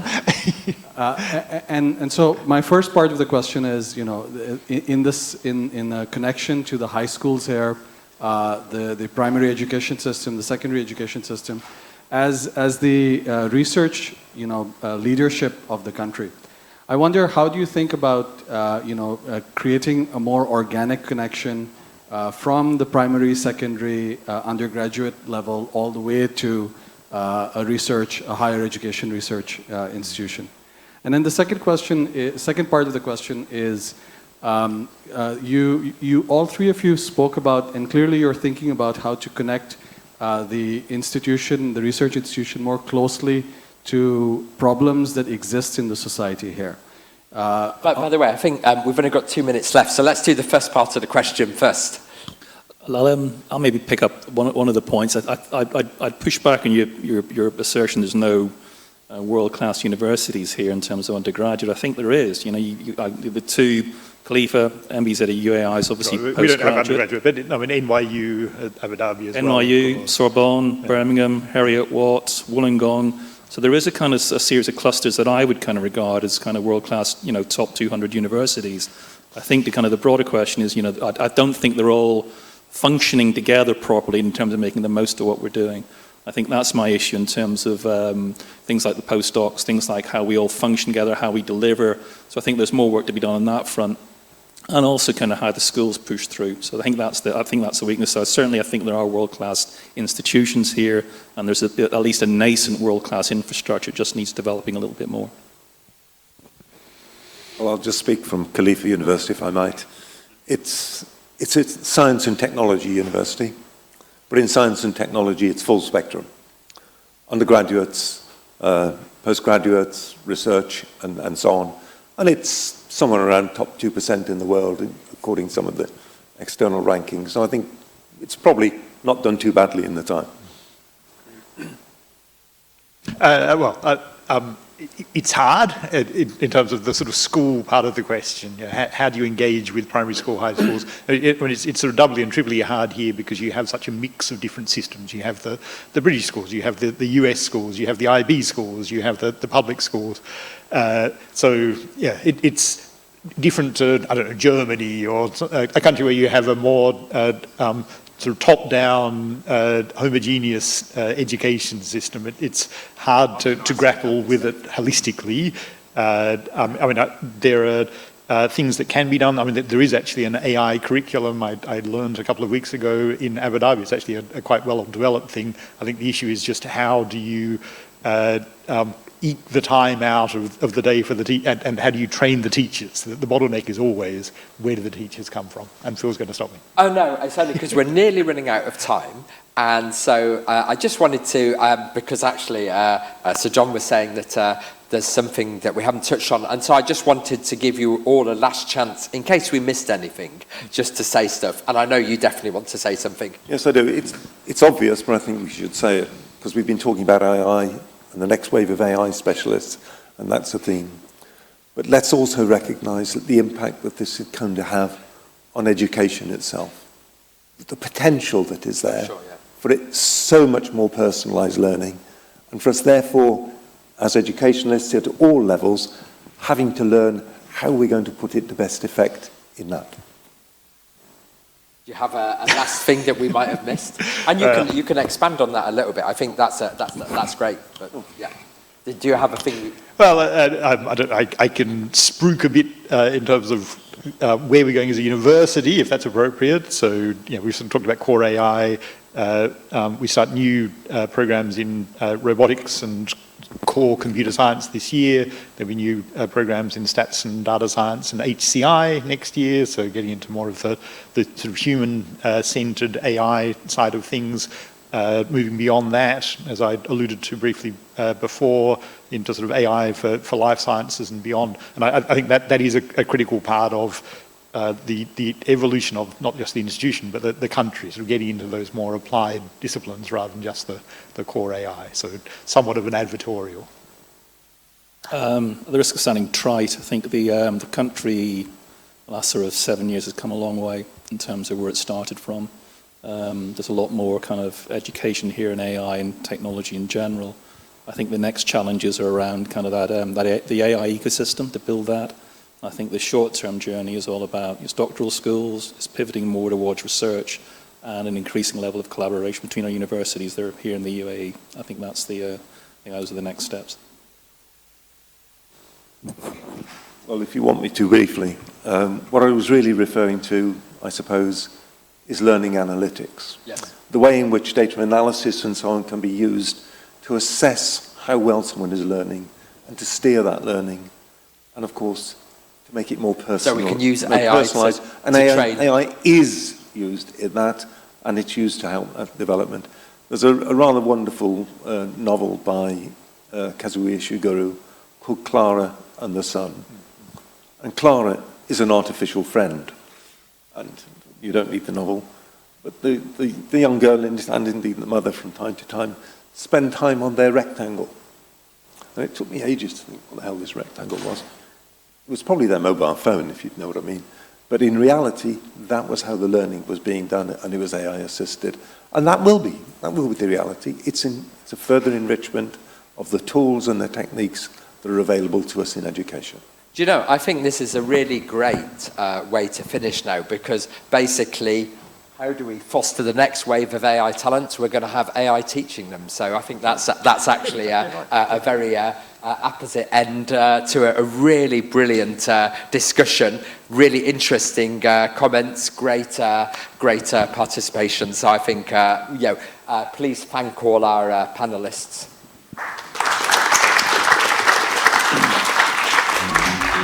Thank you very much, everyone. So that was a kind of intellectual delight, right? So because like the brilliant minds and visionaries of education, and I think it's always happening when we have disruption. And if you consider AI as disruption, we have AI natives and the old generation who needs to be also educated to handle AI disruption somehow, and it's really at the forefront of the revolution is education. Yeah, dear attendees, for now I want to thank our speakers again, our panelists again, and announce a short break. We have 20 minutes break to drink something warm and eat something, so we just can go there. And we return in 20 minutes back with even more interesting keynotes from our speakers. Thank you. That's great. Thanks so much.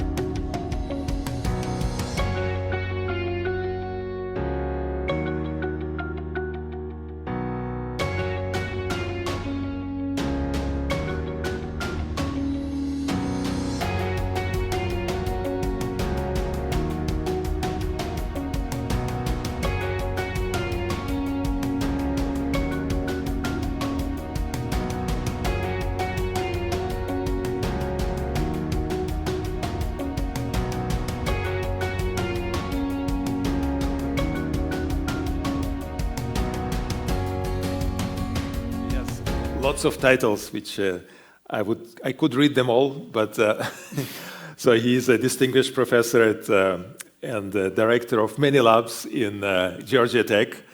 And at the same time, he's also a senior researcher at Google, where he leads the lab. And so he's done lots of amazing work. Actually, I want to say that the first time I met Irfan, and I think that's my impression of, is that, so it was, I think it was 2009 in Barcelona, it was some workshop, and Irfan was showing the animated faces, how you can drag the mouse and like your faces would suddenly animate. And to me, that was the really connection between the graphics and computer vision. And I think, so you are one of the pioneers in this field, and it will be great to hear your recent insights. Thank you. Thank you so much. Is this on?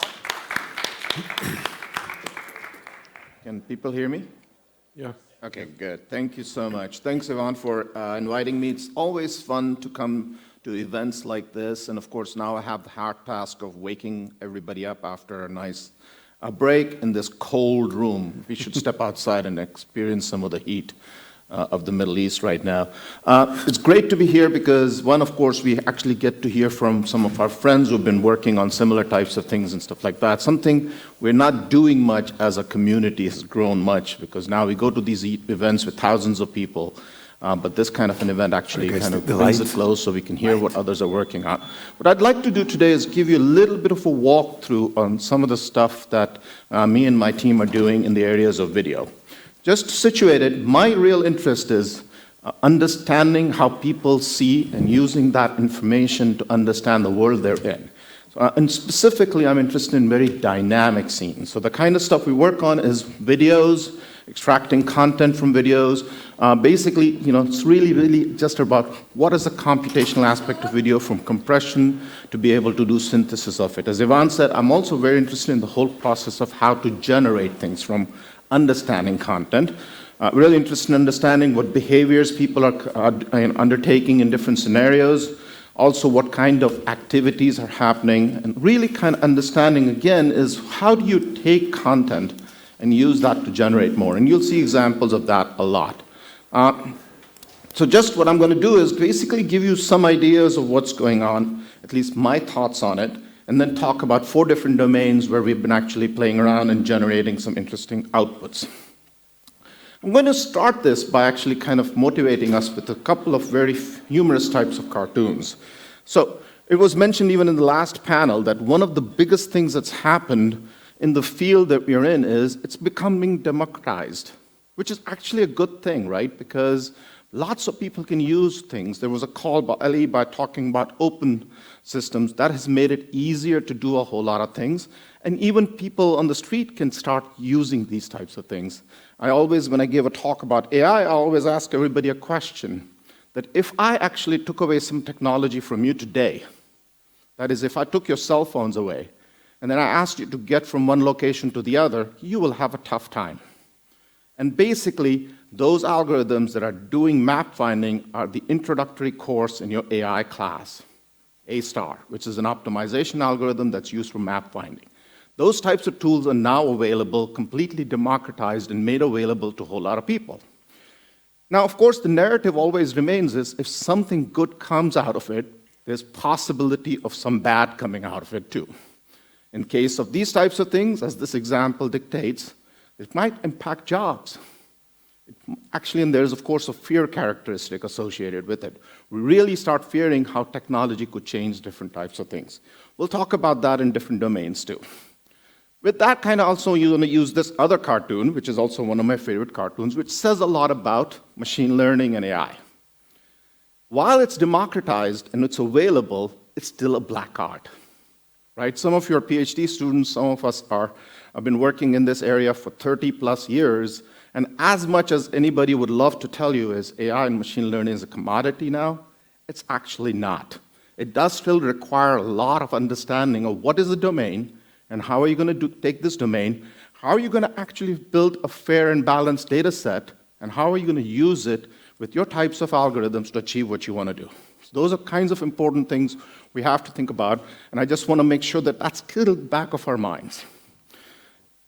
Finally, this cartoon, and this is actually at the real heart of what I'm going to be talking about. So as we know, there's been a long trend for a while that when I was typing something, it would start auto-completing things. I'm an old programmer, even Emacs would do that and would find all the variables in my dictionary, complete variables, and of course coding languages started doing this. As we got to do more and more of this, that is, as computers use language to read a lot more of those documents, it actually started doing even better, right? Not only would it complete sentences, now you could go to things like ChatGPT and say, write me an essay. What it really did was kind of start thinking about and understanding the content that actually had been created by people for various types of purposes, categorize that, and allow that categorization to be able to generate newer, simpler types of things or similar types of things. So this is kind of the joke. And again, I intentionally put this up because there are good things with this, and then there's fear, right? It's going to take over. It's going to start doing things we may not want to think about. So those kinds of things are important. And one of the things I always remind people, it's about information, how information is understood, and how information is gathered, and how information is then created and shared and distributed. So these are 3 examples that we're going to try to build on, but I'm going to try to give you a little bit more context on different types of things. Just to briefly look over, this is the history of AI. We talked a little bit about 1956, the day the term AI was coined. Marvin Minsky, John McCarthy, and by the way, Claude Shannon was there. So it was a group of people that were doing mathematics and also cognitive psychology, and a whole lot of stuff got together. And actually, from what I understand, I was not there, of course, a term was artificial intelligence. Other terms that were potentially used was augmented intelligence. And other types of concepts were played around with. And actually, there's one more funny thing I want to point out with this one is, John McCarthy, who was interviewed much later after this was a summer meeting at Dartmouth. They basically said this was going to be a summer project. They're going to work on it. All of these qualified, amazing people were going to get together for a summer and solve a lot of problems. And some of those problems are still not solved.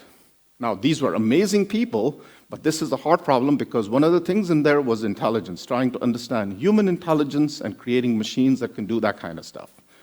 And Claude Shannon is important because when I did kind of say autocomplete, that's kind of the sampling phenomenon that comes from sampling theorem is read all of the content of the world, use that and generate it different ways. That comes out of the sampling theorem too. Of course, Alan Turing is mentioned, all of that kind of stuff. A lot of progress went into AI for many, many, many years, including, as I said, the iPhone, other types of mobile devices. Another paradigm shift that kind of happened was, I can ask you today, what's the height of Michael Jordan? You don't have to remember it. It's already in your fingertips because you can pick up your phone and figure it out. There's a whole lot of different types of things that have augmented us in many different ways. Of course, the big event that everybody knows and talks about is what happened with transformers and ChatGPT types of things. All of a sudden, now I'm sitting in an airplane, and the person sitting next to me asks me what I do. I say AI, and they're like, yeah, I just used it this morning. I've been working on it for 30 years. This is a life-changing moment for me all of a sudden, or either I have to figure out something else to work on because now everybody thinks they know what I'm working on. But it's an exciting time for us. But also, as I said, with that, there is some fears. So before we go on, I want to make sure that we kind of set the stage. It's an oversimplified explanation of a whole lot of things I'm going to talk about. I'm going to talk about some ongoing work, even though I'm not really talking about some of the most recent results. If anybody wants to talk to me, I'm happy to do it. And again, use an American term here.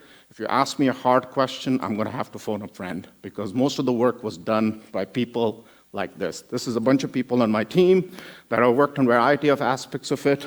And if you ask me a hard question, I'm going to have to refer to them. Do warn you that it's kind of early in US right now. But we'll get there. This is a list of papers that I'm going to quickly go over. Again, you can find them on my webpage and stuff like that. So the topic we want to talk about is generative models. A lot has gone on in this space. And basically, until recently, people have been focusing on looking at content in different ways, processing it, using language again to help us with these types of things. And of course, we've come up with a series of generative AI models, just a whole lot of shopping list of variational encoders, GANs, diffusion models, let to stipple diffusion, transformers. All, if you notice, have come up in the last 6, 7 years to 10 years. A lot of good development, and lots of different types of things in terms of applications of this have shown up. So what's going on here? One, of course, the two ones I'd like to focus on is diffusion and transformers. Basically, transformers came in from the world of language, right? Basically improving language translation, very well suited for sequential data, like language and text, much more aimed at those types of things. But also now you can use that with a large language model or a text-to-image thing to be able to do text-to-image generation or text-to-video. I'll show you examples of that. You know what I'm going to talk about in a bit. But diffusion is much more about the physical phenomenon associated with different types of things. How a substance like a salt diffuses into liquid, we can paraphrase this into a spatial domain like an image and do different types of things. And of course, takes new content and generates things out of it. Again, this could be also paired with an LLM for text-to-image and video generation. Just to kind of show you some examples of this kind of stuff that's coming. Let's talk a little bit about generating images. Of course, before we go there, I want to give you a little bit of a historical perspective. Generating images is not new. One of the earliest examples that I looked at when I was a graduate student was, anybody watched the movie Star Trek, Wrath of Khan? The whole planet was CG generated by a procedural model. A code was written to figure out how to generate using a code and a procedural model, purely an example of procedural synthesis. But then we started figuring out that there's actually a lot of content out there that we can leverage. That led to a whole lot of work on things like texture synthesis. That is, that rather than generate things, also look at natural scenes and use those and do kind of combinations of those to generate more different types of textures that we can be used for generating things. This led to another whole idea, which was rather than generate everything, start copying and paste. That is, find a patch, put it next to each other's, and kind of smooth them out, and now I can generate from copy and paste different types of things. Remember, I'm now trying to do something which is going on in the text world. Remember, Shannon could basically kind of said was, if I can sample everything, and if I could figure out a structure how to generate that thing again, I could start writing paragraphs. In this case, something similar in terms of images. I could find structure, find the sample, relay them out with some sort of a structure. I can make larger images. That kind of stuff led to even more creativity. This was an example where you could start now kind of saying is, I have one image, I want to generate another image, but I want it to look like an example of, let's say, a Monet's image. Again, take the text example. I could read all of the books written by Shakespeare. I could potentially model and learn how Shakespeare writes. Now I could actually write my personal letter of promotion to someone in Shakespeare style. Again, I have to have a lot of data for doing this. This was an earlier example of doing this, except it was still kind of fine-tuned and controlled, that give it an image, and then basically says, generate another one that looks like this. And that was something called Image Analogies by Aaron Hertzman.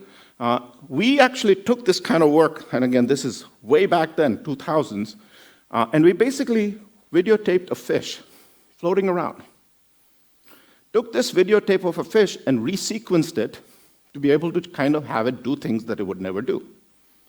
This led to a whole kind of a concept that was happening in the world of vision-based modeling or image-based rendering called what you see is all you get. Emphasis, what you see is all you get. That basically meant was, if I could look at a whole lot of data, I could regenerate it in different ways to generate different varieties of it. Again, what you see is all you get is it has to look somewhat similar to what it was before, or I could re-render it by doing some stylistic changes. This led to more work that we did on trying to do this not just in images and videos. Now, of course, these days everybody's seen all of this amazing work on cinemagraphs and stuff like that. You could give it a sequence, we would smooth it out, link it, and make it. So we would actually be able to generate things like waterfalls and stuff like that just by repeating and resequencing it. But this was actually interesting because we could do this in 3D, in time, to be able to smooth things out. Then this kind of a concept led us to even think a little bit about content.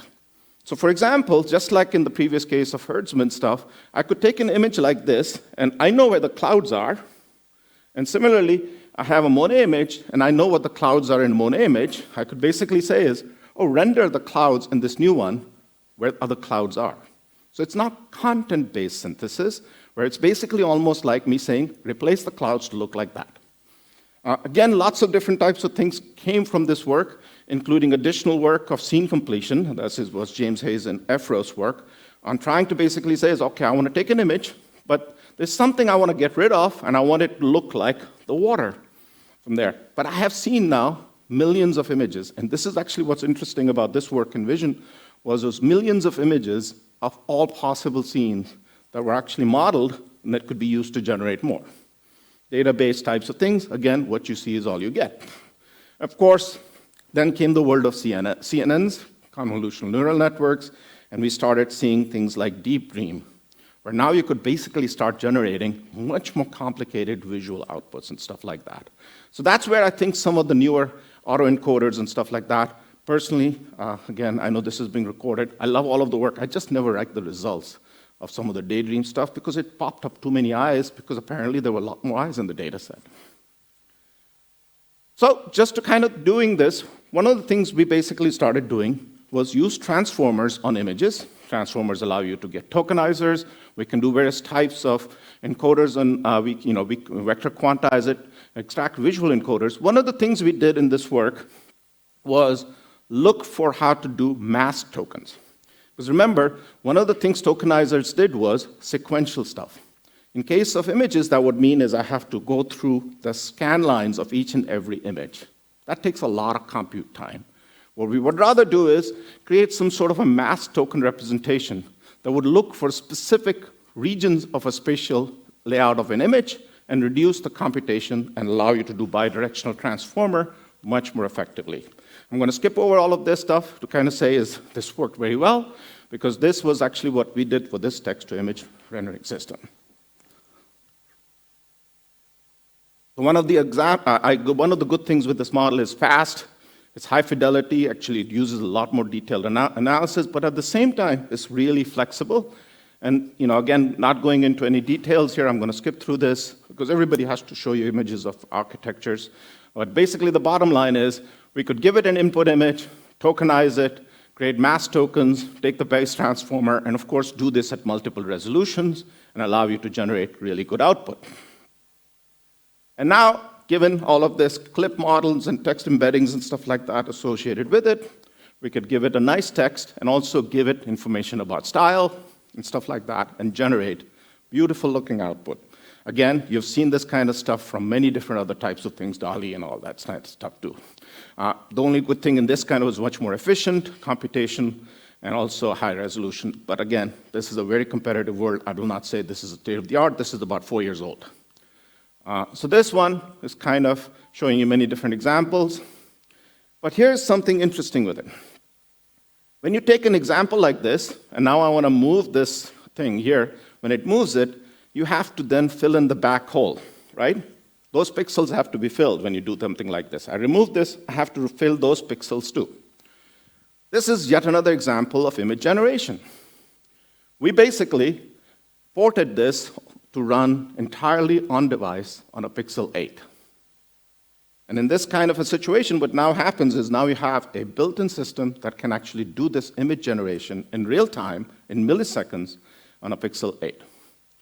So here are certain examples of what we can do. Again, using the same example, not the best thing to do if you want to get rid of a child, but you can see you can do that. And this was something, again, we played around with this. By the way, Magic Eraser was launched on Google from Pixel 6 time frame on, but it wasn't very good at large removals. So for example, in the old system, if you did a large removal like this, it was just doing cut and paste. Generative AI gave it a lot more flexibility to do these types of things, and now we can basically do a much better replacement, as you see here. So those kinds of things now became much more possible as you moved into this generative AI with autoencoders and decoders to help you do this.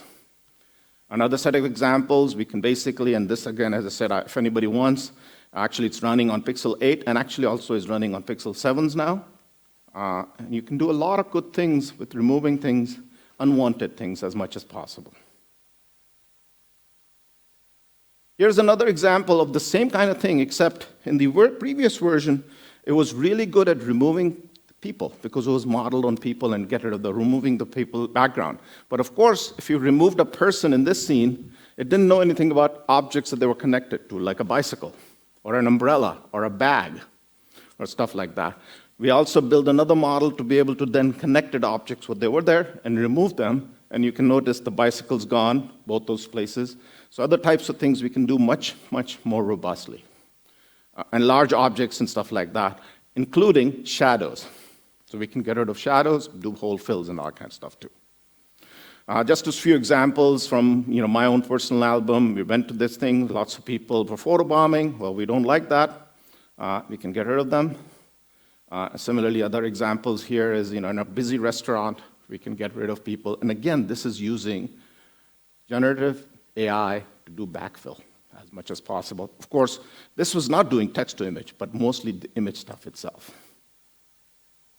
Next part of it is, as I gave an example of styles with perhaps, write it in different style or write me a poem with different styles. So now we're really pushing the envelope of not just asking the question of, what you see is all you get, because as the number of parameters are increasing to define the space of things we want to do, we can start things between all of those parameters and generate new things. So here's the question now, is how can you generate different types of styles? And this, of course, gets into fine-tuning models after you've done it. So here is an example. I want to be able to generate a whole lot of things that look like this Android logo. I want to be able to generate a bird, a dog, octopus, and all that kind of stuff. Remember, the original model knows about all of these things, like what a bird and dog and everything looks like. We're going to just fine-tune it to this.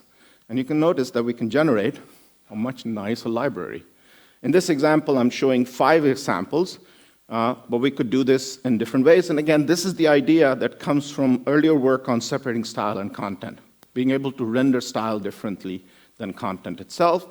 And again, the same architecture, except that this time around, in the VQ tokenizers, we can basically change to be able to give, in the fine-tuning phase, a newer input image. And the base transformer represents it well. It actually adapts to the attention modules to do all of this stuff. I'm going to skip all of this quickly and show you a bunch of examples. One style reference image, it generates a whole family of good-looking stylistic renders. Series of examples, I can do this. Again, you can keep going with this, painterly styles. This actually is the most unique example. So Key Hooks, who was the lead author on this work, had his niece draw this image with a crayon. This is the only input. She just drew this, and he put this in there, and notice it generated a whole lot of things to have a look and feel of this one simple example. Very powerful, and you can play around with this to generate as much as you want. And one of the things that I really enjoy with some of the work, as I think Ivan was saying, is I'm both an academic, a professor, but also work at Google, is all of this stuff gets to be launched also. I showed an example on the Pixel, but this one also is launched and running on the Google Vertex. People can actually use it as long as you're a Google Vertex client. Allows you to also create your own ad campaigns and stuff like that. All right. I was going to get you to images to videos. Here it is on the video world. We want to be able to now do video generation. This is just an example. This is still about a few years old example, but we're going to develop this. Just an example of this one is that somebody, these days we have our cell phones. Everybody has a panorama, a regular image, which would be in this case just perhaps, the balloon. Well, it can now generate, again, because it has seen all of those other scenes too. And it can generate a short video that actually makes it panoramic. It can, of course, do frame prediction, give it 1 frame. It would generate others. It would give basically 2 frames. It can interpolate. It can outpaint. It can fill in holes. And also, it knows about actions. That basically means is if I've told it a class conditional that I want to generate a squeezing action of something. It will generate that. This is the same kind of model that was done for the image one, except now applied to video.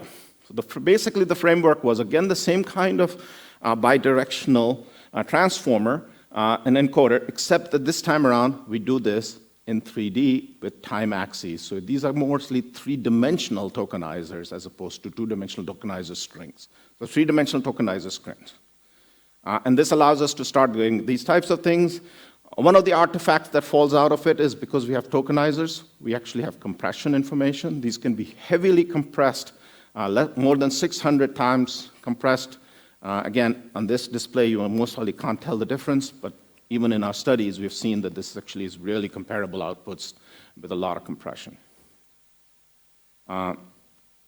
Again, I'm skipping over a lot of these days, but basically you can see that we can kind of construct these types of structures in time for space volumes. And basically what happens is, the same kind of thing that was done for image backfill and stuff like that applies to the whole video space. So the claim here was basically we created a whole infrastructure to be able to do this kind of masked decoding and encoding of videos, and we can start generating good, really high-resolution information out of it. Set of more examples, again, one frame to more, frame interpolation, vertical outpainting, and all that other kind of stuff that falls out of this framework. Again, many examples, warping, hole fills, and that kind of stuff. Again, class conditional, give it one frame of you holding something and basically says, okay, show me you moving it down, it would generate the whole sequence of you moving it down. Other types of things is you want to open something, you give it a frame, it knows about open actions because, when you have something data set, it actually has those actions. Same example that I showed before, this time shown perfectly. Take that frame from a landscape of your phone, or portrait of your phone, you can generate the whole video sequence. Again, this is you panoraming with your phone. You can use this to generate a video of this panorama. We can do all kinds of outpainting, inpainting, horizontal, blah, blah, out of it. I'm going through a whole lot of this fast, but all of this is available, all of these videos are available on our public website for all of this. Okay, again, you can do different types of actions. Scooping, because there's data for a whole lot of scooping. You give it one image, it'll generate the rest. All of this work, yes, you see a blurriness. The resolution was mostly 256 by 256. Some of our current work gives us much higher significant resolutions. Again, prediction, that's things, I'm going to skip over all this.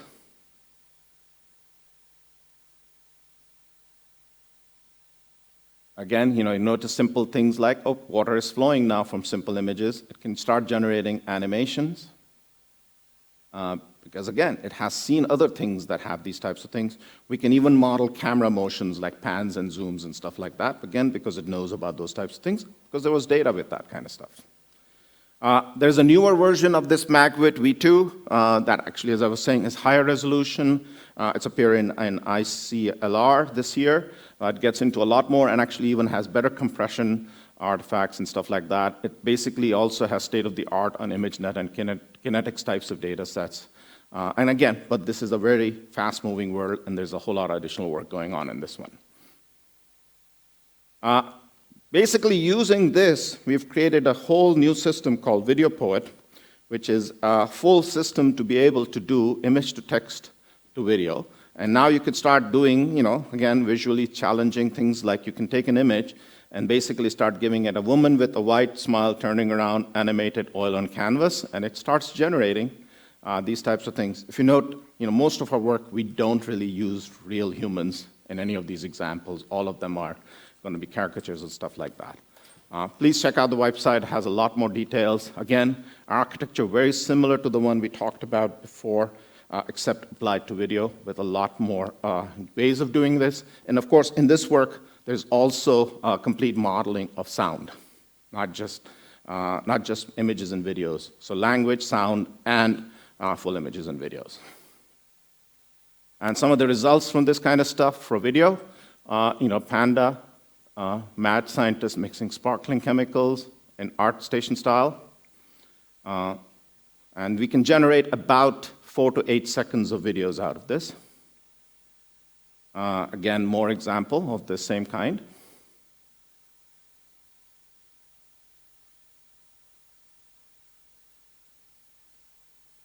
And this one, I really like the kind of the reflections coming out of the water and stuff like that.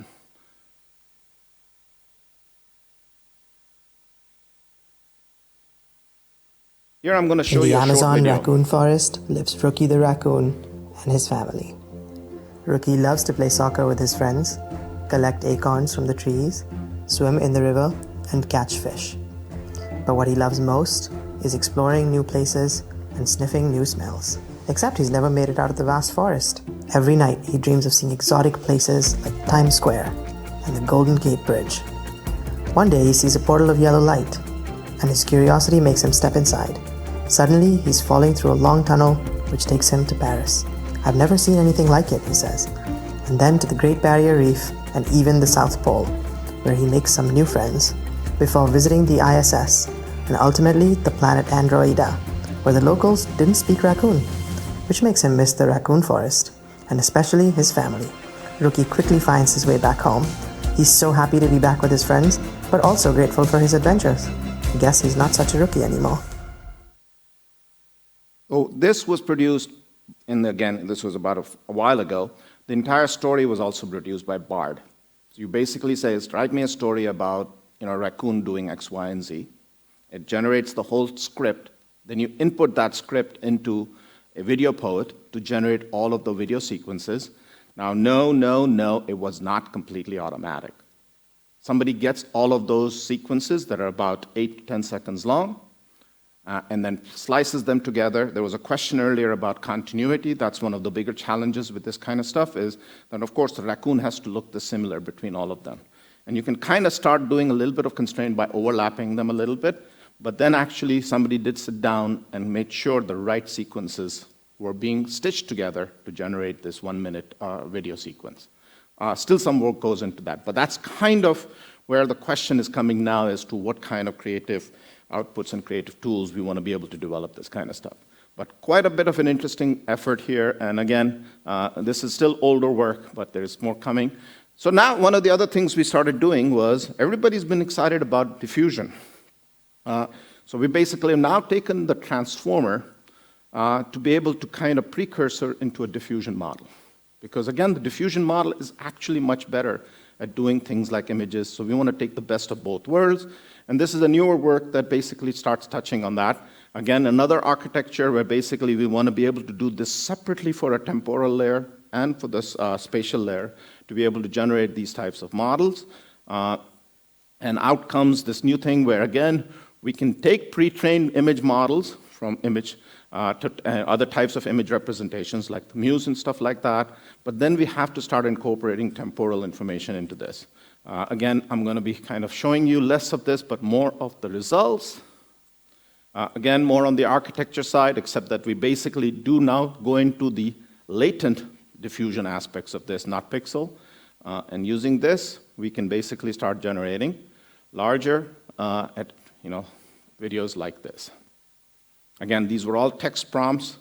And one thing hopefully you've noticed is the resolution is getting better as we go down into the more and more of the recent work.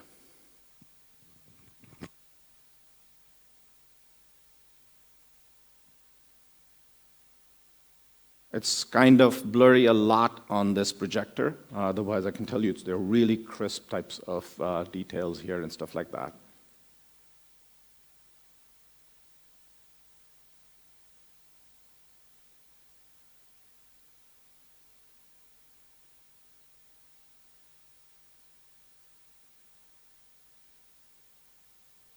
In the case of the water and the cat, if you notice, the cat is similar, even though it's underwater, and it actually does have the visual effects of being kind of submerged and wet at the same time. Again, it knows about those things because there was data of objects looking wet.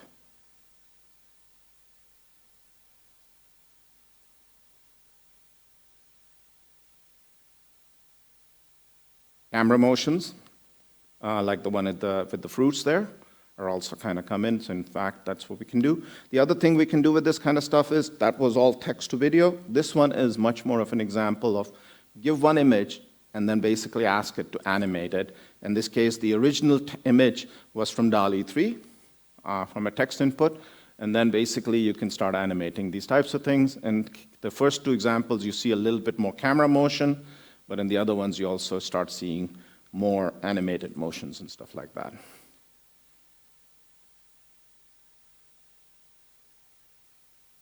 And again, we insist on most of our work does not have human-like visuals. More videos on this kind of stuff are there if anybody wants to take a look. All right, couple of thoughts before we end on, the whole aspect of being responsible with this stuff, right? So I always like to kind of think about it as there's still a lot to be worried about with these types of things. AI is really made a lot of progress, but at the same time, we need to be very careful on how we use AI. There's a fear component to it. AI still does make errors and mistakes. I think I was joking with Yasser or somebody, is that AI makes mistakes much differently than humans do. And many years ago, my graduate student days, Marvin Minsky came to CVPR and he gave a talk about vision and stuff like that as a keynote, and he basically pointed out to Ted Adelson, a very well-known computer vision researcher, and he basically said one of the things Ted focuses on is figuring out where the computer vision and human vision systems fail, and which is actually something we need to spend a lot of time on. And the example I was thinking about it is that when you do autocomplete, my name, IRFAN, all autocomplete systems will convert this into an organ or urban. Because again, there are a lot more examples of the word organ or urban than my name in any dictionary. But having said that, the odd part of it is humans always make a different type of an error. They never make an error of organ or urban. They always misspell the name IFRAN as opposed to IRFAN. Why? I'm arguing things because they're used to typing if a lot more than IR. So that's something, again, to think about is how we make errors in different types of things. And again, what those types of errors and how can they be mitigated by data collections or fine-tuning. We've heard enough examples today about fine-tuning that can suggest this. Of course, when you start doing this kind of stuff that I talked about, there's this whole issue around plagiarism and copyrights. We can always take examples of Shakespeare's work because I think it's now in the public domain, but how do we do this for current work? That remains a big challenge. Plagiarism is a big problem in education systems right now. I teach large computer vision and machine learning classes, and yes, right now there's a huge amount of work that's getting challenging in terms of how people could use other tools to generate their homework assignments that they shouldn't. But there's a whole lot of other issues with that. Mis and disinformation is becoming paramount. I just showed you a whole lot of examples of technology that could be used to generate outputs that could be problematic. And I'll show you one in a bit in this example. Of course, it changes the world of jobs, right? All of a sudden, we're thinking about different types of jobs and stuff like that. I'll tell you a little bit about that. And then, of course, you go to this, and the fear part remains, right? Is singularity and Terminator. Every time I give a talk on AI, somebody in the audience basically says, when is singularity going to happen? And when is Terminator going to kind of come and destroy us all? Because that's the narrative. Fear sells, and there are a lot of science fiction movies about people killing each other. Then perhaps a few good ones like the Centennial Man or Commander Data, the good guys. But fear sells a lot more. But we also got to be responsible. One of the things that we talk about, and I actually also teach the ethics class when I'm teaching, and one of the big things we talk about is that in the old days of engineering, when somebody built a car, it was a team of tens and 20 of people that did the design, and then it went to a factory. A lot of people are involved, and a lot of different things happens. Nowadays, most of you can be sitting at a coffee shop, have a laptop, write a piece of code, develop an app, put it on the market, and if it is a beautiful app, it could be used by millions of people. So we have to start thinking about any code that we write as to what is the artifact of that going to be on society. So as I said, in the case of other things, the cost and barrier to entry was much larger. These days, the cost and barrier to entry is lower. It goes back to my earlier concept of democratizing, right? We've made it easy for people. That was a goal. With it comes risks. So that's an important part we have to start thinking about.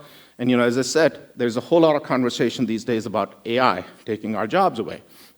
And at the same time, on misinformation, disinformation, this is an example from our work a long time ago, that basically you take an image, a really kind of nice image like this. I think this is Lenin or Stalin, I forget. Lenin, yes. And you take an image of dark clouds from somewhere else. And basically, again, doing the tools I did, I can just put dark clouds on there, and you show this image versus this image is going to have a different emotional reaction, right? This image, and that kind of stuff. So again, misinformation could be very subtle, but it could actually have an impact.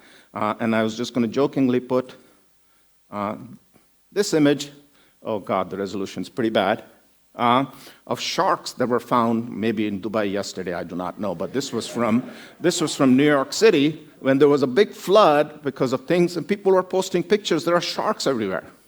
Of course, there were no sharks anywhere, but it was easy to produce those types of things. Anybody could do it, and remember, there is a value. If I put something up on social media and many more people click on it, it brings me value in different ways. So how do I want to kind of leverage that thinking? And of course, this was debunked as saying as this was all done in different ways. I want to actually bring this statement up. This is something which I always talk about in my general AI talks. And that basically is that we tend to overestimate the effect of technology in the short run and underestimate the effect in the long run. There's a whole lot of hype around AI these days.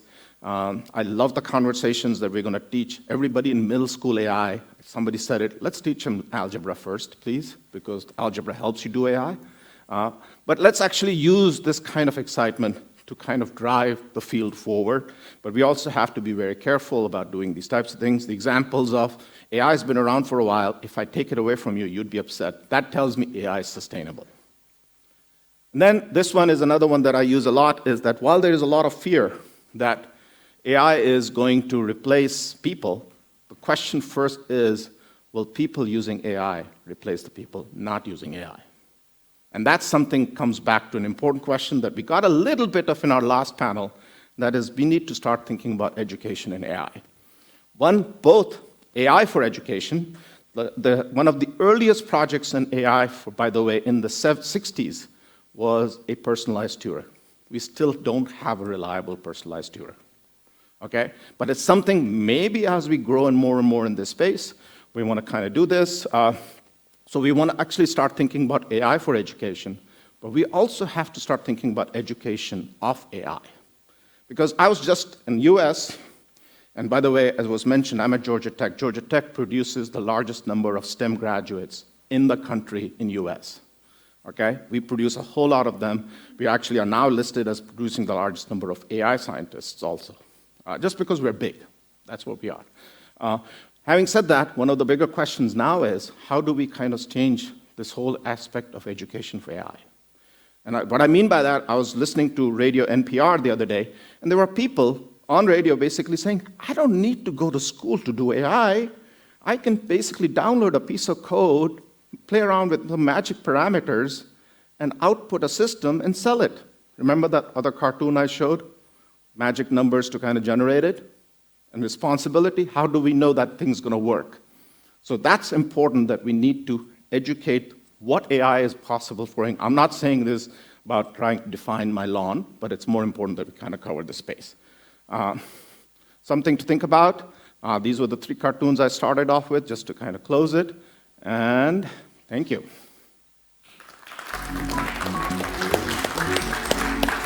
Thank you, Irfan. Please, do we have questions? Ali? Can I? While we're waiting, can I start from the? Go for it. Yeah. So thanks for an amazing talk. So basically, and my question is like, thanks to the openness of the OpenAI, there are a lot of speculations on the Sora model, like state of the art on the video generation, for example. And some people are on the one side saying that it's nothing new rather than just an epsilon result compared to next few generations, just pure computational geometry, some stuff. The others are saying is like basically as an emergent capability of such models, we can discover the physical principles of the world and use it further for simulations and all the things, again, to train big physical legends, etc., etc. What is your professional intuition or maybe understanding, right? Especially because you mentioned the diffusion models. They've been actually inspired by thermodynamics laws in the very beginning. But so first and foremost, Sora, the results are absolutely amazing. Yeah. And I'm speaking this very authoritatively as a person who's in the field. And in one of the few papers that they reference in that small tech report that doesn't give us any details, even though it's supposed to be open, it refers to some of our work in this space. So it's a great field. And again, we don't know what data they used. If anybody has heard those talks, you'll see what that's about. That's the challenge. Beautiful results. I think it's opening doors to a whole lot of things. So when I basically kind of gave this example of the reality of procedural to data-driven models to what you see is all you get, with a lot of data and now a 30 billion parameter, or in this case, 20 billion parameter model, which we're guessing we don't know what it is, we can actually now jump in between and not be just stuck to what you see is all you get, because we can start imagining some of those things between those things.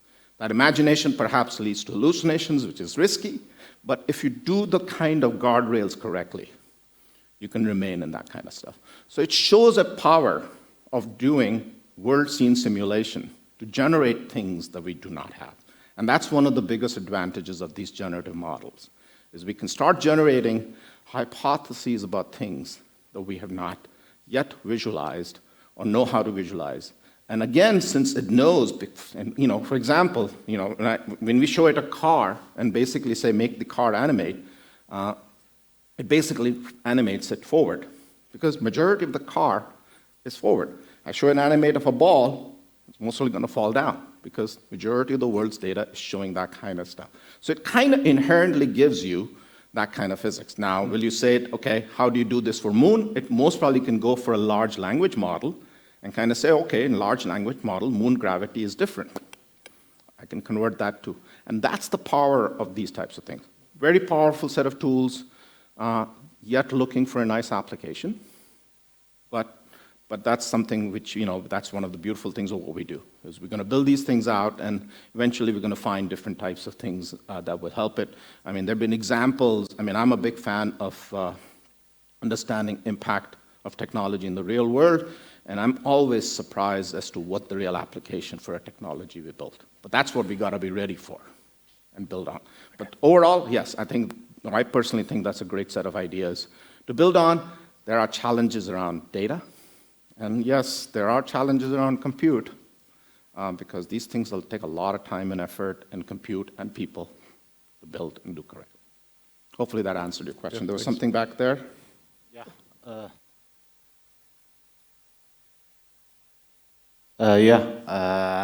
Hello, thank you for the inspiring talk. Actually, I'd like to hear your opinion regarding the future of this technology. So one of the main, in my opinion, one of the main difficulties is the generating videos for example, for water splashing, where actually the physics here is so complicated. So the correct direction to develop this technology is to integrate the physics into the training process, or do you think that LLMs, like better LLMs, could handle this, and so improving LLMs will improve this technology directly without taking into account So, again, not a researcher directly in LLMs. Every time the use of LLM completely still continues to surprise me as to how well it does. I understand why after the fact, because it actually has encoded information and labels that support it. Just to also step back a little bit, not to answer your question directly, but to think through this. I think the physics is encoded because it's in the data. And that's something that helps us. Having said that, and actually answering your question a little bit, anybody has opportunity, and I watched a lot of videos. There is a video series by group called Curious Refuge called AI Films Technologies. Look at that and you'll start seeing applications. So when I showed that example of the raccoon, people are out there in the field making videos using Runway, Pika Labs, Stability Diffusion, and other types of things. And in fact, there is a great example of even people using Sora, because Sora hired a bunch of artists in residence and had them produce different types of things. And they basically kind of started giving examples on how the creative sorts who want to have a video of a simulated water, but they don't have access to a 3D simulator of water, can generate this kind of stuff and then get democratized output. So more and more ability to generate this kind of stuff is showing up. And if you look at some of it, TikTok actually has some of this simpler stuff already. PixArt is another app that does this kind of stuff. Of course, Runway is already a mobile app available. So there are kinds of newer technologies coming in to experiment with the outputs of this. Does that mean that there's going to be a lot more fake physics? A person who grew up building physical systems like this, I'm scared. But at the same time, you all people who do this stuff from data surprise me every day. So I think data is going to always kind of win out these things. I don't know for how long, but it does that to me all the time. Thank you very much. Thank you. Any questions? Sorry, one more? Okay.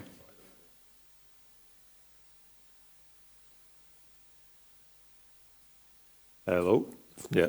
Just wanted to add that, so regarding the physical models, so we are going to have a talk by Pascal Four just after the next one, and so this will be a complementary view, so it will be more physics focused.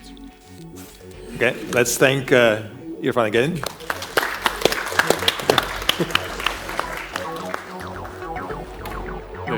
Great. So we already touched some aspects of openness and closeness in AI development. So, and in my opinion, I'm here agree with Irfan very much. So, open source is the very powerful driving force for AI development. And so, let me invite to the stage our next keynote speaker, who is a person behind the very notable large language model, multilingual one, that was born in the UAE.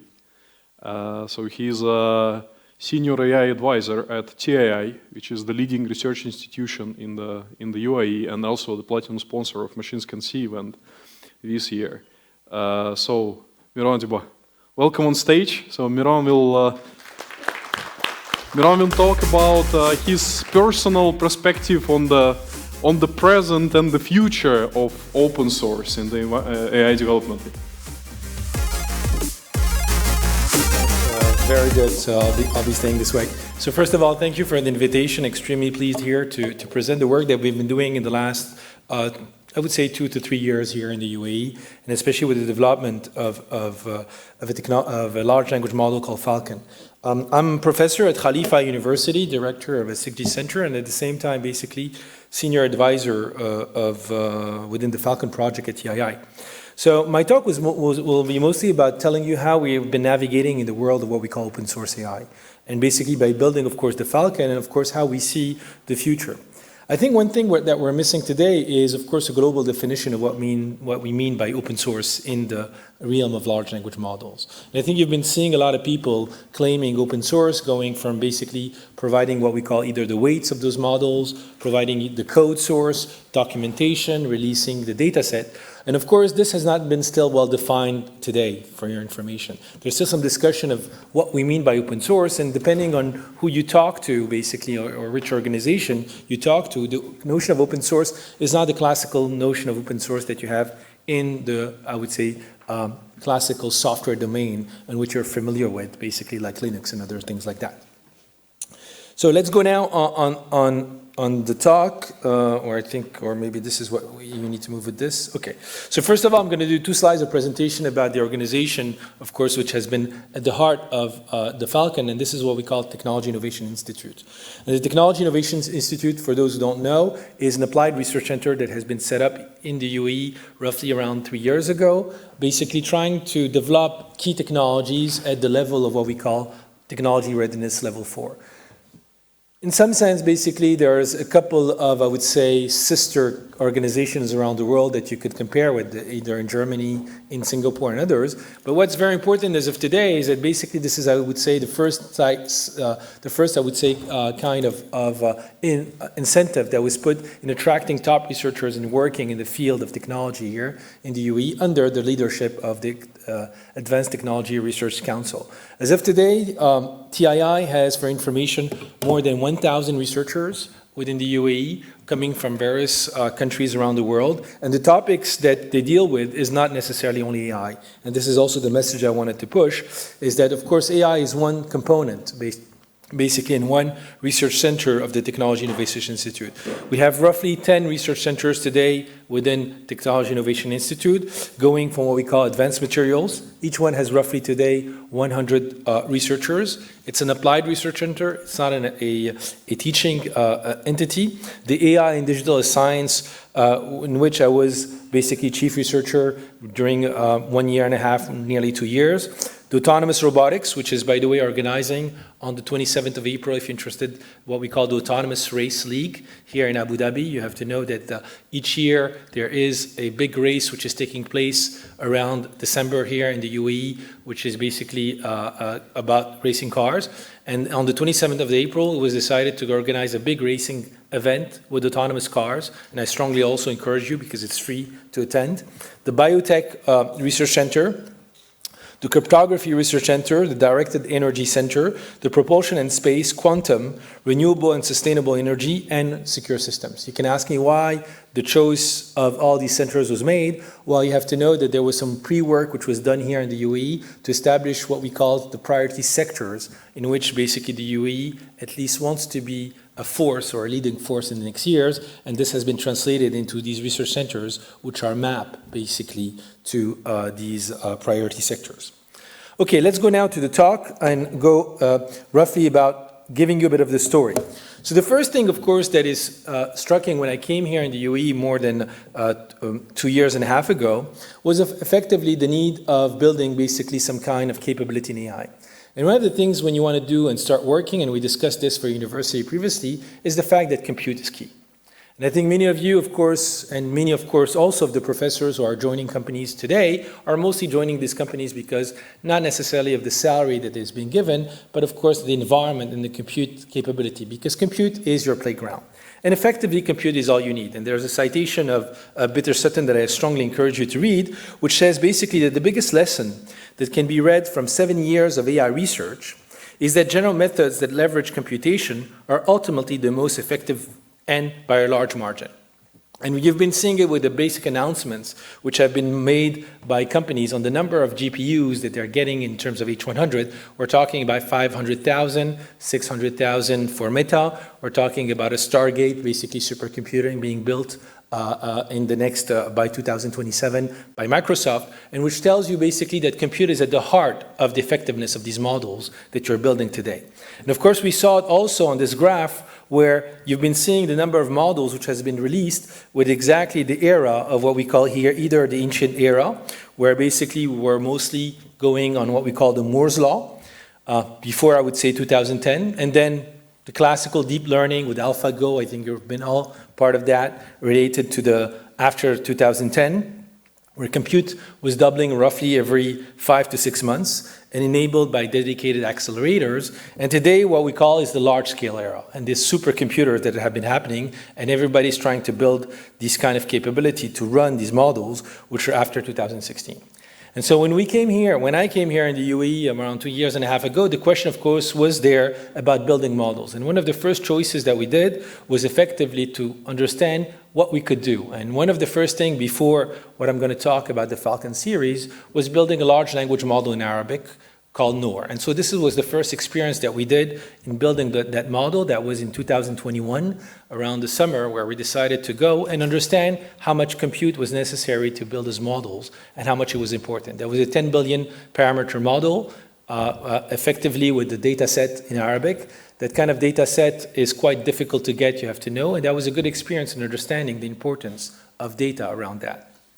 Just after, we decided, of course, to go one step forward and start building a much greater model, and that's the Falcon series I'm going to talk about. So when we decided to build the Falcon series, you have to know that we were a bit stuck because at that time there were many models with roughly 530 billion parameters with Megatron, Turing, and others. And the question arose about how far we could go in those models. And when we discussed internally within the teams and all the different scientists within the center, we had discussions about how far we could go. Going above 530 billion was much above the computing power you could get here and around the UAE. Luckily, and I think you're all aware of that, around that time there was a nice paper published by Kaplan and al., which discussed basically the importance about leveraging different features in building the models. And those features were about three. One, basically, of course, the fact that more computing power was quite important. So the more compute you had, the better it is, meaning the size of your model. The second is the quality of your data set and the size of your data set. So the better, and in terms of quality, your data set is important, and the bigger it is, then you can have a good model. And the third one is also how long you train your model, what we call the number of epochs. So the longer you're trained, the better it is. And by playing with these three factors, you could build up a model with a size which could be much less than what we had at that time. And by the way, this is what we're seeing today also within the realm of the models which are released and still having good performance. And so when we took the decision to decide to run Falcon, we were quite lucky because a model called Chinchilla that had appeared just at the time, and that model Chinchilla had exactly those features of having less number of parameters and still outperforming the classical ones we had. So we decided to design basically a large language model with 180 billion parameters with 3.5 trillion tokens. That was the size we decided to go on with the compute that we had, of course, available on the market. And by that, of course, the decision was taken to run those models. We had, of course, when you run models, what we call checkpoints. Checkpoints meaning that you're not going to run everything with 180 billion, but you're going to stop at 40 billion and 180 billion. Those basically, at least the biggest size, which is the 180B model, turned out to run on 4,000 GPUs A100. That's quite important to say. And that, of course, was quite a success for us because immediately at the moment when we published and run those models and we decided to open source them, they became #1 ranked on the Hugging Face board. Well, #1 being basically, and we'll talk about these evaluations and why I think in the open source domain, these evaluation benchmarks are broken. But let's say that basically in March 2023 and September 2023, March was basically the release of the Falcon 40B, and September 2023 was the release basically with 180B, turned out to be ranked #1 in those disciplines. As of today, we do have a massive adoption basically of the Falcon. We're getting more and more traction. We have roughly 12 billion downloads of our LLM model on the webpage. You can go falconllm.tii.ae, but you can also download them on basically Hugging Face. And we're having also, of course, a strong engagement of the community which is running that kind of model. Today you have a couple of big companies like AWS, which is making it available on SageMaker. You have Google, who has been also trying to use it. You have AMD, which has been also running it on their chipset, which is quite important for basically running Falcon or a large language models on the edge, and also Apple, which has all been playing with those kind of models. So it has a real, basically impressive traction, giving the unique performance and also what we call here the open access that we're talking about. So what were the ingredients to make this open source model one of the top ranked models? The first one, of course, is the experience we got with Arabic. So Arabic, as you all know, is a very difficult language. There's not so much data over there in terms of Arabic, and that makes it that you must make the best use of that data that you have and basically exploit it to the maximum. And so that's the kind of work that we did, and the Noor experience was very important for us.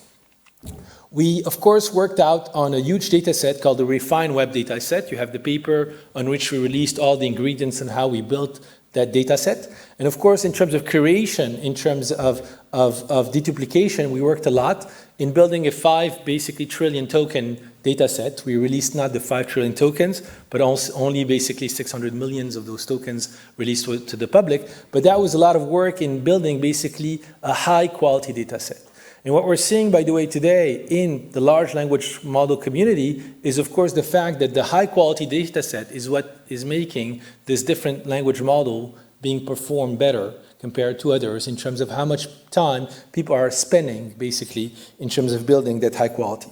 The second, of course, also, which is very important, is the training ingredients that have worked for us. And so, of course, we played with some tricks to enable basically the training. And one, of course, of the key steps when you build these large language model is how you do what we call distributed basically training. And distributed training is extremely difficult, especially when you start scaling with the number of GPUs. When you go from 100 to 4,000 GPUs, it's not the same thing, because if one of those GPU burns, then you need to rerun the stuff. It costs you money. So you need to be very smart in how you do. And here you have a couple of tricks we've been playing on how to build basically the training mechanism for running the Falcon. One is on the 3D parallelism here, basically related to data pipeline and tensor parallelism, and which increase the complexity over this FSDP, but also increase flexibility for low resource infrastructure.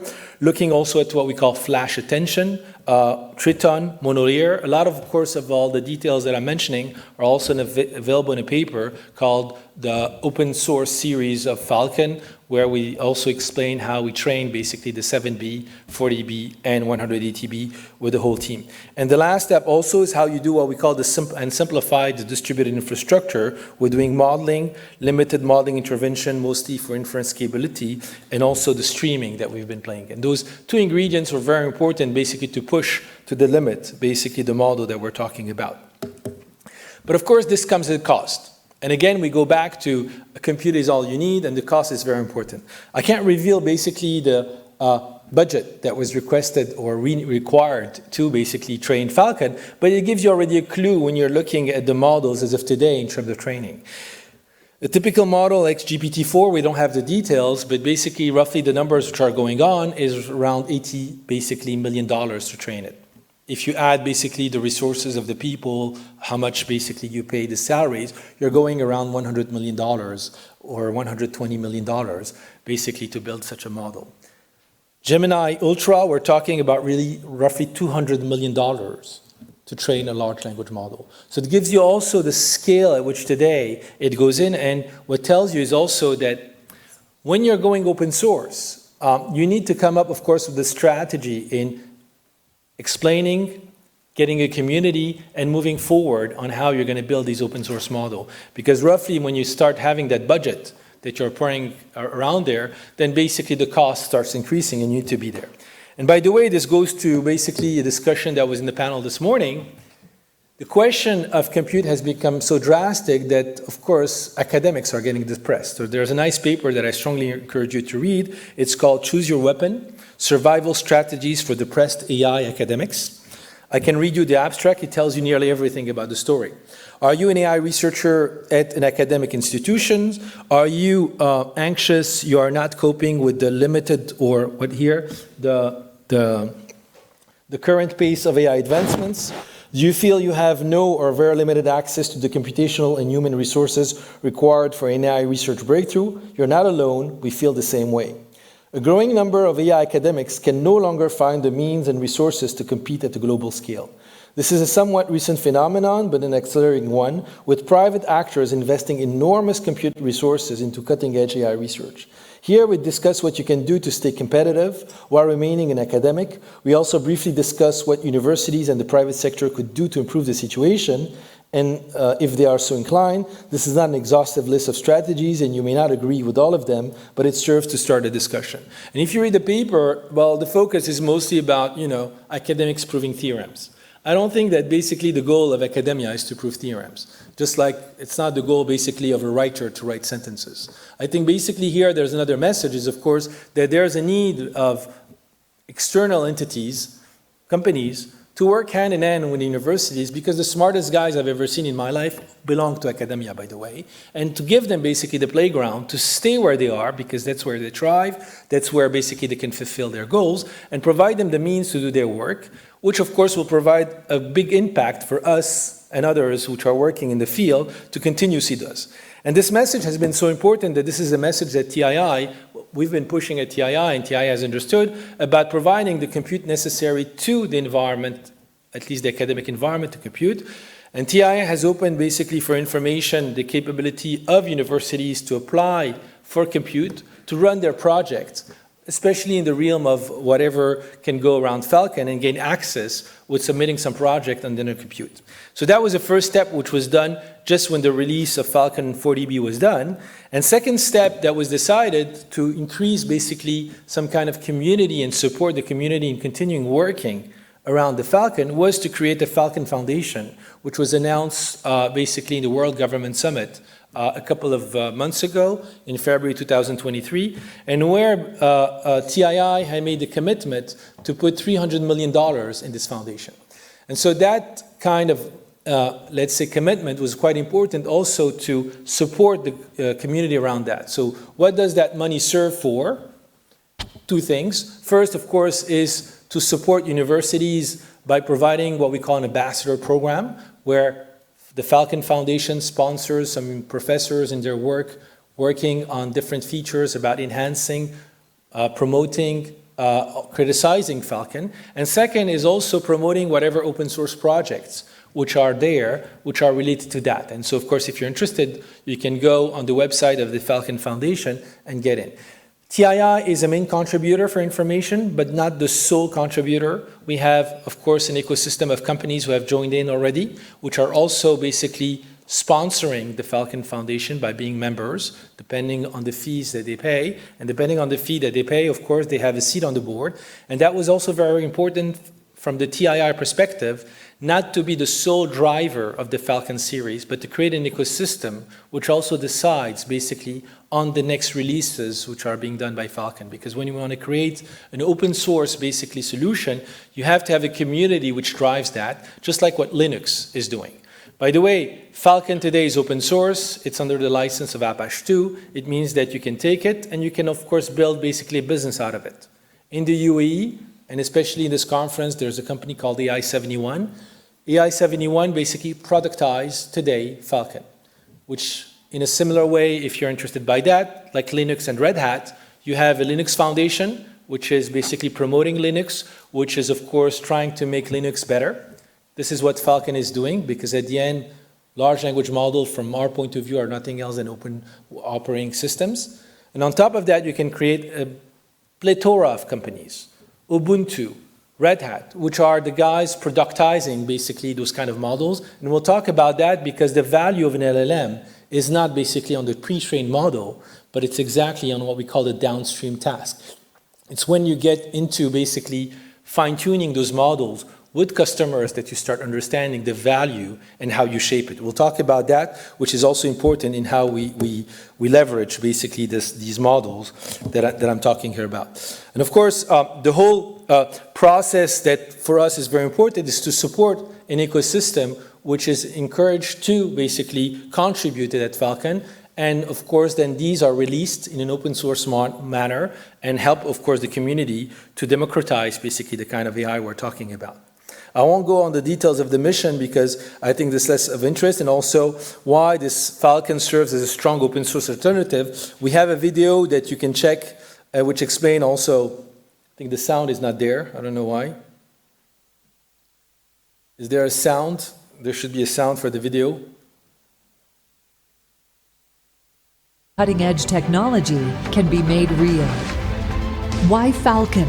Exceptional performance, backed by Abu Dhabi's Research Council, with options for on-premises deployment and ensuring data security.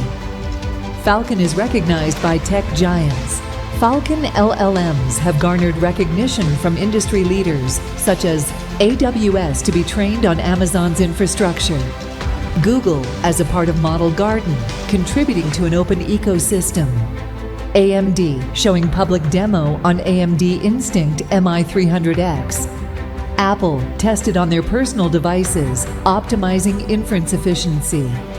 Falcon Foundation's key pillars are developing a Falcon-driven ecosystem for wide-ranging applications, bringing together key players and developers for shared growth by establishing clear models for cooperation, providing open computing resources for development of Falcon models. Why does open source matter? Enable advancement by providing building blocks and infrastructure, foster diversity and innovation by offering tools for varied training, ensure safety through bug identification and security defaults, enhance accessibility and efficiency by reducing procurement costs, fueling growth with global partners. Falcon Foundation projects in discussion with trusted partners such as Protein, Climate, Telecom, Finance, Engineering Design. Falcon Foundation, shaping the future of open source AI. Together, we soar to new heights. We have a couple of already open source projects that are sponsored. For example, TII is working closely with Khalifa University at the moment to build up basically what we call a Telecom GPT related to Falcon Telecom, where we're fine-tuning it with telecom data, especially within the 6G center that we have established at Khalifa University. We have another project also running called Falcon Protein, which is basically also fine-tuned basically on open source data related to protein. We have also something called Falcon Engineering, and these are the kind of projects that the Falcon Foundation has decided to continuously sponsor to continue the progress around that. Now, of course, one question, of course, which is unresolved in the approach of openness is, what do we mean by AI openness? And I think there's still some work to be done by our community here to discuss, and the Falcon Foundation has also basically a track to discuss on how we're going to go forward in terms of AI openness. And here you have a lot of basically discussions which are being put forward about, when you navigate in this world, what do you mean by openness? And of course, there's a lot of reasons you want to go around that. The first one is enhance reproducible research, promote innovation in an open, basically, science way. The other, as you can see here, is about sharing knowledge and educate people. Democratizing, of course, as we said, there's a gap in which you can arrive with these models and providing that open knowledge. Creating an ecosystem of developers, makers, builders, and foster collaboration. Create building blocks, infrastructure that people can extend to create things, advance the field. Give the tools also, which is very important, so that people can train on various source data sets for diversity, representation, and vision. Open culture, which is extremely important, especially for our region here. Enable auditability, explainability of systems. Support research on bias, environmental, and other key challenges. Identify, of course, bugs, security defaults. Reduce cost for basically procurement, cost optimization here we're talking about. Avoid, of course, vendor lock-in. And of course, by the way, that was also big discussions we had here in the UAE when we decided to discuss with the stakeholder. A lot of the discussion of the stakeholder were about, if we take you, can you ensure us that you're going to be there, and you're not going to be a startup which is going to be disappearing. And this is very important within the market that we're seeing today. There are so many today startups which are now created around LLMs, but of course, for a big company to install that kind of large language model, you want to be sure that that company is going to be there for many years. And if not, you don't want it also to be bought by a competitor and have basically your whole infrastructure with that. So you want to have a control on the kind of large language model that you're doing. So independent researchers, regulators need tools to assess large-scale assessments, here systems for risk. Making training and inference more resource efficient. Ensuring competition dynamism in the field balance dominant positions by new entrants and small players. And I think this is very important and we need to promote it, especially in our region. Foster the unexpected and of course the unimagined. You want to tap basically on a large community with great ideas. And ensuring resource when decisions impact human negatively or incorrectly in closed systems, there is no here recourse in that thing. Now, of course, when you look at that, there are many dimensions in openness. They go from the code to the data sets, to the weights, to the guardrails, to the documentation and distribution.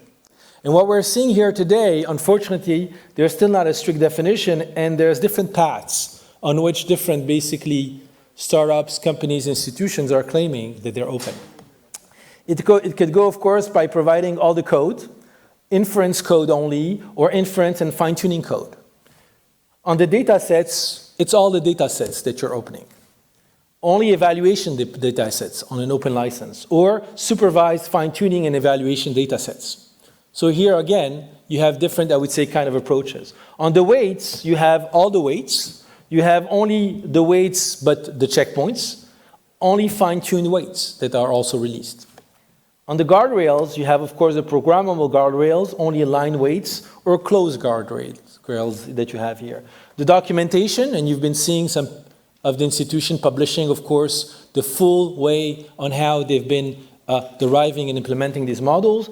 This goes from the data sheets, the model cards, and peer-reviewed papers, to only data sheets and model cards, only to blog posts, where you just comment about your next release. And also into the distribution, this goes from public access to public access and acceptable use policy, and also what we call here gated access. So I think this is also quite important that there is, within our community, still a requirement to go on strict definitions about how we define basically open source to go forward.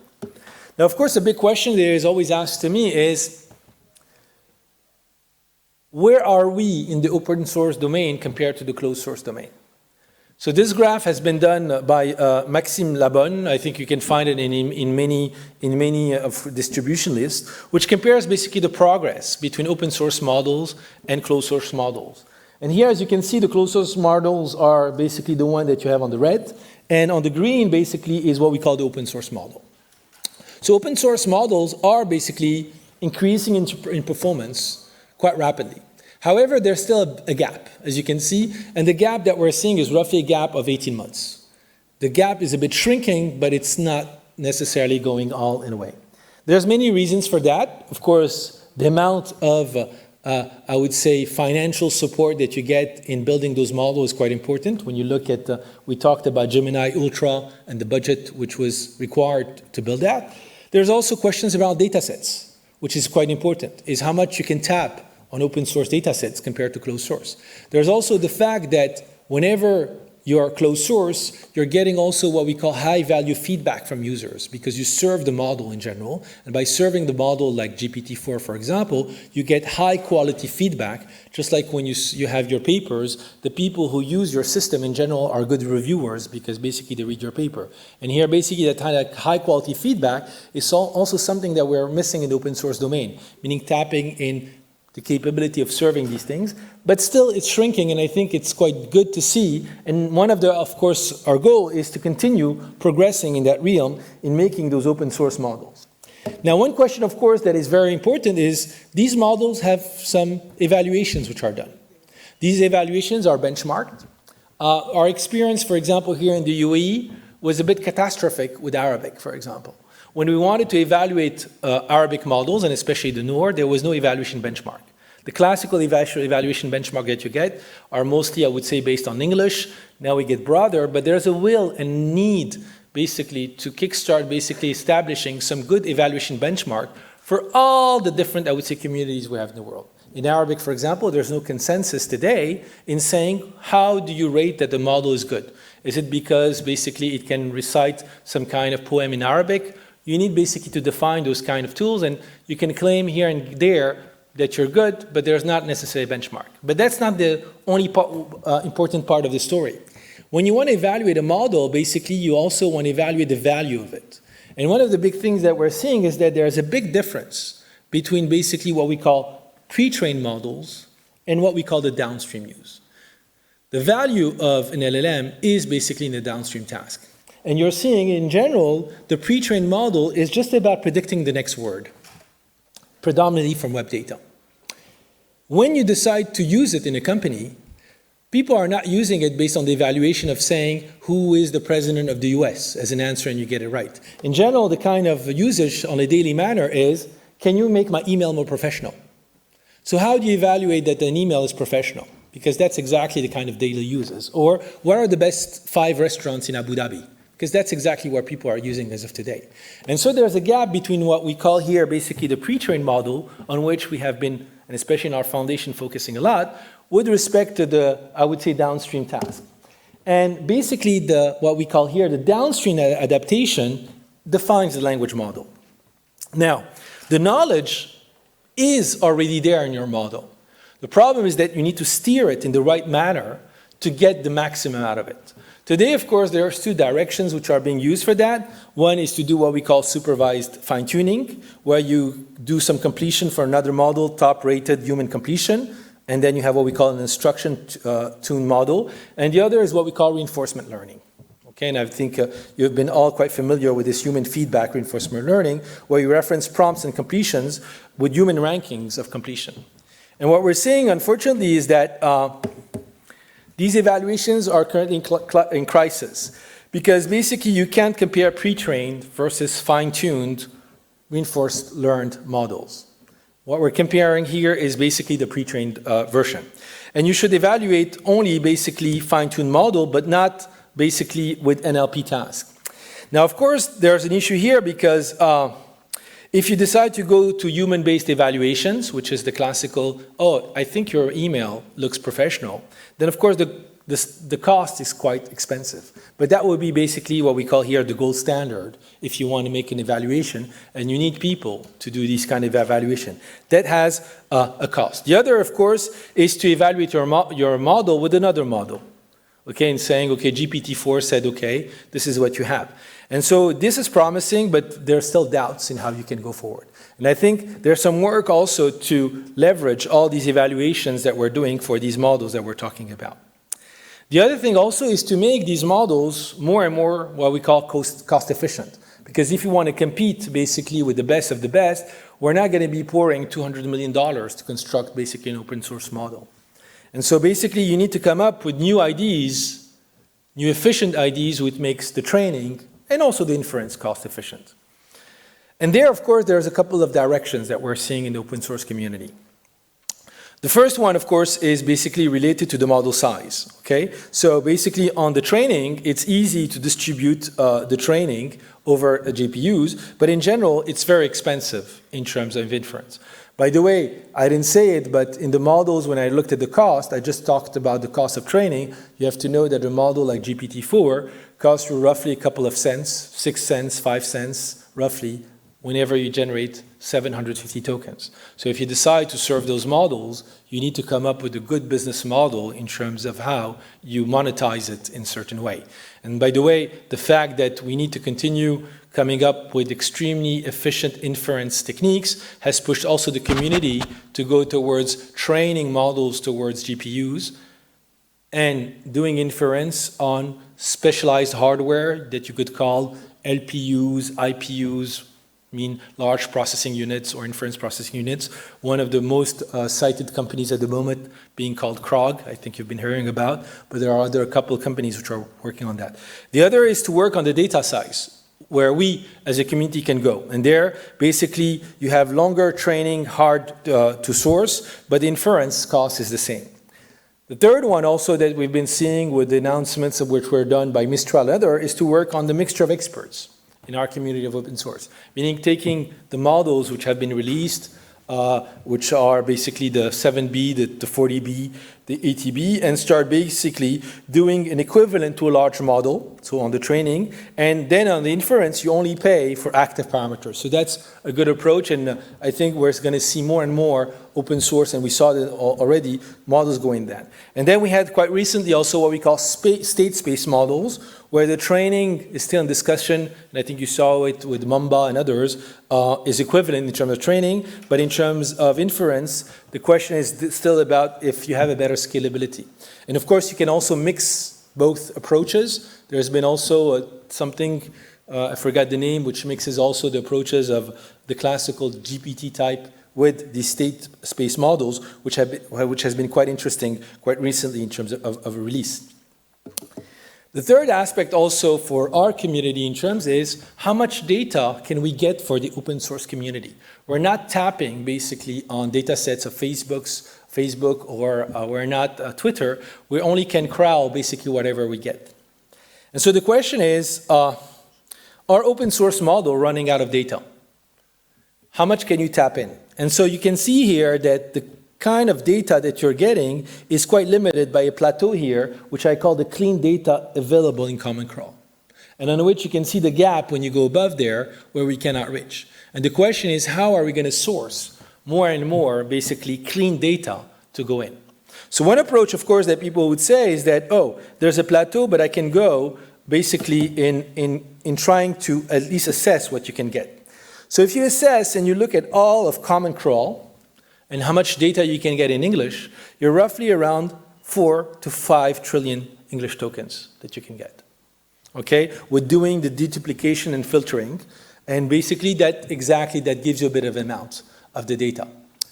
GPT-4 was roughly 13 trillion text tokens we're talking about. We don't have much detail, but that's roughly the numbers. So you would need to do something more. You can do what we call here running a certain number of epochs, roughly 4, and then you could get maximally by going a bit further with this number of epochs up to 20, maybe to 40 trillion text tokens, the maximum. So that gives you also kind of limit on where we are. So of course some people would say, oh, well, if you're running out of data, go to synthetic data. Okay, synthetic data, of course, is something that there's approaches to go run synthetic data, but there you need to be very careful in how you do it. Of course, we've been seeing people improving basically the performance of their system with synthetic data, but in general, you have annotation guys which are behind, so it's not really synthetic. By the way, if you really want to train your model on synthetic data, there's a phenomenon that is known, it's called model collapse. What it tells you is that if you train a model based on Gen AI data, then basically you have a diminishing return. It doesn't get better. It reduces, in fact, and which makes normal because you cannot create new knowledge by the fact that you have already created it. So basically, and we're seeing, unfortunately today, one of the big factors is the quantity of data which is on the web today is mostly starting to be Gen AI, because all of you now are less writing emails, they're less, of course, commenting on LinkedIn, it's automatically done. And so the question is how you do it quite nicely, and we've been trying to analyze it with colleagues of TII, also NYU Abu Dhabi, about what we call this phenomenon of collapse, which was highlighted last year in a nice paper, and showcasing that there is basically a good mixture that you need to do between synthetic data and what I would say real data. And that kind of fraction, if you respect it, then of course you get an improvement of your model. If you go below that fraction or you take only that kind of Gen AI synthetic data, there's a collapse of your model. And so this is something also you need to take into account. Of course, the third option is not at all to take any kind of Gen AI-based, model-based data, but go back to the physics-inspired techniques, meaning generate through models which are of Maxwell equations, and then you start. That could also be good approaches, but then simulating them, generating them, costs you a bit of money to do this physics-inspired technique. Now, of course, one way also is to go out of the data, but use what you are using here, machine can see. Machine can see is about using basically multimodality. And the question is, which is still unsolved today from a research perspective, and this is an open question to all of you, is can multimodality sustain scaling? Meaning getting that kind of data which goes on the other side and continue. This is still unclear. So this has been analyzed since last year. A lot of discussions about the kind of inputs we can get from these multimodal type of data and how we can scale. And there, I think it's still unclear how we can scale with this technique. So I think there's some work to be done related to especially the people who are doing vision and image about how we can continue to scale in terms of getting more data in our system. So what's next that we're seeing in the open source models? A lot of the open source models that we've been discussing, and if we go to the graph, have been unfortunately mostly text only, if you look at the competition that I've been talking here about on this graph here. And of course, the big step that we'll be seeing right now is, of course, coming up with open source models which have more and more multimodality features. And I think this is very important for our community to kickstart and which can match the performance of these GPT-4 Gemini. The second thing also is to come up with this RLHF to match also Claude and ChatGPT. And the third one, of course, is also to go extreme scale, which is also things that we're seeing. Not easy for an open source community to continue scaling in that way, but going into something more like 100,000, 200,000 petaflops per day. That gives you roughly the kind of numbers of GPUs that you need. So that's also a trend that we're seeing about the open source community and training into much more GPUs, H100 or other type of infrastructure to go in. So that gives you also the trend that we're going to be seeing this year, and I hope also that as far as the results that we'll be seeing for the open source is a closer, I would say, gap between the open source and closed source. Okay, I think I finished and I'm open for your question. Thank you again for your attention. Yeah. Thank you very much, Miro. I think it went beyond just open source discussion, quite a comprehensive review of major techniques and trends and LLM. So please, audience, we're open for questions. If there are any questions, just raise your hand. Yeah. Do you have a mic? Yes. Over here. Yeah, just over here. Yeah.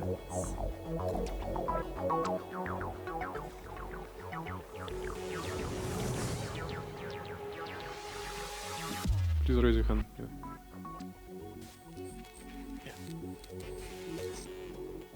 Yeah. Thank you for the inspiring talk. I have a question regarding a few of your ideas. You said that it is important to have open source models, and I totally agree with that. But you also said that we need to mind the inference cost, which is not zero, obviously. And you said that you need to think on the business model. How do you serve this model? And that means that an open source model cannot be open source anymore, since you cannot serve it freely to people. Am I right?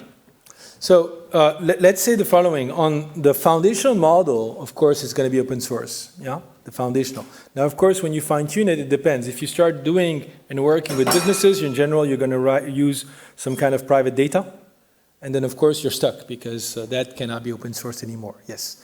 But the learning experience that you get by working with that is extremely valuable in terms of feedback that you get. What we're seeing in the open source community is that we're not getting that feedback, which is the models which are served, because what counts is your experience on how you serve them, and you need to serve them, and serving them has a cost, yes. So the issue that we have today is that once you decide to serve them, you need, of course, to monetize the serving, which costs. So our approach, of course, is to help the community in making the serving of this model as cheap as possible. The question is how cheap we can go in serving. And I told you one of the approaches, of course, is to go into specialized hardware. And we're happy that we're seeing a lot of companies now specializing in what we call IPUs or LPUs, I don't know how you would call it, which are only doing a number of tokens per second generation in a very efficient manner. And I think that's a good approach for us to start also having people that we can serve for very cheap if we want to keep up the open source, I would say, realm. Okay, thank you. Yeah, and just to continue that question, because it's also relevant to the cost of the solution and finally the TCO, and also the science and being proactive in terms of research. So the major architecture behind LLMs is transformers. Yes. So, and we know that transformers are O(n) squared in computational complexity. Nobody is happy with that. If you talk with some other algorithmic guys, they say like it should be linear, beta even a fraction. Yes. Like, do you think that there are some trends and there is some space, or maybe you know some works they're trying to kind of, you know, like go beyond attention is all you need? Yeah, well, there's been, and I think a lot of people have been jumping in the last months on these state space models, yeah. Especially Mamba, and looking at how these things. I think this is, of course, a valuable approach. I think, of course, there's a lot also caveats that still need to be solved. And what we saw also recently is a good, I would say, rough combination of both, using transformers plus state space, and looking at what we call hybrid type of model. So I think, yeah, we need to push these things also, because, as you said, we need to lower down the cost of these training. Yeah, definitely. Yeah, okay. GPT or, let's say, transformer is not the answer for, I mean, for today, of course, it's the easy approach, because transformer goes back to compute is all you need. Yeah. Yeah. So if you have compute, then you're happy. Yeah, great. So, other questions? Okay, if no questions, then let's thank our speaker again for an amazing talk. Yeah, yes. Thank you.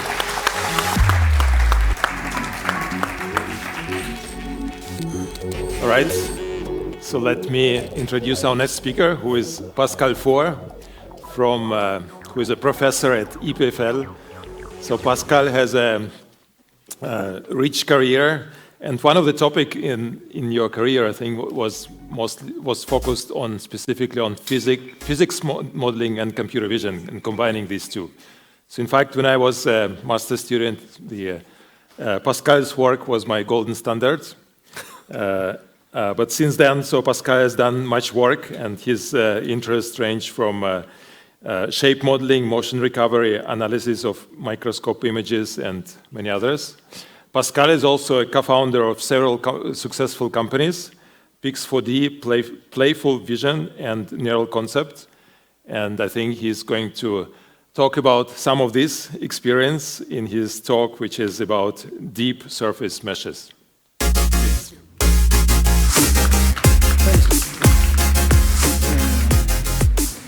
Yvon did not tell me when he invited me that I had a role here, is to comfort all those depressed scientists who think that LLMs are going to put them out of business. So I'm here to say, no, there is hope. And Irfan in his talk said that data always wins. Yeah, I have to agree with that. But there is a saving grace. You don't always have the data. At which point, you still have to do something. And that's what I really want to talk about today. And for this, I would first like to take you a few years back, a trip down memory lane. We are in 2001. We send our students to the top of Matterhorn. They launch a drone. The drone brings back a bunch of pictures, and we get a 3D map, an accurate 3D map of that part of Switzerland. So that technology is actually ancient. I mean, that goes all the way back to the 1960s. But it took about 50 years, so until 2011, to make it automated enough to make a company. There was no manual intervention anymore. You just got the pictures, computer did the rest. And there was no deep learning. Yay. And then we did things like this, where the Matterhorn doesn't deform very much, but this baseball that's being shot against a baseball bat deforms a lot, because it goes there very fast. And at the time, we were working with the Baseball Lab of America, the Wazoo in Washington State University. And these people are mechanical engineers. They are interested in the physical properties of the baseball. How does it deform? And they were developing simulation codes. And what we did was to provide the ground truth. So basically, here's the ball. Here is a model of the ball deformed to match the contour in the image, a 3D reconstruction, and a 3D reconstruction over time. And what that was used for was to essentially validate the simulation codes that those mechanical engineers were writing. Whatever they predicted should be what we actually observe. Okay, so these two examples essentially rely on traditional representation of surfaces as truncated meshes, which is, truncated meshes are great. They are used extensively for a good reason, but they also have a few drawbacks. One is their topology is fixed. It's really hard to change the shape of a deforming mesh, the topology of deforming mesh. And they are not terribly deep learning friendly. So at the time, it didn't matter. Now, of course, it does. So one representation that actually is better, not better, but really good in our brave new deep world is implicit surfaces, which, by the way, is another old idea. We all got, those of us who have gray hair, remember that we were all excited about this nice theorems in the 1990s. It was very cool, but it never took off. It's not it never took off. It didn't take off at the time for the reason I'm going to explain.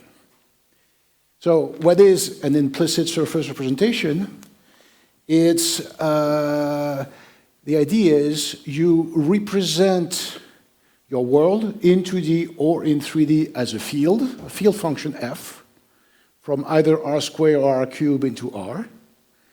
And you design your function f so that it's positive outside, negative inside, and the surface is a zero crossing, the place where you go from negative to positive. The advantage of this, and why it was exciting, is because with this representation you can change the topology of your surface. You can create holes if you want, with everything remaining differentiable and smooth. So this is nice. But the problem was, how do you represent this function? So typically, Amuse is going to use for a lot SDF, sign distance function. The function is often taken to be the sign distance function, which means it's the Euclidean distance to the surface, but you make it positive on one side but negative on the other. And the problem was, how do you represent that function f? If you do it in a traditional way, you have to create a cube of data with values, and this is horribly, this is a memory hog. And if you want any kind of resolution, you explode. In 1990, you really, really exploded the memory of your computer. In 2020, you still do, in fact. So, problem, which is why it didn't catch on at the time. But then, deep learning happened, 2000, the fateful date of 2012 that I've seen on some slides. We change paradigm, everything that had been done before becomes obsolete. Well, no, it doesn't. But you can do it better. And this is a beautiful example of that, which is these people, that's specifically, it's not me, it's these people, smart people, and they realized that, you don't need to represent the cube anymore. You can use a perceptron, a simple perceptron, to go from a point in space to the value of a sign distance function. And that is not that big. You don't need a huge amount of memory to do this. And in fact, you could even do a little bit better, which is you can condition the result on a latent vector or code encoding C. So that for a given C, and for all x's, you are going to get different shapes. So you get a latent vector representation of shapes. For example, the shape of cars here in this example, the shape of cars, so how do you train this? Well, you have a database of shapes of interest, bunch of cars. You have your perceptron, and during training, you learn the weights, and you learn a vector C for each one of your examples at the same time. That's called an auto-decoding approach, and it works quite well. That's nice, and is very useful, but there's still a bit of a problem. And the problem is, let's say now you do need an explicit representation, for example, to do rendering, or as I'll talk about in a moment, to do computational fluid dynamics. What do you do? Well, you run the Marching Cube algorithm. That's the standard accepted way of doing it. It works, but it's not differentiable. It's slow, but more importantly, it's not differentiable. And that is a bit of a problem if you want to integrate that into a deep learning pipeline. You cannot have a non-differentiable operation. Okay, so that seems to be a problem, but in fact it isn't. And that's one of the things we've shown, that even though Marching Cubes is not differentiable, you can differentiate through it. So that sounds like a contradiction in terms, but it's not. So let's look at this a bit more carefully, and I'm going to do something that I haven't seen done much here today, is I'm going to put equations on the board. One slide, only one slide. But equations are good. Don't forget them. So, let's say I have a loss function, and I have a triangular mesh that has vertices and facets. And I want to compute a loss, which is, for example, a rendering loss if I'm trying to model something. Okay, so when I compute this, how do? I have my S is my sign distance function. I run Marching Cubes, I get vertices and facets, and once I have V and F, I can compute L of V and F, no problem. The forward pass, in general, is not a problem. The place where you get into trouble with this is when you want to do the backward pass, when you want to differentiate. what you want to compute is the derivative of L, the loss, with respect to the code. So you do the chain rule for every vertex in your mesh. The derivative of L with respect to the position of a vertex, the derivative of a vertex with respect to the sign distance function, the derivative of a sign distance function with respect to the code. Okay, this one, no problem, because I'm assuming L is some differentiable loss function. This one, no problem, because S, I get S from C using a perceptron, I know how to differentiate that. Where I have a problem, or it seems like I have a problem, is this one.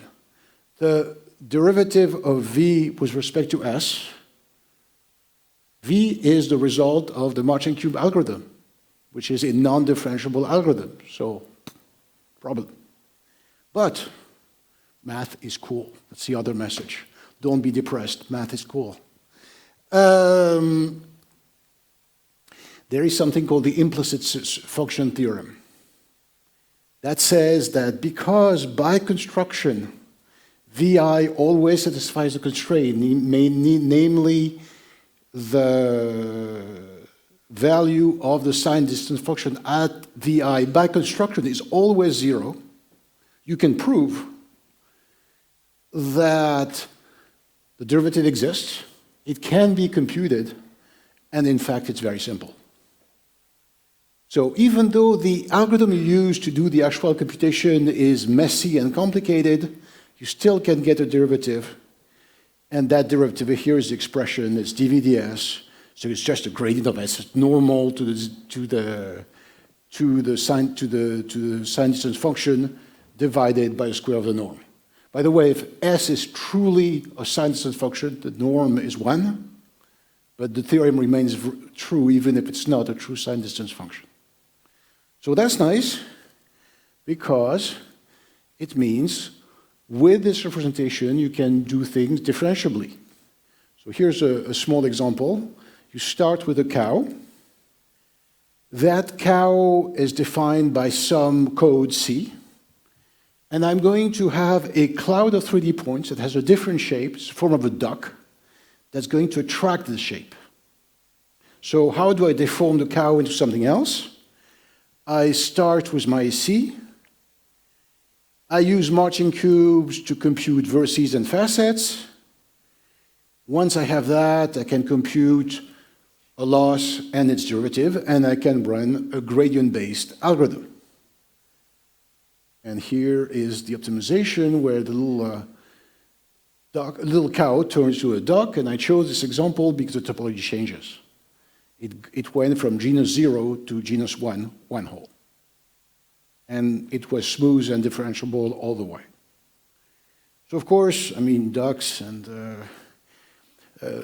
cows are perhaps not something we're terribly interested in, but this has actually some very real applications. And one of them that we are working on, and Yvonne mentioned a startup, we have a startup that tries to do that, and the goal is to try to provide tools to optimize shapes, 3D shapes, to maximize their performance. In the case of a car, that means, among other things, minimizing the drag and maximizing the downforce. So it turns out that you can you can train a GCNN, so a geodesic CNN, to take as input a 3D mesh, which represents the car, and output performance values. In this case, drag, and also local pressure values at every point on the car.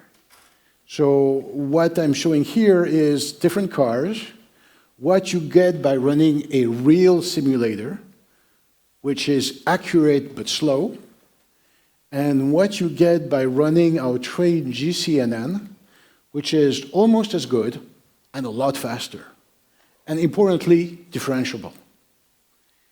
Which means we can go from a code C to an SDF to a mesh to a drag value, And the whole thing, the whole chain now is differentiable, which means we can optimize. So we can minimize the drag of C with respect to C under a bunch of constraints, and the kind of constraints we want is, if this is to be a reasonable car, there should be some space for the engine and the passengers, for example.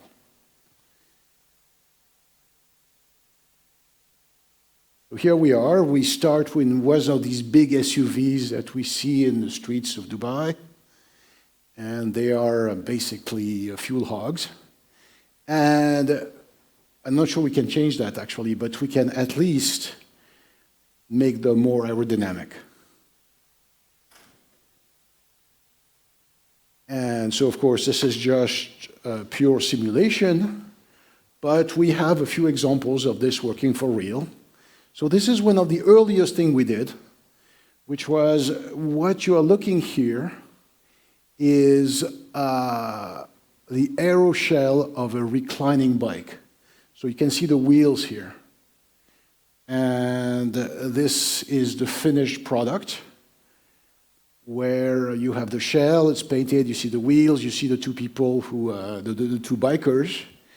And what they did was to go to this competition in Nevada, where they have an 8-kilometer long road, straight, flat, and they pedal as hard as they can, and they get clocked on the last 100 meters.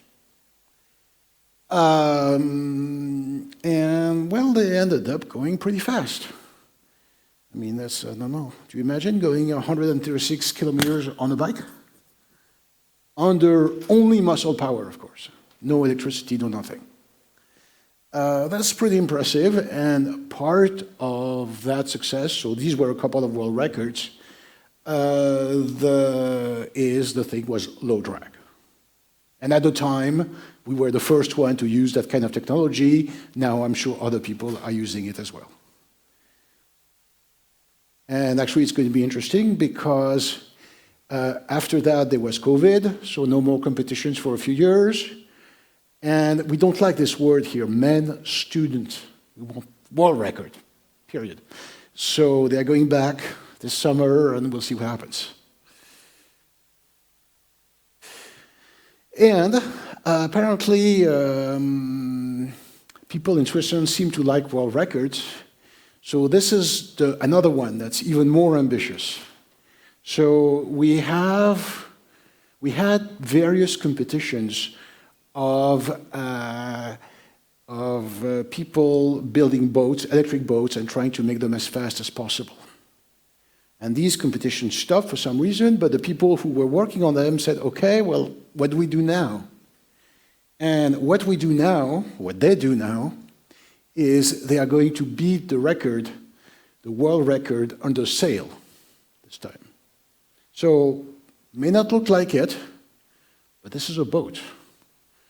It has 3 points, it's a tripod, and it's going to be pulled by a giant kite, and the design speed is 80 knots. For those of you who sail, that's insanely fast. And the current world record is 65. So it's crazy, but it's good kind of crazy.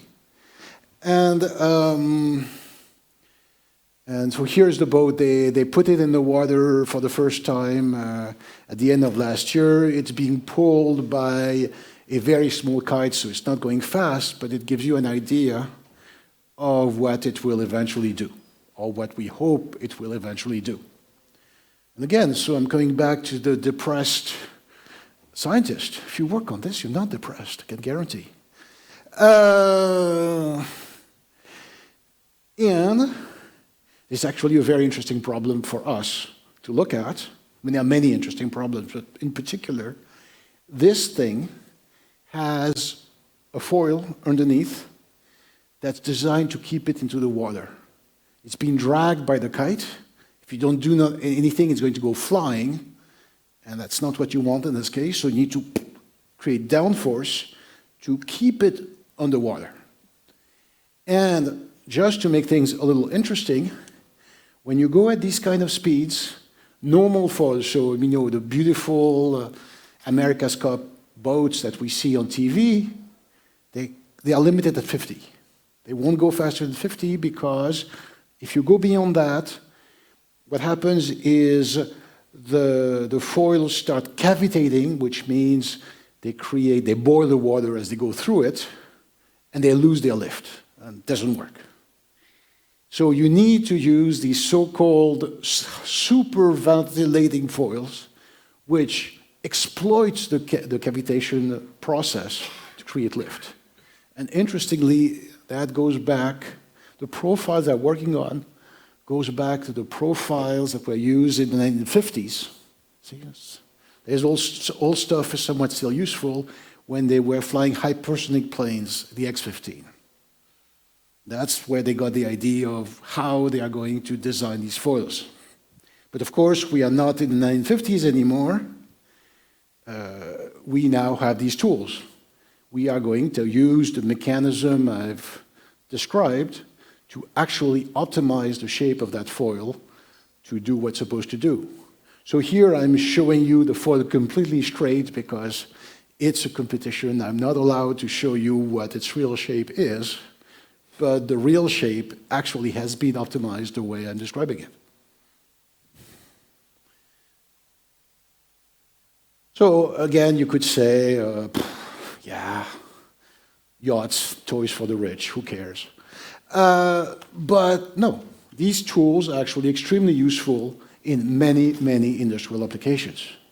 So here in UAE, one that might be highly relevant is this one, where I've seen all these beautiful buildings that are being built, and one of the problems is that you want to position them in a way that the wind is channeled so as to cool the place and not to create windstorms. And there is a company, I mean, this is actually a slide here, I put the logo of the company because it's actually used for real for that purpose.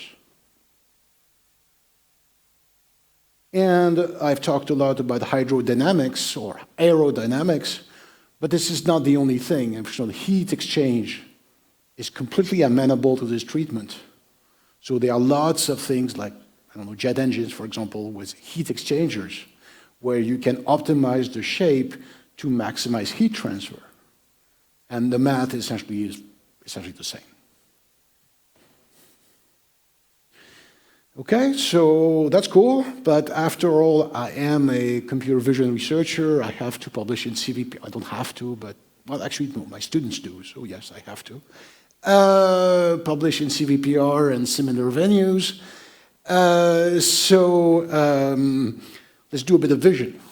This is applicable to vision, and in particular, in this case, 3D reconstruction from a single view, which, by the way, in my opinion, is a completely artificial problem, because if you want 3D reconstruction, you just get multiple views on zillions of views, and it works very, very well, but CVPR Reviewer is kind of like single views or whatever. We'll do it. So you start with one image, and this time we train the network a bit differently. We try an autodecoder to produce our C codes. And so we go from an image to a code that recreates the chair more or less, and then we optimize it. And eventually we get this thing here, which we have a 3D model of the chair from the single image. You can see it from the side. It's actually quite good. And it's not that easy because that particular chair has very, very narrow feet. And that's actually one of the cases where these SDF representations shine. They do this very well. And then you can even make it useful, fancy that, by using the same idea to go from sketches to 3D design. So you allow someone, an artist, to sketch something, and you will produce a chair or a car that corresponds to the sketch. And you can make it interactive. So you can, for example, take the result, say, well, I don't know, the wheelbase of that car is too wide, I want it narrower. Why not? So you just sketch it a bit differently, and you have the thing that optimizes it on this basis. So I said it was useful because we've actually worked with Neural Concept to actually integrate that into a tool that you can give to designers. So in a car company, there are lots of engineers, great, but there is a very special population. And that population are the artists, the people who make the cars look good. And these people, I mean, why do you buy a car, an expensive car at least? Because it has higher performance? Nah, it's because it looks good. So these people are really, really, really important. And, but in general, they have not much expertise in aerodynamics. So with this, you have a tool that you can let them draw the car of their dream, something they know how to do very well, and the system will produce a real car that corresponds as well as possible to what they drew and at the same time is aerodynamic. So that's machines. What we've also been working on is modeling people. And in this day and age, people wearing tight-fitting clothing can be captured very effectively using cameras. That's essentially a solved problem. What still is a little difficult is people, well, we tend to wear clothes. So modeling the clothes is still a bit of a problem.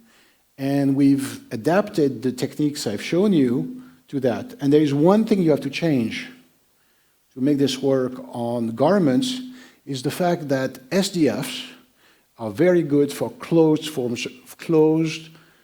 watertight surfaces. That's what they do. Well, clothes, by definition, are not watertight because you have to put them on. There are holes in them. So you cannot directly use SDF, or you can actually, by making a thick surface around your garment, but you lose accuracy. So an alternative to this is to replace the SDF by a UDF, an unsigned distance function, just the usual Euclidean distance. And if you represent that surface this way, where the surface is not what you have a zero crossing, is where the surface is zero, reaches zero. And the problem for us is that Marching Cubes is designed for SDFs. It doesn't work on UDFs because it expects the zero crossing that is not there. So what can you do? Well, you can actually modify it a little bit. And in the following fashion, if you have, say, a square or a cube in a voxel grid with unsigned distance values at every corner, what you're also going to have are gradients. And where the surface is, well, the gradients will face in opposite directions. So you can actually detect this by turning your UDF locally in an SDF by taking into account here whether gradients at neighboring corners agree or not. And you turn your SDF locally into a UDF, and you run Marching Cubes, and it actually works. So here's an example of the kind of things we can do when we model this shirt. You have the ground truth, you had what you get if you use an inflated SDF, which is a standard technique, and what you get with our approach, which is actually more accurate.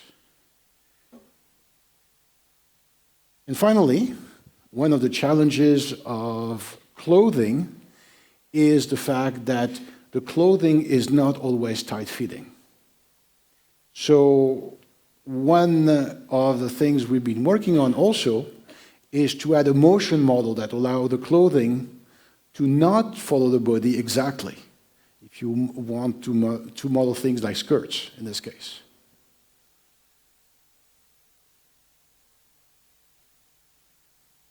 Okay, so that's more or less where we are. Now let me tell you a little bit where we want to go. Again, we're not depressed, we're going places. And the cars I've shown you were actually one single surface. But that's not real, right? If you want to build that thing, a car has wheels, it has rear view mirrors, it has antennas, whatever. So you need to be able to build composite models of which the SDF is only a part. And so we've been doing this so that we can actually optimize all these parts together while forcing them to remain consistent. So here is the kind of information I've shown you.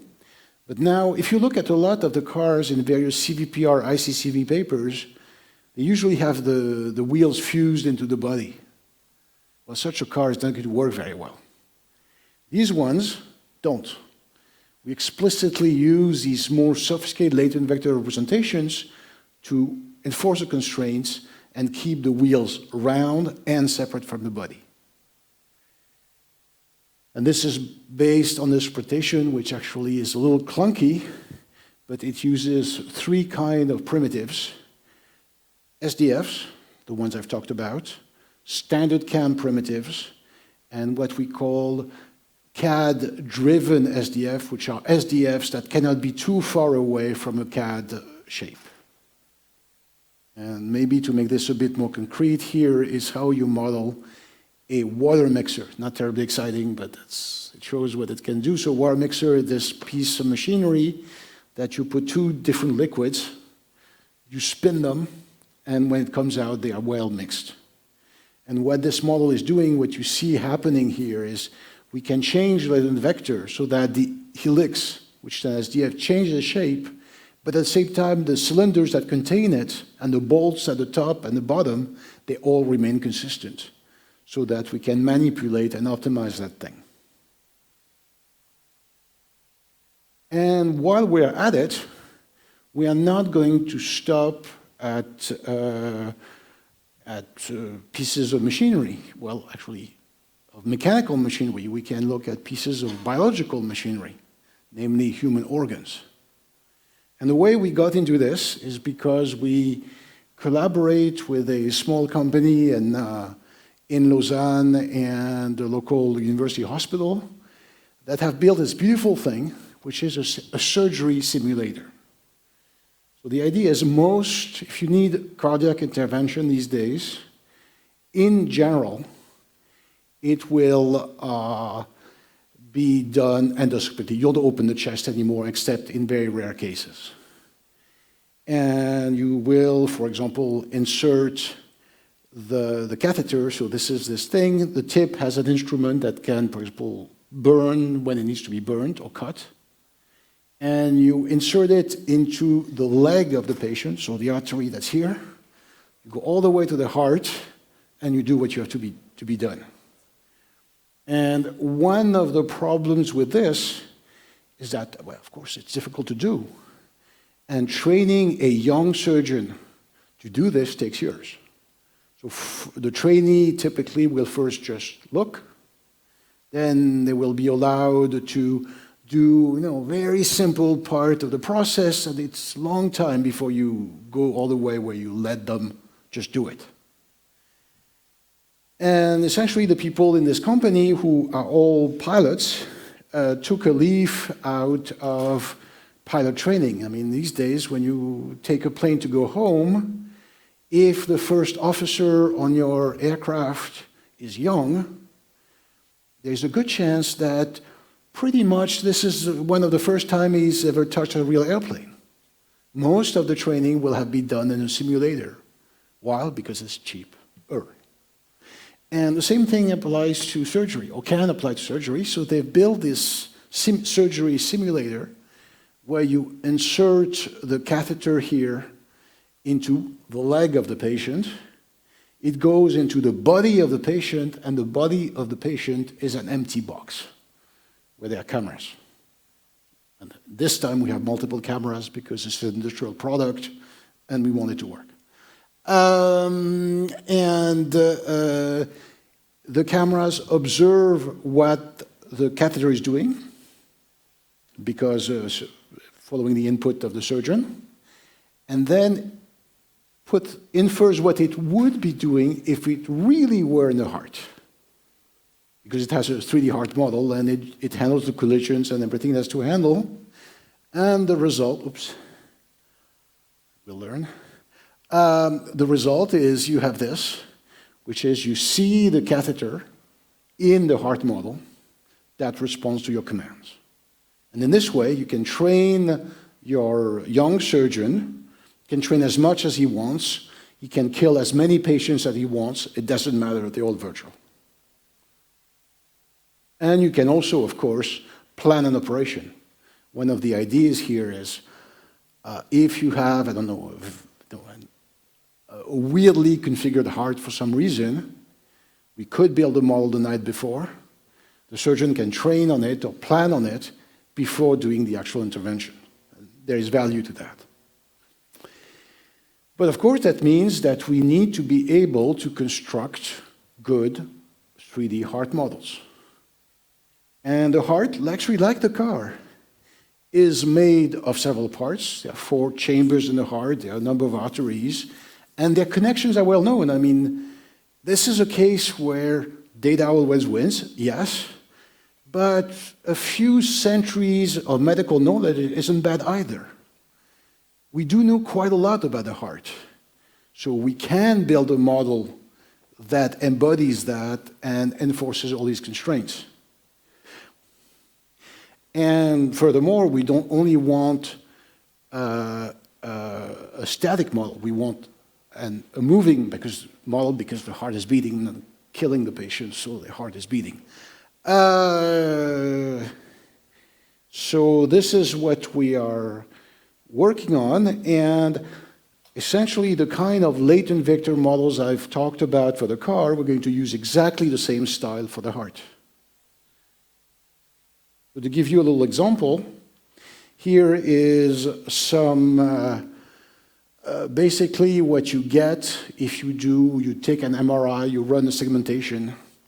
Your favorite is DeepNet segmentation. Segment any heart, I suppose, not as opposed to SAM. And you get a result which actually, so NNUNet is in the medical field is the one that's considered good. And you get something that's not bad, but not perfect. I mean, it does have these artifacts, and it's not the kind of thing you want to have in the model you're going to use to plan your operation. So you can try to fix it without imposing constraints or with imposing constraints. Now, that's actually what we're working on, which is you know that there are no interpenetrations. You know roughly how much, on what area these things are going to touch or not touch. So you can actually force your net to do that, and it gives significantly better results. So what we are working on right now is actually a more sophisticated version of the water mixer I showed earlier, which is a more uniform model that combines SDFs and primitives and allows us to add constraints in a reasonable way to do both, machines, hearts, you name it. Okay, so in conclusion, what I've shown is that we have a way in our models to combine explicit and implicit surface representations so that we can take advantage of their strength, their respective strength at any point of the computation. That the kind of implicit function we use, typically the SDF, is a very good one. But if you need to have open surfaces, you can also use the UDF. It works reasonably well. This approach can be expanded to complex composite shapes. And that's what we're working on these days. And I think it has potentially huge applications because most machines that we use, that we design, can be designed and optimized this way. And actually, so I've talked about cars, I've talked about clothes, we could talk about heat transfer if you want to make things electric. And since I still have a few minutes, I'll mention this one, which is, we're going to save the world. Well, maybe not, but I don't know, a few years ago, DeepMind had this great paper where they showed they could control the fusion beam in the tokamak using reinforcement learning. Very cool. And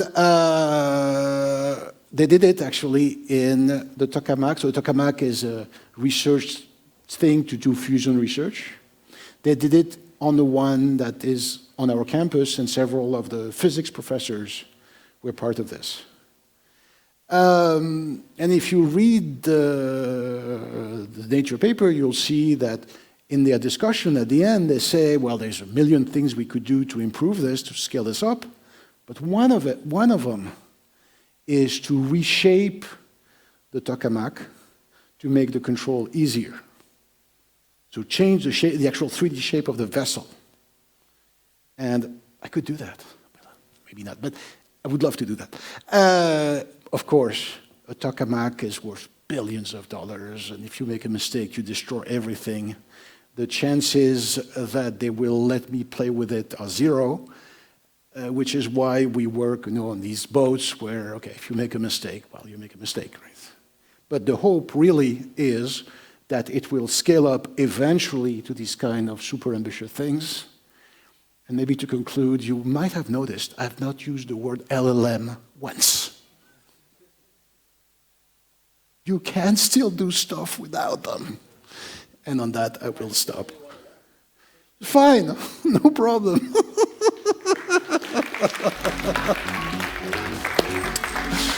Okay, thank you, Pascal, for inspiring talk. Maybe I can ask the first question. So, yeah, this is really inspiring. I like it a lot. How do you answer these depressed researchers who want to animate avocado on riding horse on the moon? So, Right. how can they use your physics-based? Well, it's excellent because we are collaborating with the Stanford people on this, on the horses.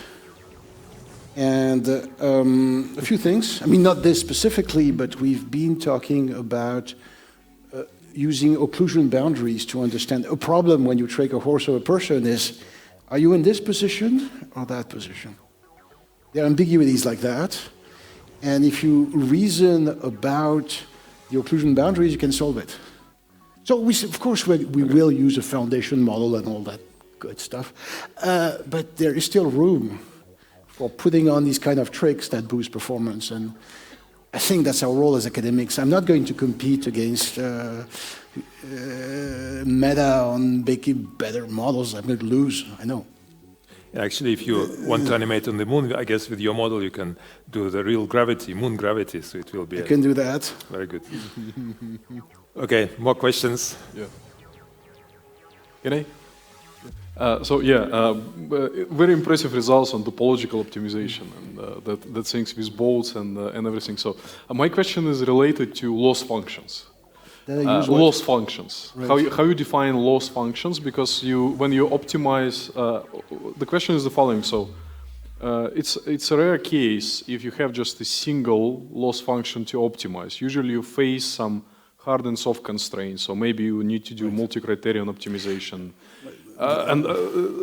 Probably my students should be watching now you talking online. So we discovered one thing on 3D reconstruction is latent variable systems, and specifically photometric loss versus metric L1 loss, for example.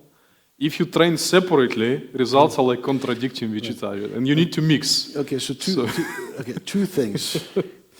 one thing I'm pushing for and we're working on is hard constraints. Yeah. So if you know that, I don't know, the ankle has to be 90 degrees, make it 90 degrees, don't use a loss function. Yeah. So that because, and then once you've done that, you still have, so let's take the case of the car. You want minimize drag, you want to maximize downforce, you don't want your car to break, so there are some structural things, and the answer is Pareto optima. So you have a front of possible outcomes, and there is still a role for the engineer to say, okay, I want to be here on the front. So like This is, yeah. I mean, basically this is relatively standard engineering stuff. It's not easy, but the tools exist. Okay, so and the second question is like how you basically decide if you do 3D reconstruction, for example, on modeling, and you need to find like a trade-off between like nicely looking, like Gaussian splitting, for example, on Earths, and you have photometric, but then you need to be like metrically consistent. Right. Okay, so now we get into a problem I've seen many times, and actually if anybody knows how to solve it, I'm interested, is the ground truth is never the ground truth. So we've done a lot of modeling of blood vessels and neural structures and sort of things. And we do get ground truths, but the so-called ground truth is full of errors. Not because the annotators are lazy, because it's actually hard to do. And so we run our algorithm, we get a result that we believe to be better than the ground truth because we fixed the errors. But then in terms of the scores that we report in our favorite conferences, they're worse. And I don't have a very good solution for that. Now, for the kind of problems I've talked about, I mean, when I talk about drag or lift-to-drag ratios, these are well understood losses in the engineering world. And when you talk to a plane designer, he's going to say, I want these, he's going to go to give you specs, and you have to manage to be in those specs. Yeah, thank you. One more short question. Ali. Someone with microphone? There is. Please. Yeah. Raise your hand.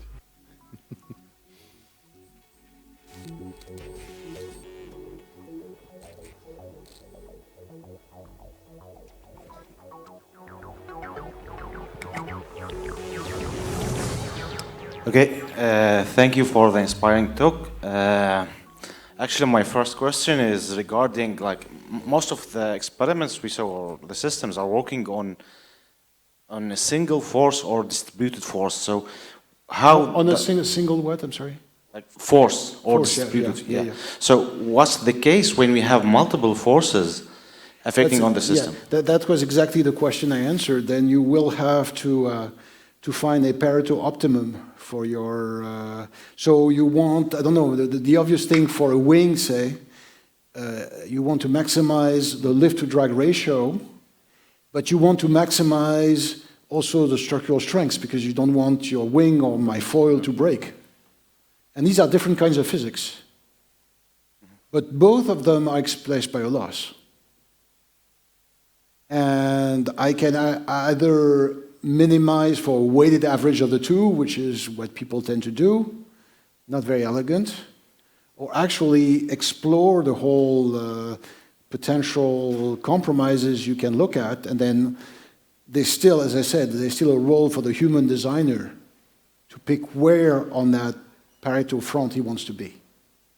Okay, thank you. And for just a small question regarding the 3D modeling for the heart, like the results you showed, does it use 3D unit or 2D unit? It's so what the one I presented was NN unit, Yes. so it's 3D. It's 3D. I think the best unit these days are the ones that have annotation layers around the bottleneck. So I can actually like those. Actually, I'm again I'm a little bit leery of transformers. I'm really very old-fashioned, but I don't like the idea that you take your image and you break it into squares.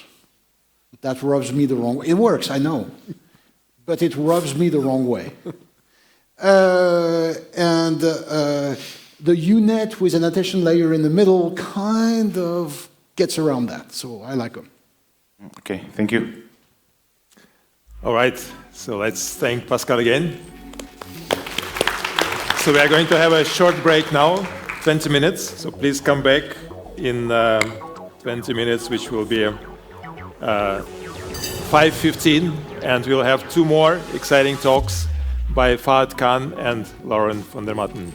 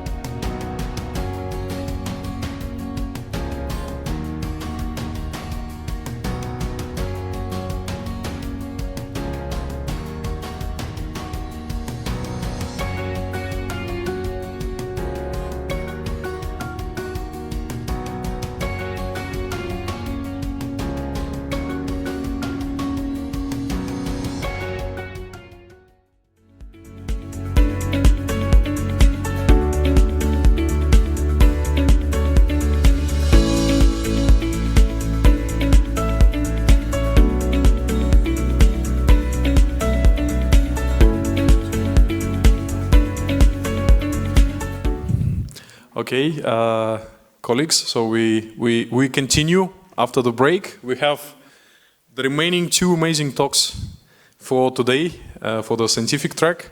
And it's a pleasure for me to announce our next speaker, who is a professor at Mohammed bin Zayed University of Artificial Intelligence, Fahad Khan. So Fahad has a number of amazing works on object tracking, segmentation, and activity recognition, action recognition, and with a multitude of papers at the most prestigious conferences like ICCV, CVPR, ECCV, and others, and best paper awards, and also top ranks at international competitions. Fahad is one of the leading experts in the field of computer vision and AI. And today, Fahad will be talking about how we can understand the world around us using vision. And we are all eager to understand more on how we can actually analyze robustness and generalization capability of deep neural networks, and specifically trained under weak supervision, under weak human supervision. So Fahad, the floor is yours. Please welcome. Yeah, and let's give a round of applause. Okay, so thank you very much for the introduction. So today I'm going to present some of our recent results on visual recognition and reasoning tasks, especially in the context of open world visual learning. And since Pascal did not mention even a single word about LMMs in his talk, and to make sure that people do not forget about them, so I'm going to speak again about large multimodal models. Okay, so visual recognition is an area which is my area of research, and it has observed tremendous progress in the last decade or so. So for instance, just to give you an example of one particular problem of action classification, and the way how this problem was addressed initially was using data sets which were curated in a control setting. So let's say this data set, which is an example on the left side, KTH action dataset. It was one of the most commonly used data sets at that time to benchmark performance on action classification algorithms. And the idea was that we can learn an action classifier using some training videos of certain object categories or action categories, such as running, walking, clapping. And once we have this model trained, then given an unseen video or action video, the model can predict the action category that is present in that video. And at that time, the hope or the ultimate goal was to eventually be able to obtain a more detailed semantic understanding of the video content. So for instance, being able to learn a complete description of a video rather than only being restricted to predicting a certain action category label or not in a video. And so far, we probably have not reached to our ultimate destination, but we can observe recently some efforts leveraging large language models to develop conversational video agents that, to an extent, possess an ability to reason about the video content. So for instance, here is an example on the right side. So this is the work that we did last year, Video Chat GPT. So it's one of the conversational video agents that we developed. So given this input video, we asked the model if it can identify any safety hazards in this video. And this was the response from the model that, yes, there is a safety hazard in the video where a child is playing with a toy car on the floor and there is a fireplace nearby. The child is sitting on the floor in front of the fireplace, which could potentially be a safety hazard if the child gets too close to the fireplace. Of course, these systems are not mature. They tend to hallucinate their outputs. Also, they are not capable of processing long video inputs, but there is still, to a certain degree, we can think about that they can reason about the video content rather than just predicting the action category labels or the classification task. So there is still some way to go to achieve this ultimate goal. So today I'm going to touch base 3 different research lines that I have been pursuing in the last 4 or 5 years. So first, I'm interested in understanding intriguing properties of deep visual recognition models, in particular how they perform and how they reach to the final decisions that we can see from them. And then second, I have been also exploring how to learn robust visual recognition models in the wild. So for instance, with limited or no supervision, or in a more realistic open world learning setting, rather than being a closed world formulation, which we typically use in visual recognition tasks. And then moving further, I will also show some results on how we can enhance the reasoning capabilities of open source large multimodal models, which have become a bit of a rage these days.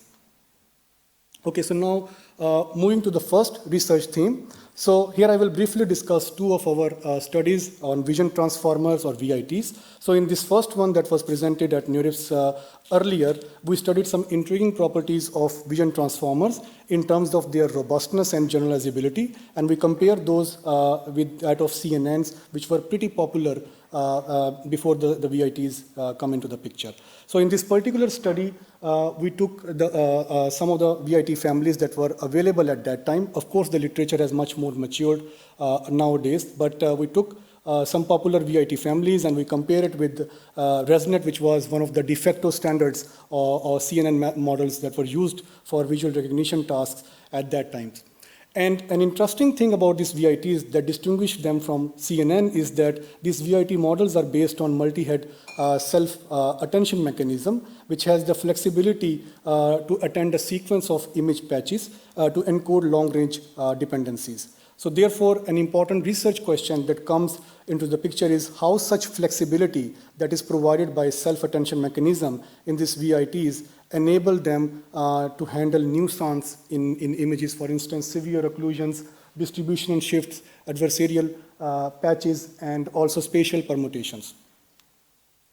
So to this end, we systematically study this question via an extensive set of experiments, comparing them with also CNNs. So I'm not going to go into the details of the work, but some of the key findings from our experimental study was that we observed that VITs can achieve almost 60% top one ImageNet accuracy, even when 80% of the image content or the input image is occluded.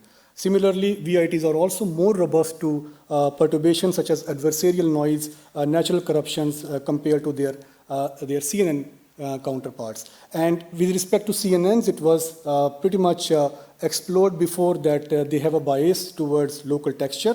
What in this experimental study, what we observed is that compared to CNNs, VITs have less bias towards local texture, and given their structure of adding much more complementary information in the form of tokens, one can also have a more shape-biased VIT if we are going to train that. And as a result of that, we can also achieve some pretty good segmentation results without actually leveraging segmentation annotations as an input.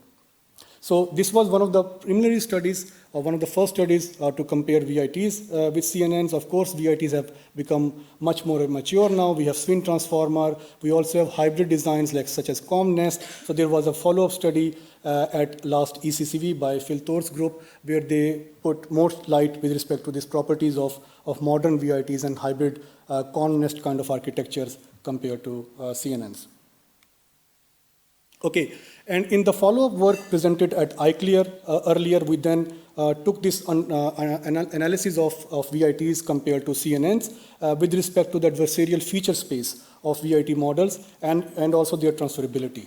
In particular, what we observe is that the adversarial patterns, when one can found via conventional adversarial attacks, we show that they exhibit very low black box transferability, even for very large VIT models. And one of the reasons that we conjecture is that the way we treat in this standard adversarial attacks the VIT architecture. So in this case, what it is doing is that it is treating VIT as a single classifier by only taking the classification token from the last block. And in this way, these attacks do not fully leverage the true representations potentials of the VIT, because the class tokens which were in the preceding VIT blocks only indirectly influence the adversarial perturbation. They were not explicitly taken into consideration when designing these attacks. So in contrast, in our approach on the right side, we try to more effectively utilize the underlying VIT architecture by creating a self-ensemble that uses class tokens which are produced by all the blocks within the VIT to design the adversarial attack. And this kind of a self-ensemble mechanism, the hope was that it can enable us to use hierarchical discriminative information that is learned by all the class tokens, leading to generating transferable adversaries. And these transferable adversaries, compared to the classical way of treating VIT as a single classifier, we observed that it generalizes well across different model types and also different computer vision tasks. Okay, now I will shift my focus on the second part of the talk, and that is learning visual recognition models in the wild. And if any one of you who have been working on different any visual recognition task can relate to this kind of a regime, which is the conventional recognition pipeline that predominantly works on a strong assumption that all the object categories that have to be detected would be available during the training phase. So this is one of the very strong assumptions on which this conventional visual recognition pipelines or paradigms work on.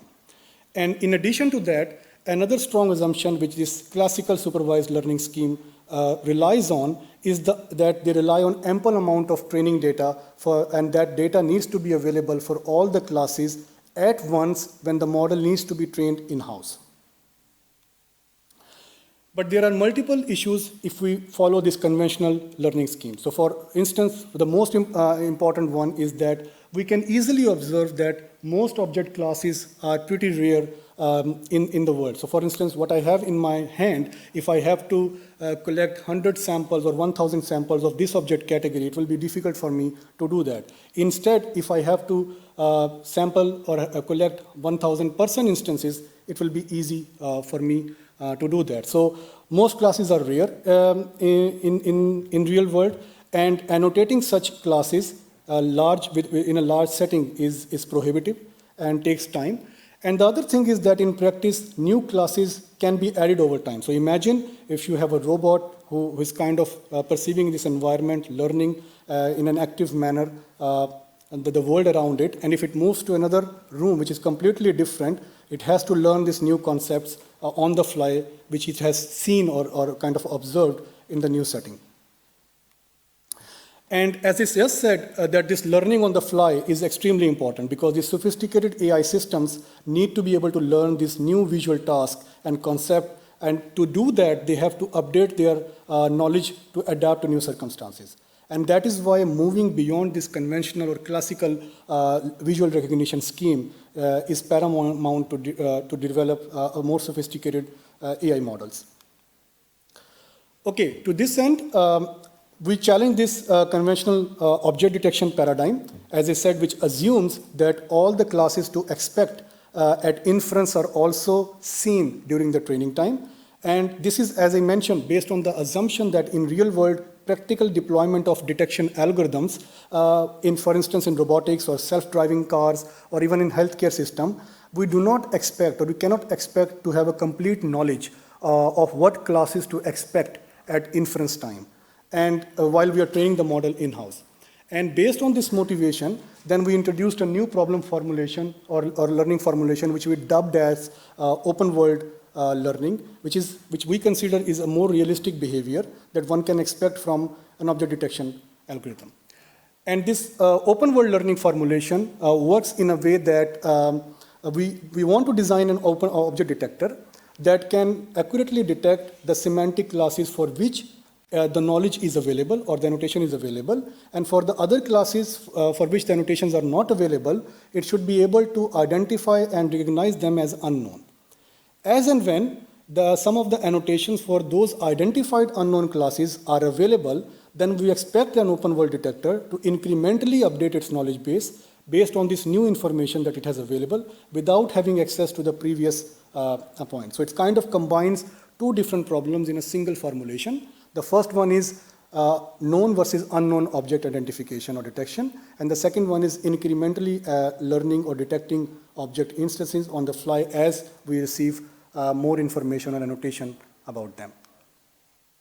So as I just mentioned, in this open world detection learning paradigm, a few set of categories, which are denoted here as blue circles, are labeled out of a large pool of unlabeled classes, which are denoted by a gray area.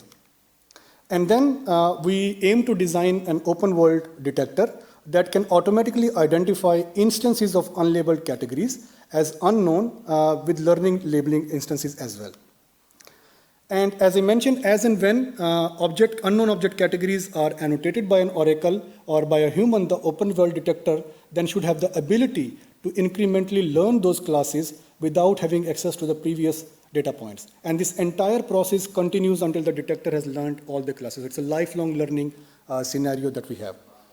So in other words, in open world detection paradigm, at each incremental learning step, the model identifies the unknown objects, which we have identified here as the question mark, and these are progressively labeled as blue circles and then added to the existing knowledge base, which is denoted by green circles. So this is how this knowledge is updated in a lifelong learning setting. And then, in addition to the new problem formulation, we also introduced an object detector, which is basically a modification of classical two-stage faster RCNN. And since the proposal network, the RPN, is not equipped to handle unknown object instances, we do a very simple thing which we call an auto-labeling mechanism. And this auto-labeling is performed on the class-agnostic proposals, which are basically the output of this RPN. So what we do is that we see what are the overlap with the ground truth, and then if there is a high objectness score, but there is no overlap with the classes which are, the semantic class labels, we label them as unknown instances. And this auto-labeling is then used to perform training together with the ground truth labels.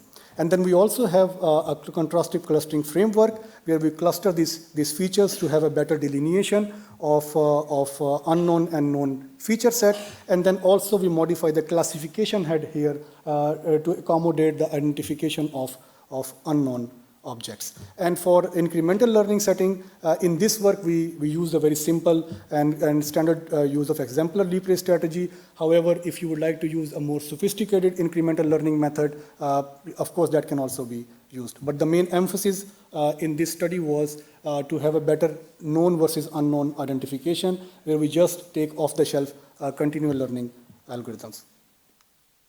Okay, I'm not going to go into empirical numbers, just to give you a visual illustration, which in my opinion are always more meaningful. So on the left side is the output of a detector at task 2, where there are still some unknown objects labeled as unknowns, which are fruits and vegetables. And then on the right side, at a later stage, when those annotations were available, the detector was able to incrementally update its knowledge base and now was able to correctly localize them with their respective semantic categories.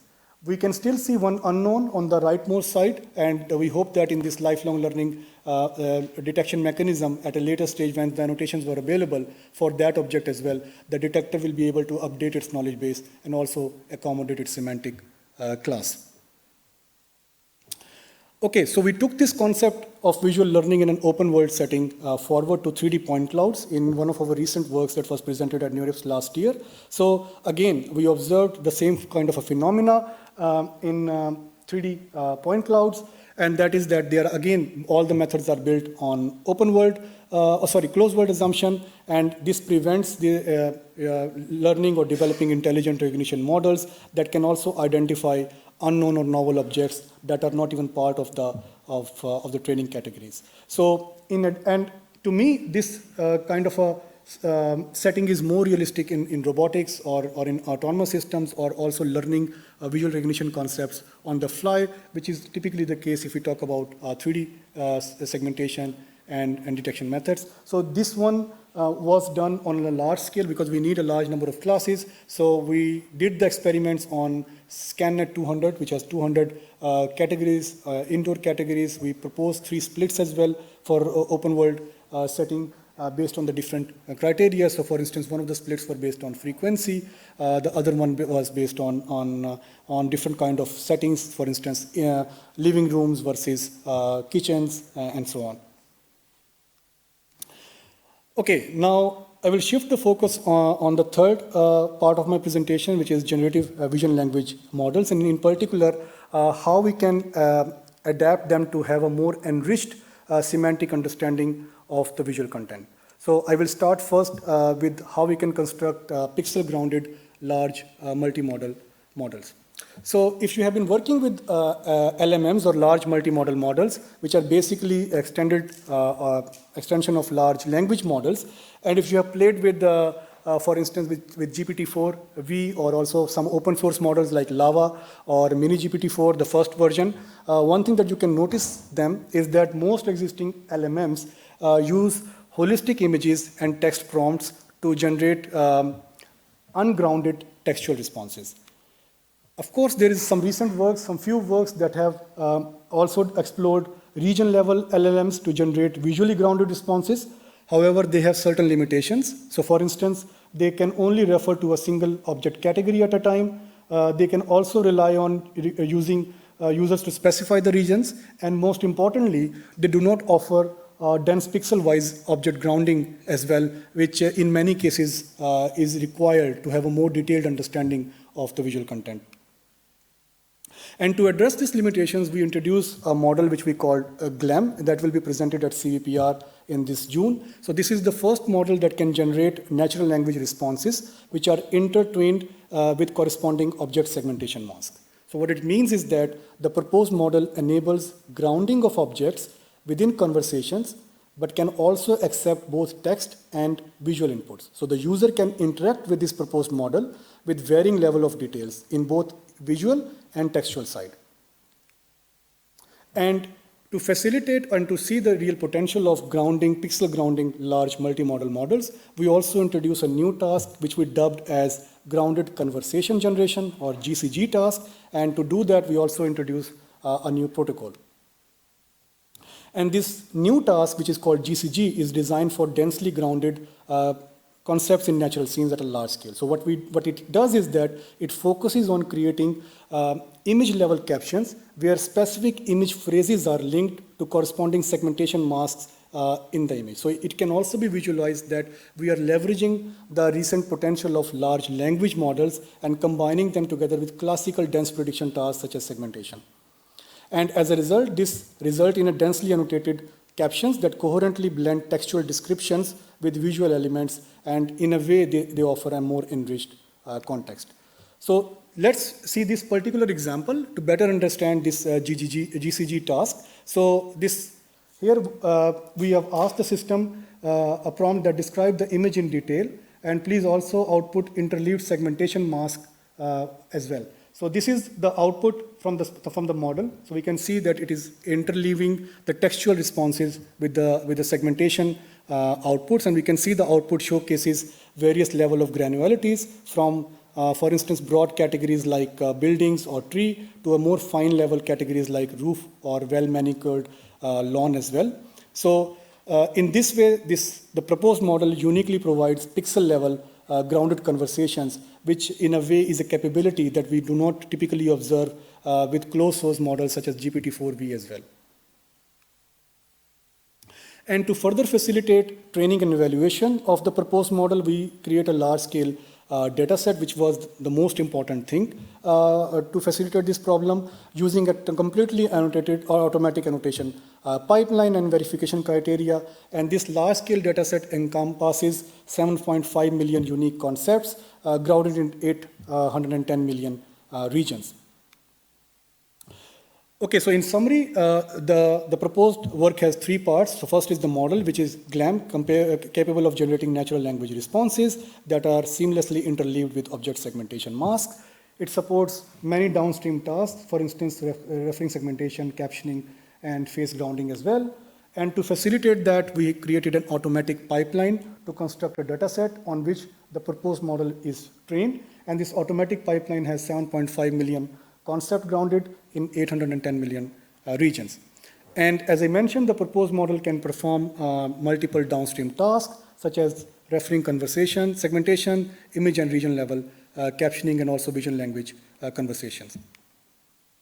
Okay, now let's look into a more detailed how the proposed data set was created. So as I mentioned, to facilitate the model training, we've introduced an automated pipeline. It's a comprehensive multi-purpose image text data set that offers a range of contextual information. So The pipeline, the data construction pipeline consists of 4 distinct levels. So level 1 on the left top is about detailing objects and attributes, whereas in level 2 includes short captions and relational markers. And then in level 3, we build scene graphs based on what information we have extracted in level 1 and level 2 to form a more hierarchical organization of informations. And then level 4, we provided much more additional context in, for instance, societal context and relational context to have a more richer visual understanding. So looking into level 1, for instance, so as I said, level 1 focuses on object localization and also provides semantic labels such as segmentation mask, attributes, and also depth information. So here the focus is on detailed object identification that we can perform in the images.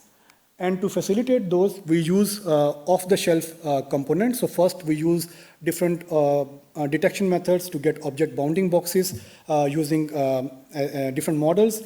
And then afterwards, we use class-agnostic non-maxima suppression that is applied to filter out false positives.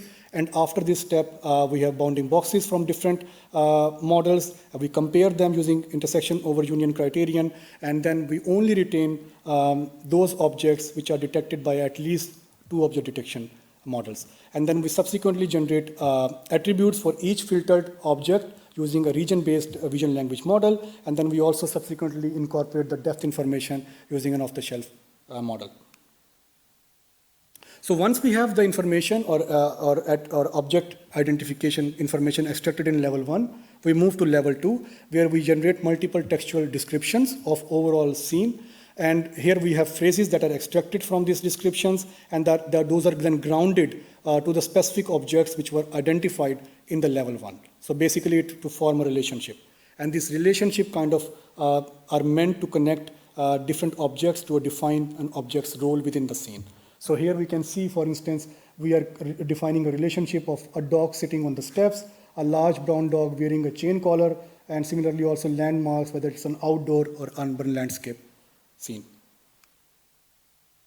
And to get this information in level 2, we extract phrases from different vision language models. So for instance, we use, for image captioning, we use LAVA. For image captioning also, we use BLIP2, and for caption grounding, we use multimodal Dieter model, and so on. So these relationships then articulate connections, as I mentioned, between objects or define an object's role within the scene. And then each scene is then assigned a landmark category that includes a primary and much more subcategories as well. So just an example here of this. So these relationships and the attributes which we have learned from level 1, level 2. At level 3, we kind of make a more dense grounded caption out of it. So we start to connect the different relationships, which kind of captures a more high-level reasoning of objects within an image. So here we show again the graph, how it looks like. This is structured data serves as a query for LLMs to generate dense image captions. And to provide this additional context, we also use bounding box coordinates or the spatial coordinates to assign each object to a specific spatial layer within the scene. So we can see background, we can see midground, we can see foreground as well, where we use this spatial information. And additionally, we also use these short scene level captions that incorporate the scene graphs to enhance the LLM's contextual understanding. Okay, now we have level 1, level 2, and level 3. So we build level 4 on the scene graph, which we have generated in level 3 to obtain a more detailed visual understanding. And to do this, we query LLM to extract extended contextual insights that are beyond just object identification and relationship. So here we are asking for much more broader context as well.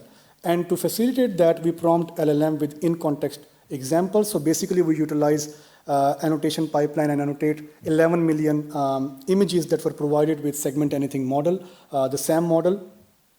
And then this resulting data set compliant, has diversity, has high resolution, and it's also privacy compliant as the original SAM data set as well.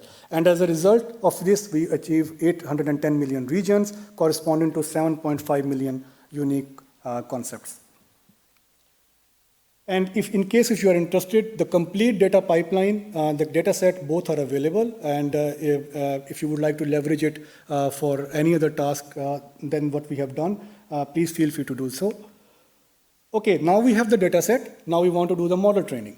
And to do the model training, this is the overall architecture. It basically comprises 5 components. So it has a global image encoder, it has a region encoder, and then we have a vision language projection layer. And we also have a grounded image encoder followed by a pixel decoder to get the segmentation outputs as well, which is supported by a language projection layer that transforms the text embeddings related to the segmentation into the decoder space. And so the scene level understanding is achieved using the global image encoder, whereas the region level understanding relies on or utilizes the grounding image encoder, utilizes the region encoder, and for the pixel level grounding, we leverages grounding image encoder and pixel decoder as well. And these then all together, once we train, we can achieve different downstream tasks. So for instance, as I mentioned, the novel task here is grounded conversation generation. In addition to that, some classical tasks such as question answering or even image level captioning and region level captioning could also be achieved. Okay, now let's look into some qualitative results of grounded conversation generation. So given user queries, the proposed model generates textual responses here that have interleaved segmentation masks as well. So we can see here that the segmentation quality is also pretty good, and the phrases are kind of interleaved with the segmentation outputs as well. So for instance here, the image on the left top, we have a man and a boy sit on a bench next to an old white car. So we have the same thing, a person in a black jacket and a straw hat is cooking some food. That is an example in the middle for second row. And similarly, some more objects in an image, which is an example on the second row and the first row, the last example from the right, a soccer player in a red uniform is about to kick the ball while a player in white uniform is trying to block the shot.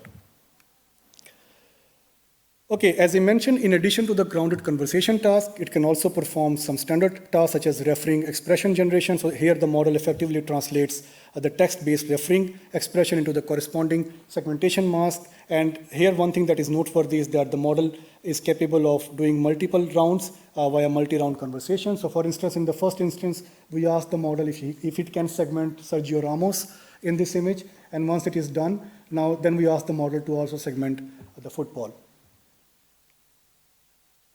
Okay, here are some qualitative examples for region level captioning task as well. So these kind of, again, defines the regions rather than holistic image understanding capabilities. So for example, what are they doing? So the answer is that they are wrestling in the sand, and we can also ask more information since we have the context information as well. And these are some more sophisticated multi-round, multi-modal conversations. So we can ask the model all these things in one conversation. So if we see the example on the right side, to provide us with more detailed analysis of the photo, it provides the segmentation mask. And then if we also want to talk reason about that, the region level, we can ask specifically questions, for example, describing a region where the model is outputting the conversation, and then also asking some more contextual information as well.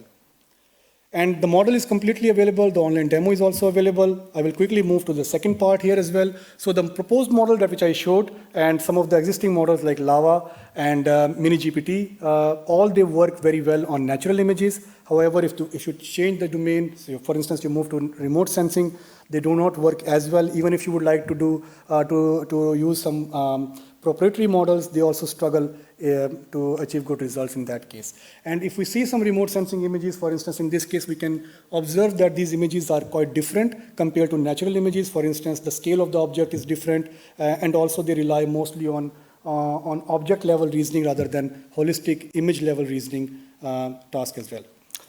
To this end, we proposed GeoChat, which is the first versatile remote sensing visual language model that will be presented at CVPR this year. So the key takeaway messages is that it can answer image level queries. It can also accept input regions to hold region-specific dialogue. It can also ground objects in its response by referring to spatial coordinates. And to do so, we introduce a novel multi-modal instruction set, which is substantial, the first such set that exists for remote sensing imagery. It comprises more than 300K instruction set, image text pairs. Okay, so here is one example that encapsulates how all these tasks are done. So we can, for example, we can do grounded image captioning as well. On the right, we can also do holistic image level reasoning in the form of scene classification. We can also reason about object level, where we ask questions about a specific region, and the model is able to provide that answer. And subsequently, we can also do a multi-turn conversation as well if we would like to get more detailed information about the image. And similar to GLAM, here we also use off-the-shelf detectors and other components to construct this data set. But the simple takeaway message is that we accumulate all the image text pairs in the remote sensing by collecting detection data sets, segmentation data sets, and once we have those, then we use an LLM to convert them into conversations. And these conversations or instruction set then is used to do the fine-tuning, a standard Lava kind of a model. And here is an example. The nice thing about the model is that it can unify the different concepts. So for example, if you need a grounding description, we have a specific token in the form of grounding. If you want region captioning, we also have a specific token. And if you want a referring expression, you can also mention or identify the specialized token for that. And the model is again simple. In this case, we use a image encoder in the form of CLIP. The only thing is that we extrapolate the positional encoding embeddings to support larger spatial resolution or input resolution, since remote sensing images are of higher resolution compared to natural images. Then we have a simple MLP layer, and then we use a standard open source model Vicuna for an LLM to output from the adapter that is connected to the ground truth text input. And the LLM then generates natural language responses as well as the bounding boxes. Okay, one interesting example, since there was a lot of flash flood yesterday, is that on the right side, that we asked the model, I didn't know that that is going to happen, but if the model was asked if the whole road is flooded, the answer was yes, but the interesting thing is that the follow-up question of how many buildings are flooded, and in that case, the model also answered about some region level image concepts as well. Okay, finally, just to sentence a couple of slides on some of our recent works. So the work which I have presented before, GLAM and GeoChat, they leverages large language models, for instance, 7 billion or 13 billion models. However, in many real-world applications, if we talk about resource-constrained devices such as mobile phones or laptops, we don't have this luxury to have such kind of a large language models as well. And in addition to that, what Ali also mentioned in the morning in his presentation is that the definition of open source is kind of blurry in the context of large language models. And we follow a similar theme as their Olmo work, where we meant with open source is fully transparent, where both the pre-training data, the model checkpoints, and also the model weights and the evaluation, everything is available at a small scale to facilitate also the remote, the resource constrained devices. And our approach is pretty simple, and it is that instead of having a separate dedicated MLP block with different feed-forward layers, we have a shared FFN that is facilitating all the transformer blocks in our SLMs. So in this case, for example, here the red color denotes that the same MLP block is used instead of using a dedicated one. And this really helps us to start with a big model, but then shrink it, the parameters, to train a more SLM. So in this case, we were able to train, we start with a 1.2 billion model, and then at the end, our final model size was 0.5 billion model. And if we see the performance compared to standard small language models such as Olmo and Tiny Llama, our performance is comparable. However, most importantly, the pre-training, our training tokens are substantially less. We only use 1.2 trillion tokens instead of 3 trillion tokens that are used by Olmo. And importantly, our runtime GPU memory and our average battery consumption on a mobile phone is more efficient thanks to our slim design. So here are some examples. We also have a multi-model model of this based on this LLM, which kind of performs really well. This model, by the way, is available online. We also provided the Android app for that as well, for this. And to summarize, I kind of covered 3 different themes in my presentation. And if I have to summarize all the works which I have mentioned, I would like to mention that the ultimate aim is to develop intelligent machines that can perceive, reason, and plan in real world. However, in particular, the emphasis, in my opinion, should be to learn more comprehensively. That goes beyond instance level recognition, which pretty much the computer vision community have been doing previously with limited or no supervision as well in a lifelong learning setting. And to do that, we also need efficiency as well. And all that together will hopefully contribute towards our detailed understanding of the visual world. Thank you very much. Thank you very much, Fahad. So we have time for a couple of questions. Please go ahead. So let me ice break the Q&A session. So yeah, I think one of the important skills in reading papers is to understand what is not written there, right? So or reading in between lines, right? So considering the cases that you presented as like amazing capabilities, but what let's say corner cases you can define? What is tricky? What is too difficult currently? What scenarios? Because you mentioned adversarial attacks in the very beginning, but sometimes what we consider as difficult and what networks, what is different for networks, for DNNs, is very different. So please comment on that. These models are nowhere, super accurate, I would say. I mean, of course, if I have to put some cherry-pick examples, I'm going to spend a lot of time to find such examples. But as I mentioned in the start as well, when I was showing video conversational agents, there are obvious limitations of current models as well. For instance, they cannot process long videos as an input. They struggle to do that. And also, they still struggle to understand the temporal relationship across the time. Spatial reasoning is still kind of what they can typically do reasonably well, but when it comes to temporal reasoning, they still struggle.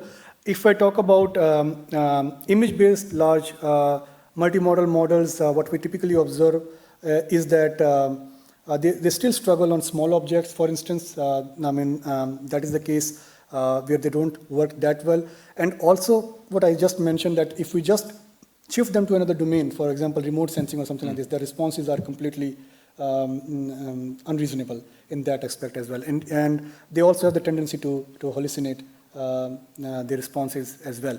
There was also a very nice comment with respect to generalizability and bias from Nico's presentation, where they studied this bias recently. And I think that is something that is also very important. And that will become more important as the gap between open source and closed source models are kind of diminishing. And also there is a growing need to develop more transparent open source models where we also have the access to the data set, not just the model weights as well. Okay, yeah, great. Other questions from the audience? Okay, then I have plenty of questions, by the way. That's very interesting topic for me as well. Yeah, the question is a bit more conceptual probably, yeah? So according to so-called AI waves classification, currently we are the third wave of statistical learning, right? Mm-hmm.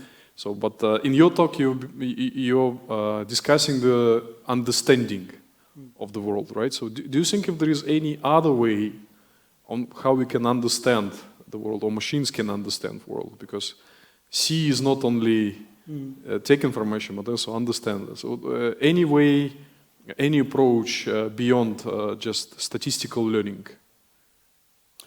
I will slightly detour this my response to that, and because you also mentioned how the AI community was doing this classification. So I have mentioned initially, give an example of this simple control setting data sets as well. As Pascal also mentioned in his talk, that there was plenty of stuff that was done before deep learning as well. And I also mentioned for these pixel-grounded LMMs, I mean, of course, we are still taking the classical dense prediction task of segmentation. It's just that we are trying to see how we can, we can solve it in a more matured or fancy way using large language models as well. So essentially the problems, the basic problems, the fundamental problems that we have in computer vision are still there. It's just that the way we are treating them and the way we are solving them have kind of, have matured. So that was, one way to look into that. I think The other thing is, when I started doing my PhD, I was reading a lot of neuroscience papers. I mean, there was a lot of literature there as well about how, at that time, it was pre-deep learning time, so we were working with handcrafted features. There were different features, tons of features at that time, and there was a lot of literature in neuroscience, how the different features that binded in the nervous system as well. So we have color, we have shape, and how these systems are kind of binded. So I think if looking beyond just large amount of data and just training a model could still be a way around, and it kind of also refreshes you to see a different perspective as well. The work that Pascal showed also kind of gave a different perspective that, okay, there is a world beyond transformers as well. Yeah, okay. Yeah. So if there are no questions from the audience, let's thank our speaker again. A round of applause. Yeah, thanks. Thank you very much. So, and without any further delay, we already heard about many names of the products, open source products mainly, that this company also develops, right? So, and let me invite to the stage, and it's my honor and privilege to invite a distinguished research scientist at Meta AI, who is mostly probably known and famous on TSNE, which is a very popular data scientist tool to visualize multidimensional data, but it's not only TSNE, right? So because research group has papers, for example, in Science, very interdisciplinary projects on, for example, on protein analysis. And also this is a person behind very famous and popular now open source large language model, Llama. So distinguished research scientist of Meta AI, Laurens van der Maden. Please welcome on stage. Yeah.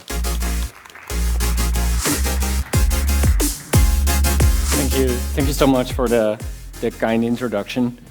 I think what sort of happened in my career is like I work on something for a couple of years and then I get really bored, and so I start working on something else. So that's why I went from TSNE to like computer vision, and now sort of like to LLM land. Sorry, Pascal. I hope you're okay. So at Meta, I'm the research lead for our generative AI organization, and sort of like in that organization, we're essentially working on two things, on llamas and emus. For some reason, we chose a animal-focused naming scheme for our models, and I'm really excited to see that the UAE is like getting in on the fun, not only by producing the Falcon language model, but also I learned this morning that your Minister of AI is actually Mr. Omar Sultan Al Olama, which I'm very excited about, as you can imagine. So in this talk, I'll give a bit of an overview on the work we've been doing on Llama and Emu. Some people have been asking me about Llama 3. All I can say is that I read on the internet that it will be very soon. And that's about all I can say about it. So, maybe we should work on the timing of this thing a little bit. So on Llama, right, and sort of language models more generally, there are a couple of stages to their development. We've heard about this from some of the previous speakers as well, right? There's a pre-training stage, and then there's a fine-tuning stage that sort of consists of two parts, a supervised fine-tuning part, and then a fine-tuning part that leverages human feedback. And all these stages are really essential to getting a high-quality outcome, to getting a language model that actually performs well in practice, in real-world applications, which is obviously what we're going after. So what is happening in these stages? Well, in the pre-training stage, we're leveraging something called the distributional hypothesis, which is basically saying that semantically related words appear together. And so what this is motivating is a task that is essentially next word prediction. So you give the model a part of a sentence, in this case, the students open there, and you ask the model to predict the next word, right? Which in this case could maybe be books or laptops or exams or or minds, all things that students should be opening. And now what you do is you do this at massive scale, right? You get billions or trillions of these kinds of examples, and you sort of like have the model read through those. And what this does is two things. Like one, it teaches the model about language, just the structure of it and the grammar. But two, it ingests a lot of knowledge about the world into the model, right? In this case, like you're learning something about what students are and what students are doing from this particular example. Of course, you learn only a tiny little bit, and that's why it's important to do this at really large scale. So what does this give you? Well, it gives you a model that like you can give part of a sentence and it predicts the next words. It doesn't actually do anything useful beyond that. If you ask it a question, all it'll do is churn out more questions that are kind of like the question you gave it, right? Which is not really a particularly useful thing. And so that's where the fine-tuning stage of this LLM development comes into play, where what you're going to do is first you do some alignment or supervised fine-tuning, where basically you're going to give the model examples of behavior that you want the model to exhibit. Right? So you give it an example of a prompt, for example, like, hey, can you write me a poem that does yada, yada, yada, right? And then you give it the response as well, right? And so from this, what the model is learning is essentially to follow instructions, right? So what it picks up on with actually relatively few training examples, what it picks up on is stuff like, hey, if you ask me a question, then what I should be producing is the answer. You don't actually ingest any new knowledge in there. All the sort of knowledge of the world is already like somehow magically hidden in the parameters of the model. And so it's really like steering it a little bit towards the kind of behavior that you want. Now, in practice, you do a very limited amount of this type of supervised fine-tuning, and you sort of like, as soon sort of like as your model starts to exhibit reasonable behavior, you move to the sort of second stage of alignment, which is doing reinforcement learning based on human feedback. And there are sort of two reasons for switching over to RLHF really quickly. The first one is that there are many right answers. And so, so in the example of like write me a poem to help me remember the first 10 elements of the periodic table, well, there are many such poems, right? And so you don't want to overfit the model unlike this particular poem, which is just like, it's a fine example. I actually haven't checked whether it has 10 elements in the periodic table, but I presume that's right. But there are many other poems that are like equally valid, right? And so you don't want the model to overfit on those. The second reason is that humans, and this came up earlier as well, like humans are actually really bad at a bunch of tasks. Like in some ways, like like these models are not as smart as Ali's crow that he talked about this morning, but in other ways, they're way better than humans. So for example, at Meta, we would like to write haikus about the metaverse. And if you ask a person to do this, it's actually really darn hard, right? Whereas, if you've done a little bit of tuning on the model, you ask the model to do this, and it'll write something like virtual realms unfold, augmented dreams take flight, boundless yet confined. Beautiful haiku about the metaverse. And so you can easily do this multiple times, and then sort of like have humans annotate like, hey, which response is better, right? And so then you can really sort of start steering towards the kinds of outputs that you want. And so in part, you can achieve better alignment, but also this is really helping you with things like reasoning and coding, which tend to be tasks where the model kind of knows what to do. Like if you ask the model to generate a response 50 times, it'll, like even after very limited fine-tuning, it'll produce the right response a couple of times. It just doesn't know like which response to select for the given task. And so like that you can get easily out of sort of this RLHF stage. Now, we released Llama 2 back in June, and it was sort of the first capable or like reasonably capable open source model. And so it led to very quickly to a huge ecosystem of other models that like fine-tune Llama for specific use cases and so on. And so we're really happy with the response here. It really was a great motivation for us to start working on Llama 3 and hopefully be sharing that with you very soon.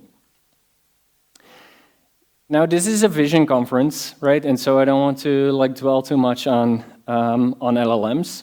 But if you look at sort of what is happening in the image generation space, the general approach is actually, if you squint at it, is really quite similar to what we're doing in LLMs, where again, there's sort of two stages. First, a pre-training stage, where essentially you sort of put in knowledge about, like, one, the structure of images in this case, right, and two, the structure, sort of knowledge about the world into the model. And then there's a second fine-tuning stage where you sort of steer the model towards the type of behavior that you want. Just the behavior in an image generation model is a little bit different. This may be focused more on things like visual aesthetics and so on. Now, the general approach that you take sort of like in this pre-training stage is actually kind of the same, right? Like what you want to learn is a distribution of your input X, and the way you do it is by hiding some information from X and then trying to reconstruct that information, right? This is what we did in LLM pre-training. We removed the next words, right? So like that was our information hiding, right? And then we tried to reconstruct that next word. In image generation, it looks a little bit different, but the basic idea of like hiding information and trying to reconstruct it is the same. In sort of image generation right now, like mostly this information hiding is happening through diffusion models, right? Which are models that essentially apply a kind of Markovian noising process to the input images in order to remove or hide information from those input images, and then they try to reconstruct that, right? So in practice, what that looks like is something like this, where you have an actual image on the left, and sort of as you move to the right, you progressively add noise to that image, where, if you sort of like do that long enough, then on the right-hand side, essentially what you get is an image that is like a sample from a univariate Gaussian. And now you train the model to like perform the reverse process, right? To like go from one of these noisy images to a slightly less noisy image. And that's sort of like how you train up your model. And then what you can do at inference time is you can basically just start from like a random image from like a sample from Gaussian noise, and then repeatedly sort of run this denoiser, this denoising model to produce an actual sample. Now in this sort of simple example, of course, like the image would be completely random, it wouldn't be steered by anything, and so in practice what you want to do is you want to condition your trained model on some text encoding, right, like on some representation of the thing that you actually want, and you want to train that together with the rest of the parameters of your diffusion model so that the model becomes steerable. And that leads to models like this. So the model that we publish is called EMU. And if you ask it to generate an EMU wearing sunglasses and chilling on the beach, you get an image that looks like this, which is quite visually pleasing. Now, the sort of like visual aesthetics of it, what we found can really be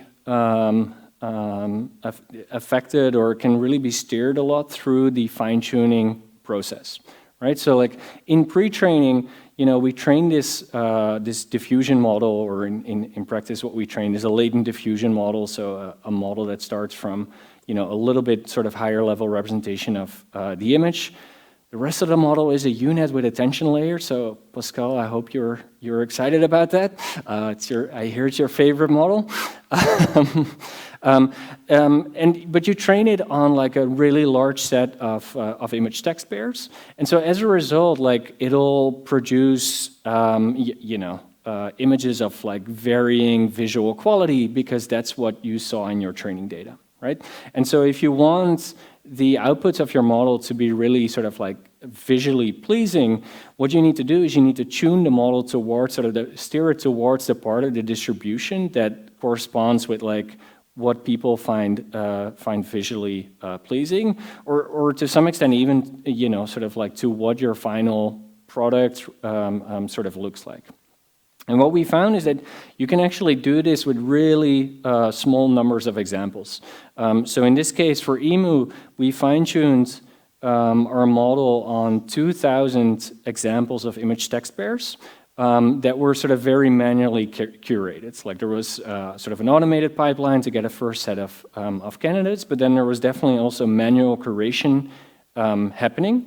And what you see in this image is on the left and on the right, the output of the model for prompts such as a rowboat or a classic cocktail is placed alongside a napkin before and after this quality fine-tuning, right? And so what you can see is that this fine-tuning can have a huge effect, right? And that's what makes a lot of these generative models so interesting, or I think that's been one of the main learnings. Like, yes, big data is like a huge and scaling is a huge factor, right? Like in the pre-training of these models, in sort of putting in the knowledge of the world into these models, but then actually getting the outcomes that you want is really a function of like, you know, identifying sort of small amounts of high quality data to get to where you need to be. And so here are some results where we measure basically like the human preference of the pre-trained model in red and the quality tuned model in green, right? And so what you see is that after this fine-tuning, like pretty much always the humans prefer the output of the quality tuned model over that of the pre-trained model. Here's some more examples of, you know, sort of what some of these outputs look like. Now, you can also try this yourself. If you go to imagine.meta.com, you can run a smaller version of this model. I ran it on computer scientists in Dubai. It has a bunch of the techniques that Niku Sebe described in the morning to make sure that, like, the people that are represented in images that are generated are actually sort of representative of the population. It's by no means perfect, but it's a lot better than what you get if you sort of like train naively and never think about it. If you're based in the US, you can also just go on WhatsApp or Messenger and hit like the little blue circle, and you can just ask your model to generate these kinds of images inside your chat threads, etc. Now, of course, like the other interesting thing is like moving from images to video. And so we released a model, a couple of results a couple of months ago called EMU Video, where what we're doing is video generation with sort of like basically making two changes, or sort of like two key design choices. The first one is to generate all the frames at once, rather than doing something, you know, for example, autoregressive, right? Like in the way that you're doing in language modeling. And what we found is that this really sort of helps ensure temporal consistency of the videos that you're generating. And the second thing that we're doing in EMU Video is we condition on a generated image. So we sort of like do a two-stage thing where we first get the EMU model to generate an image for the text prompt. And then when we start generating the video, we condition that video generation model on both the text prompt as well as on the input image. And that gives results somewhat like this. Again, this is a UNet with attention layers, right? And so you have like, but in this case also sort of temporal attention, sort of 1D attention layers that are added to the model. Now it's really cool to make videos of animals. I think one of the earlier speakers had one of these, so I couldn't stay behind and share with you the adventures of Frosty in New York. We released this model around the holidays, so that's where that comes from.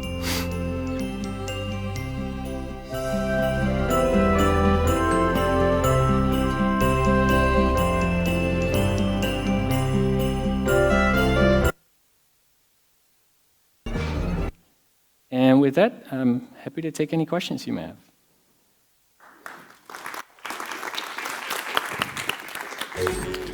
Yeah, Lauren, thank you very much. So, audience, please, we have time for questions.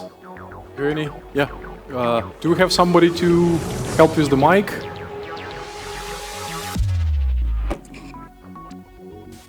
But we have online translation, streaming, so the broadcasting is there. And actually, we have around 3,000 people watching online. So it's exciting. The crowd is much bigger. Yeah. Yeah, thank you for the talk. I'm just wondering, how do you do, guardrails and safety when it comes to these vision models or diffusion models in general? Yes. So in the sort of product use cases of it, there's you don't have to necessarily integrate all the safety work inside the models, right? I think for a while there was this sense that all the safety work, had to happen inside the model. And it's not really clear that makes sense, right?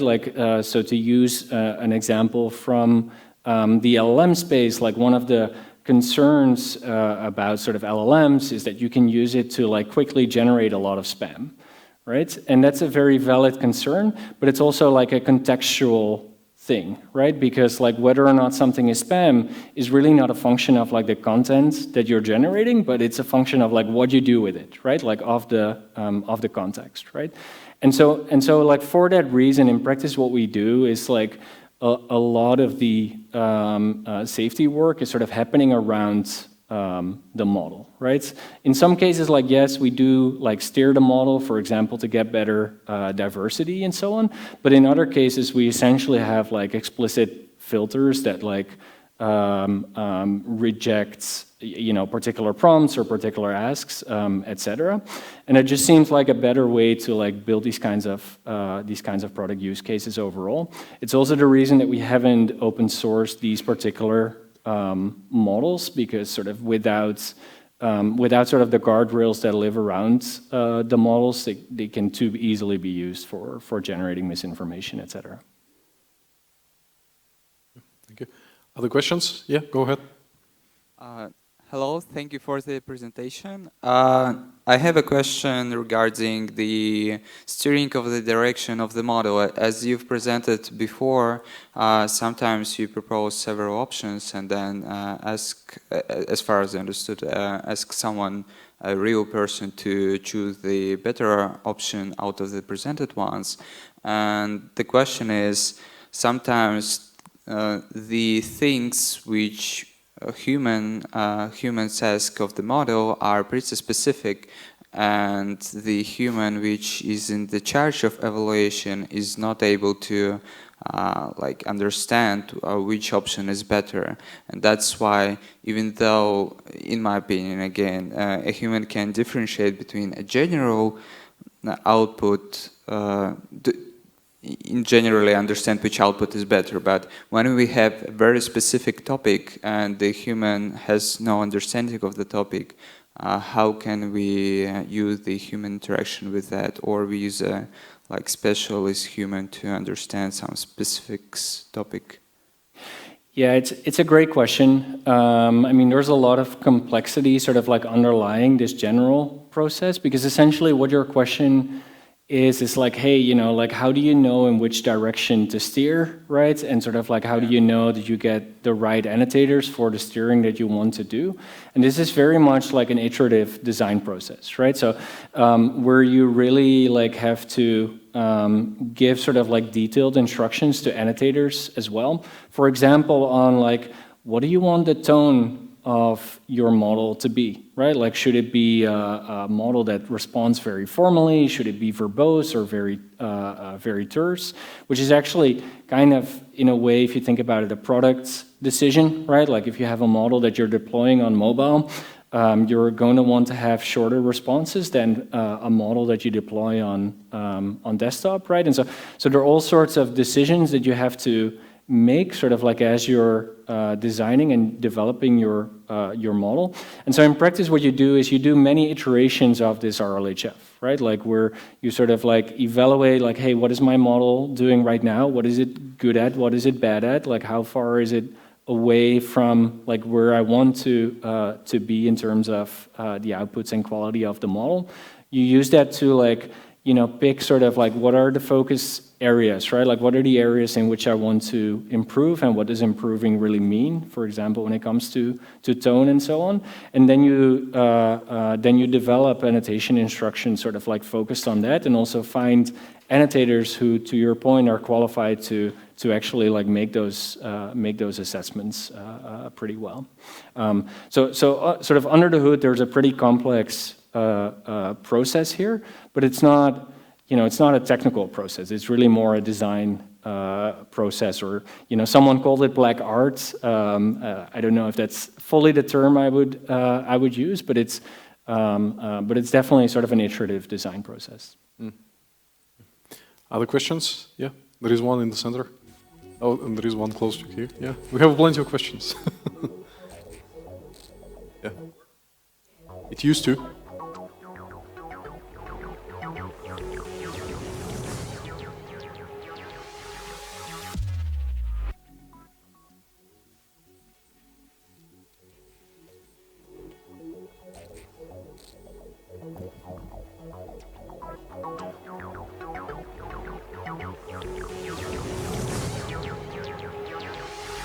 Is the question, when are we going to see JEPA and Llama?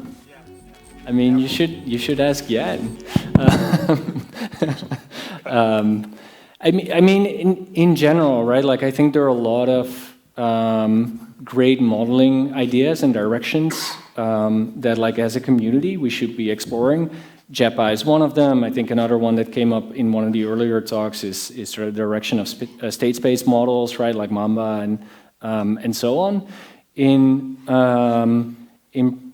practice, like, sort of the main thing that sort of like has to be shown for like those new modeling ideas is like, do they scale well? Or maybe to, like, you know, phrase it slightly more precisely, do they scale better than sort of the approaches that we have, right?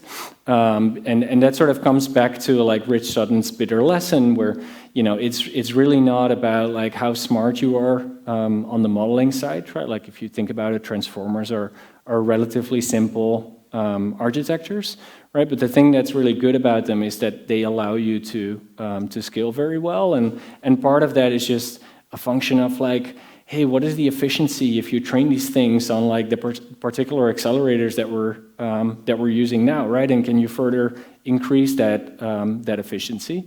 And definitely, I think sort of also within the Llama team, we've had experiences where we had like great ideas, you know, that we worked on and we pushed on, and we had great improvements, and then we trained the next model sort of like that was a lot larger, and all the improvements were essentially wiped out, right? By, you know, sort of just sheer scaling.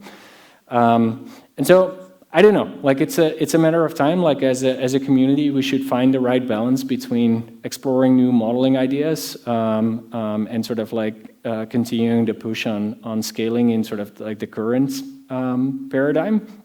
But we should always be aware that, like, you know, sort of the power of scaling is really easily underestimated even today. I don't know if that's a helpful answer. One question over there. Yeah, go ahead.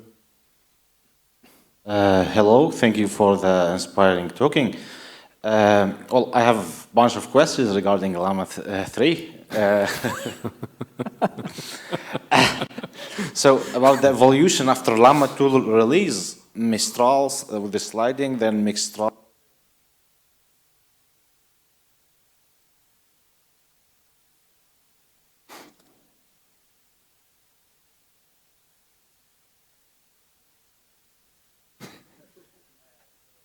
I promise I didn't do that.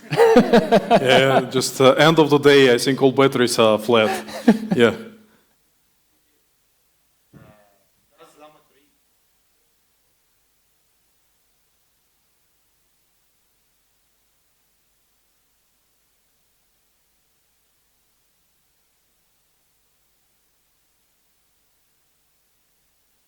I can say very little about that. The only thing I can say is like sort of our goal as a team. Like I forget whose slide it was on, but there was a slide on sort of the gap between open source models and closed models. I think there's no fundamental reason why such a gap should exist, or why it should be in the direction that it is in. And so like that's what we're focused on, right? On closing that gap and then surpassing some of the closed models as well. Beyond that, can't share a whole lot at this point, sorry. Yeah, thanks. Any other questions? Yeah, one more question over there. Just pass the mic.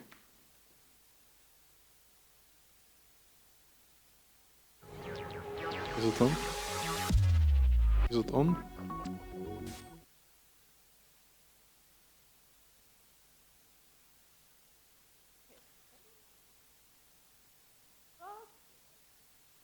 It's on? Oh. Yes, it's on. Thanks. There you go. All right. Yeah, thanks, Lawrence, for the great talk. I have a question on the applications of image and video generation models. So in text, we have generative models, and then we can use them for downstream applications, right? In images, we had this promise that if we have a generative models of images, we could potentially use the representations inside them, or perhaps synthetic data, but this does not seem to be the case yet. We seem to be mostly just generating pleasingly looking images and videos. So I'm curious, what's your opinion on this? I'd say, I think I share your, I don't know if you would call it frustration, but it's definitely something that I've noticed, right? Like, sort of like the whole promise of like doing self-supervised learning in computer vision was that, you know, it would sort of unlock similar things as that happens, you know, sort of like in the language world, right? Like where magically we could just solve all tasks, right? Like with with sort of like a 5-shot prompt and so on. And that has never quite happened, right? Like I think sort of the self-supervised direction is never like fully materialized. And I think part of the answer is probably related to sort of the scaling characteristics of some of those models that don't seem to be as favorable. Part of it is also like in vision, I think we haven't scaled up like in the same way that the language community has, right? Like, you know, like if you talk to sort of like vision folks about like what they think a large model is, and they'll say, well, you know, maybe it has like 4 billion parameters and we train it on 1 billion images, right? Which is like kind of orders of magnitude smaller of what we're doing on the language side of things, right? So there's maybe something there, but then there's also something about like, hey, you know, like, are we sort of like training on the right combination of data, right? Because images in themselves are not that interesting, right? Like there is sort of other data around that that you need to leverage as well in order to get to models that display interesting behavior, right? And so then you automatically get to, you know, some of the multimodal models that the previous speaker was talking about. So I think it'll happen, but there's a ways to go in terms of like, one, figuring out sort of the right multimodal modeling paradigms, and then two, I think like as vision community, like we should also take lessons from the language community where like, you know, at the scale at which we're training vision models, like language models don't work, right? And so like that's something that we should keep in mind, and hopefully gives us hope as well, right? Like that we can get there too. Thanks a lot. Yeah. So, and since this is the last keynote for today, I have to ask this conceptual question from you. So you said that like it's very simple predicting the next word task in the very beginning, but I think that's very important one, because whatever makes sense, we have a word for that, right? So we understand the NLP tasks, maybe we can evolve, and sharing some bit of skepticism on like how fast we are moving. But what do you think is the next? So we have word prediction, image like generation, video generation. What can be the next thing after that? I mean, I think there are probably two things. Like one, to my answer to Sergey's question, I think there's a lot of work for our community to be done around multimodality, right? It's like if you think about sort of what a path to like, you want to call it AGI or something else, like what that path looks like. I mean, it's not a language-only path, it's not a vision-only path, it's not a speech-only path. Those things have to come together somehow. So I think that is one big thing, right? Like that is missing in foundational models right now. And the second big thing is like the ability to act, right? Like to go out in the world and take actions, which arguably is a huge part of intelligence as well, right? And not something that like current models really exhibit or exhibit in very limited amounts. So I think sort of like in the short term, like those are the two main directions to push on. And then longer term, there are questions on like, hey, like is embodiment, is that required and so on. But I think realistically, we're not quite there in the sense that dealing with the physical world is painful, right? And doesn't scale well. Yeah. And let's hope that we will have enough talent, power, and compute for that. I mean, all the talent is here, so that's definitely there. Okay, great. So let's give a huge round of applause to Lawrence. Yeah. Yeah, and as I said, it was thanks, Lawrence. So it was the last keynote for today for our scientific track. So Ivan is already on the stage. So we start the closing ceremony of the scientific track. Yeah. It works. Yeah. Yes, it works. So first of all, I'd like to thank all these speakers, especially the ones who come from far, from US and from Europe. So let's give everyone great applause. And and then of course to the audience, especially the one who is not online but here in the room and brave, swim Dubai. We will definitely remember this. So thank you for coming. And by the way, so this conference, this summit, apparently had more than 3,000 online attendees, which apparently is also a record for previous Machines Can See. So it's great. And do you want to say a few words? Yeah, just we need to keep promises, right? So we promised in the very beginning that we will award prizes to those who asked questions. We remember all your faces. We have our computer vision models trained. So just stop by at the registration desk and we'll exchange your smile to a T-shirt and some souvenirs. Okay, so and I think that was a great one. So remembering yesterday night,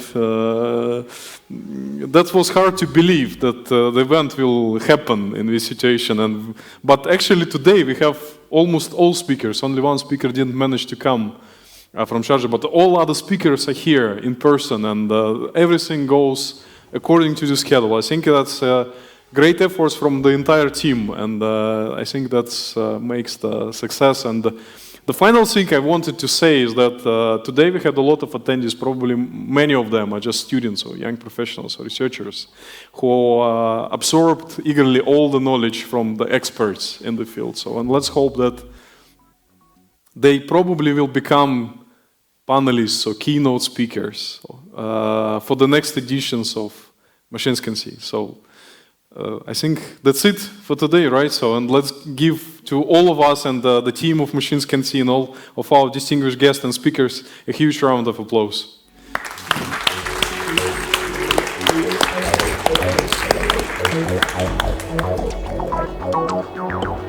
Yeah. All set.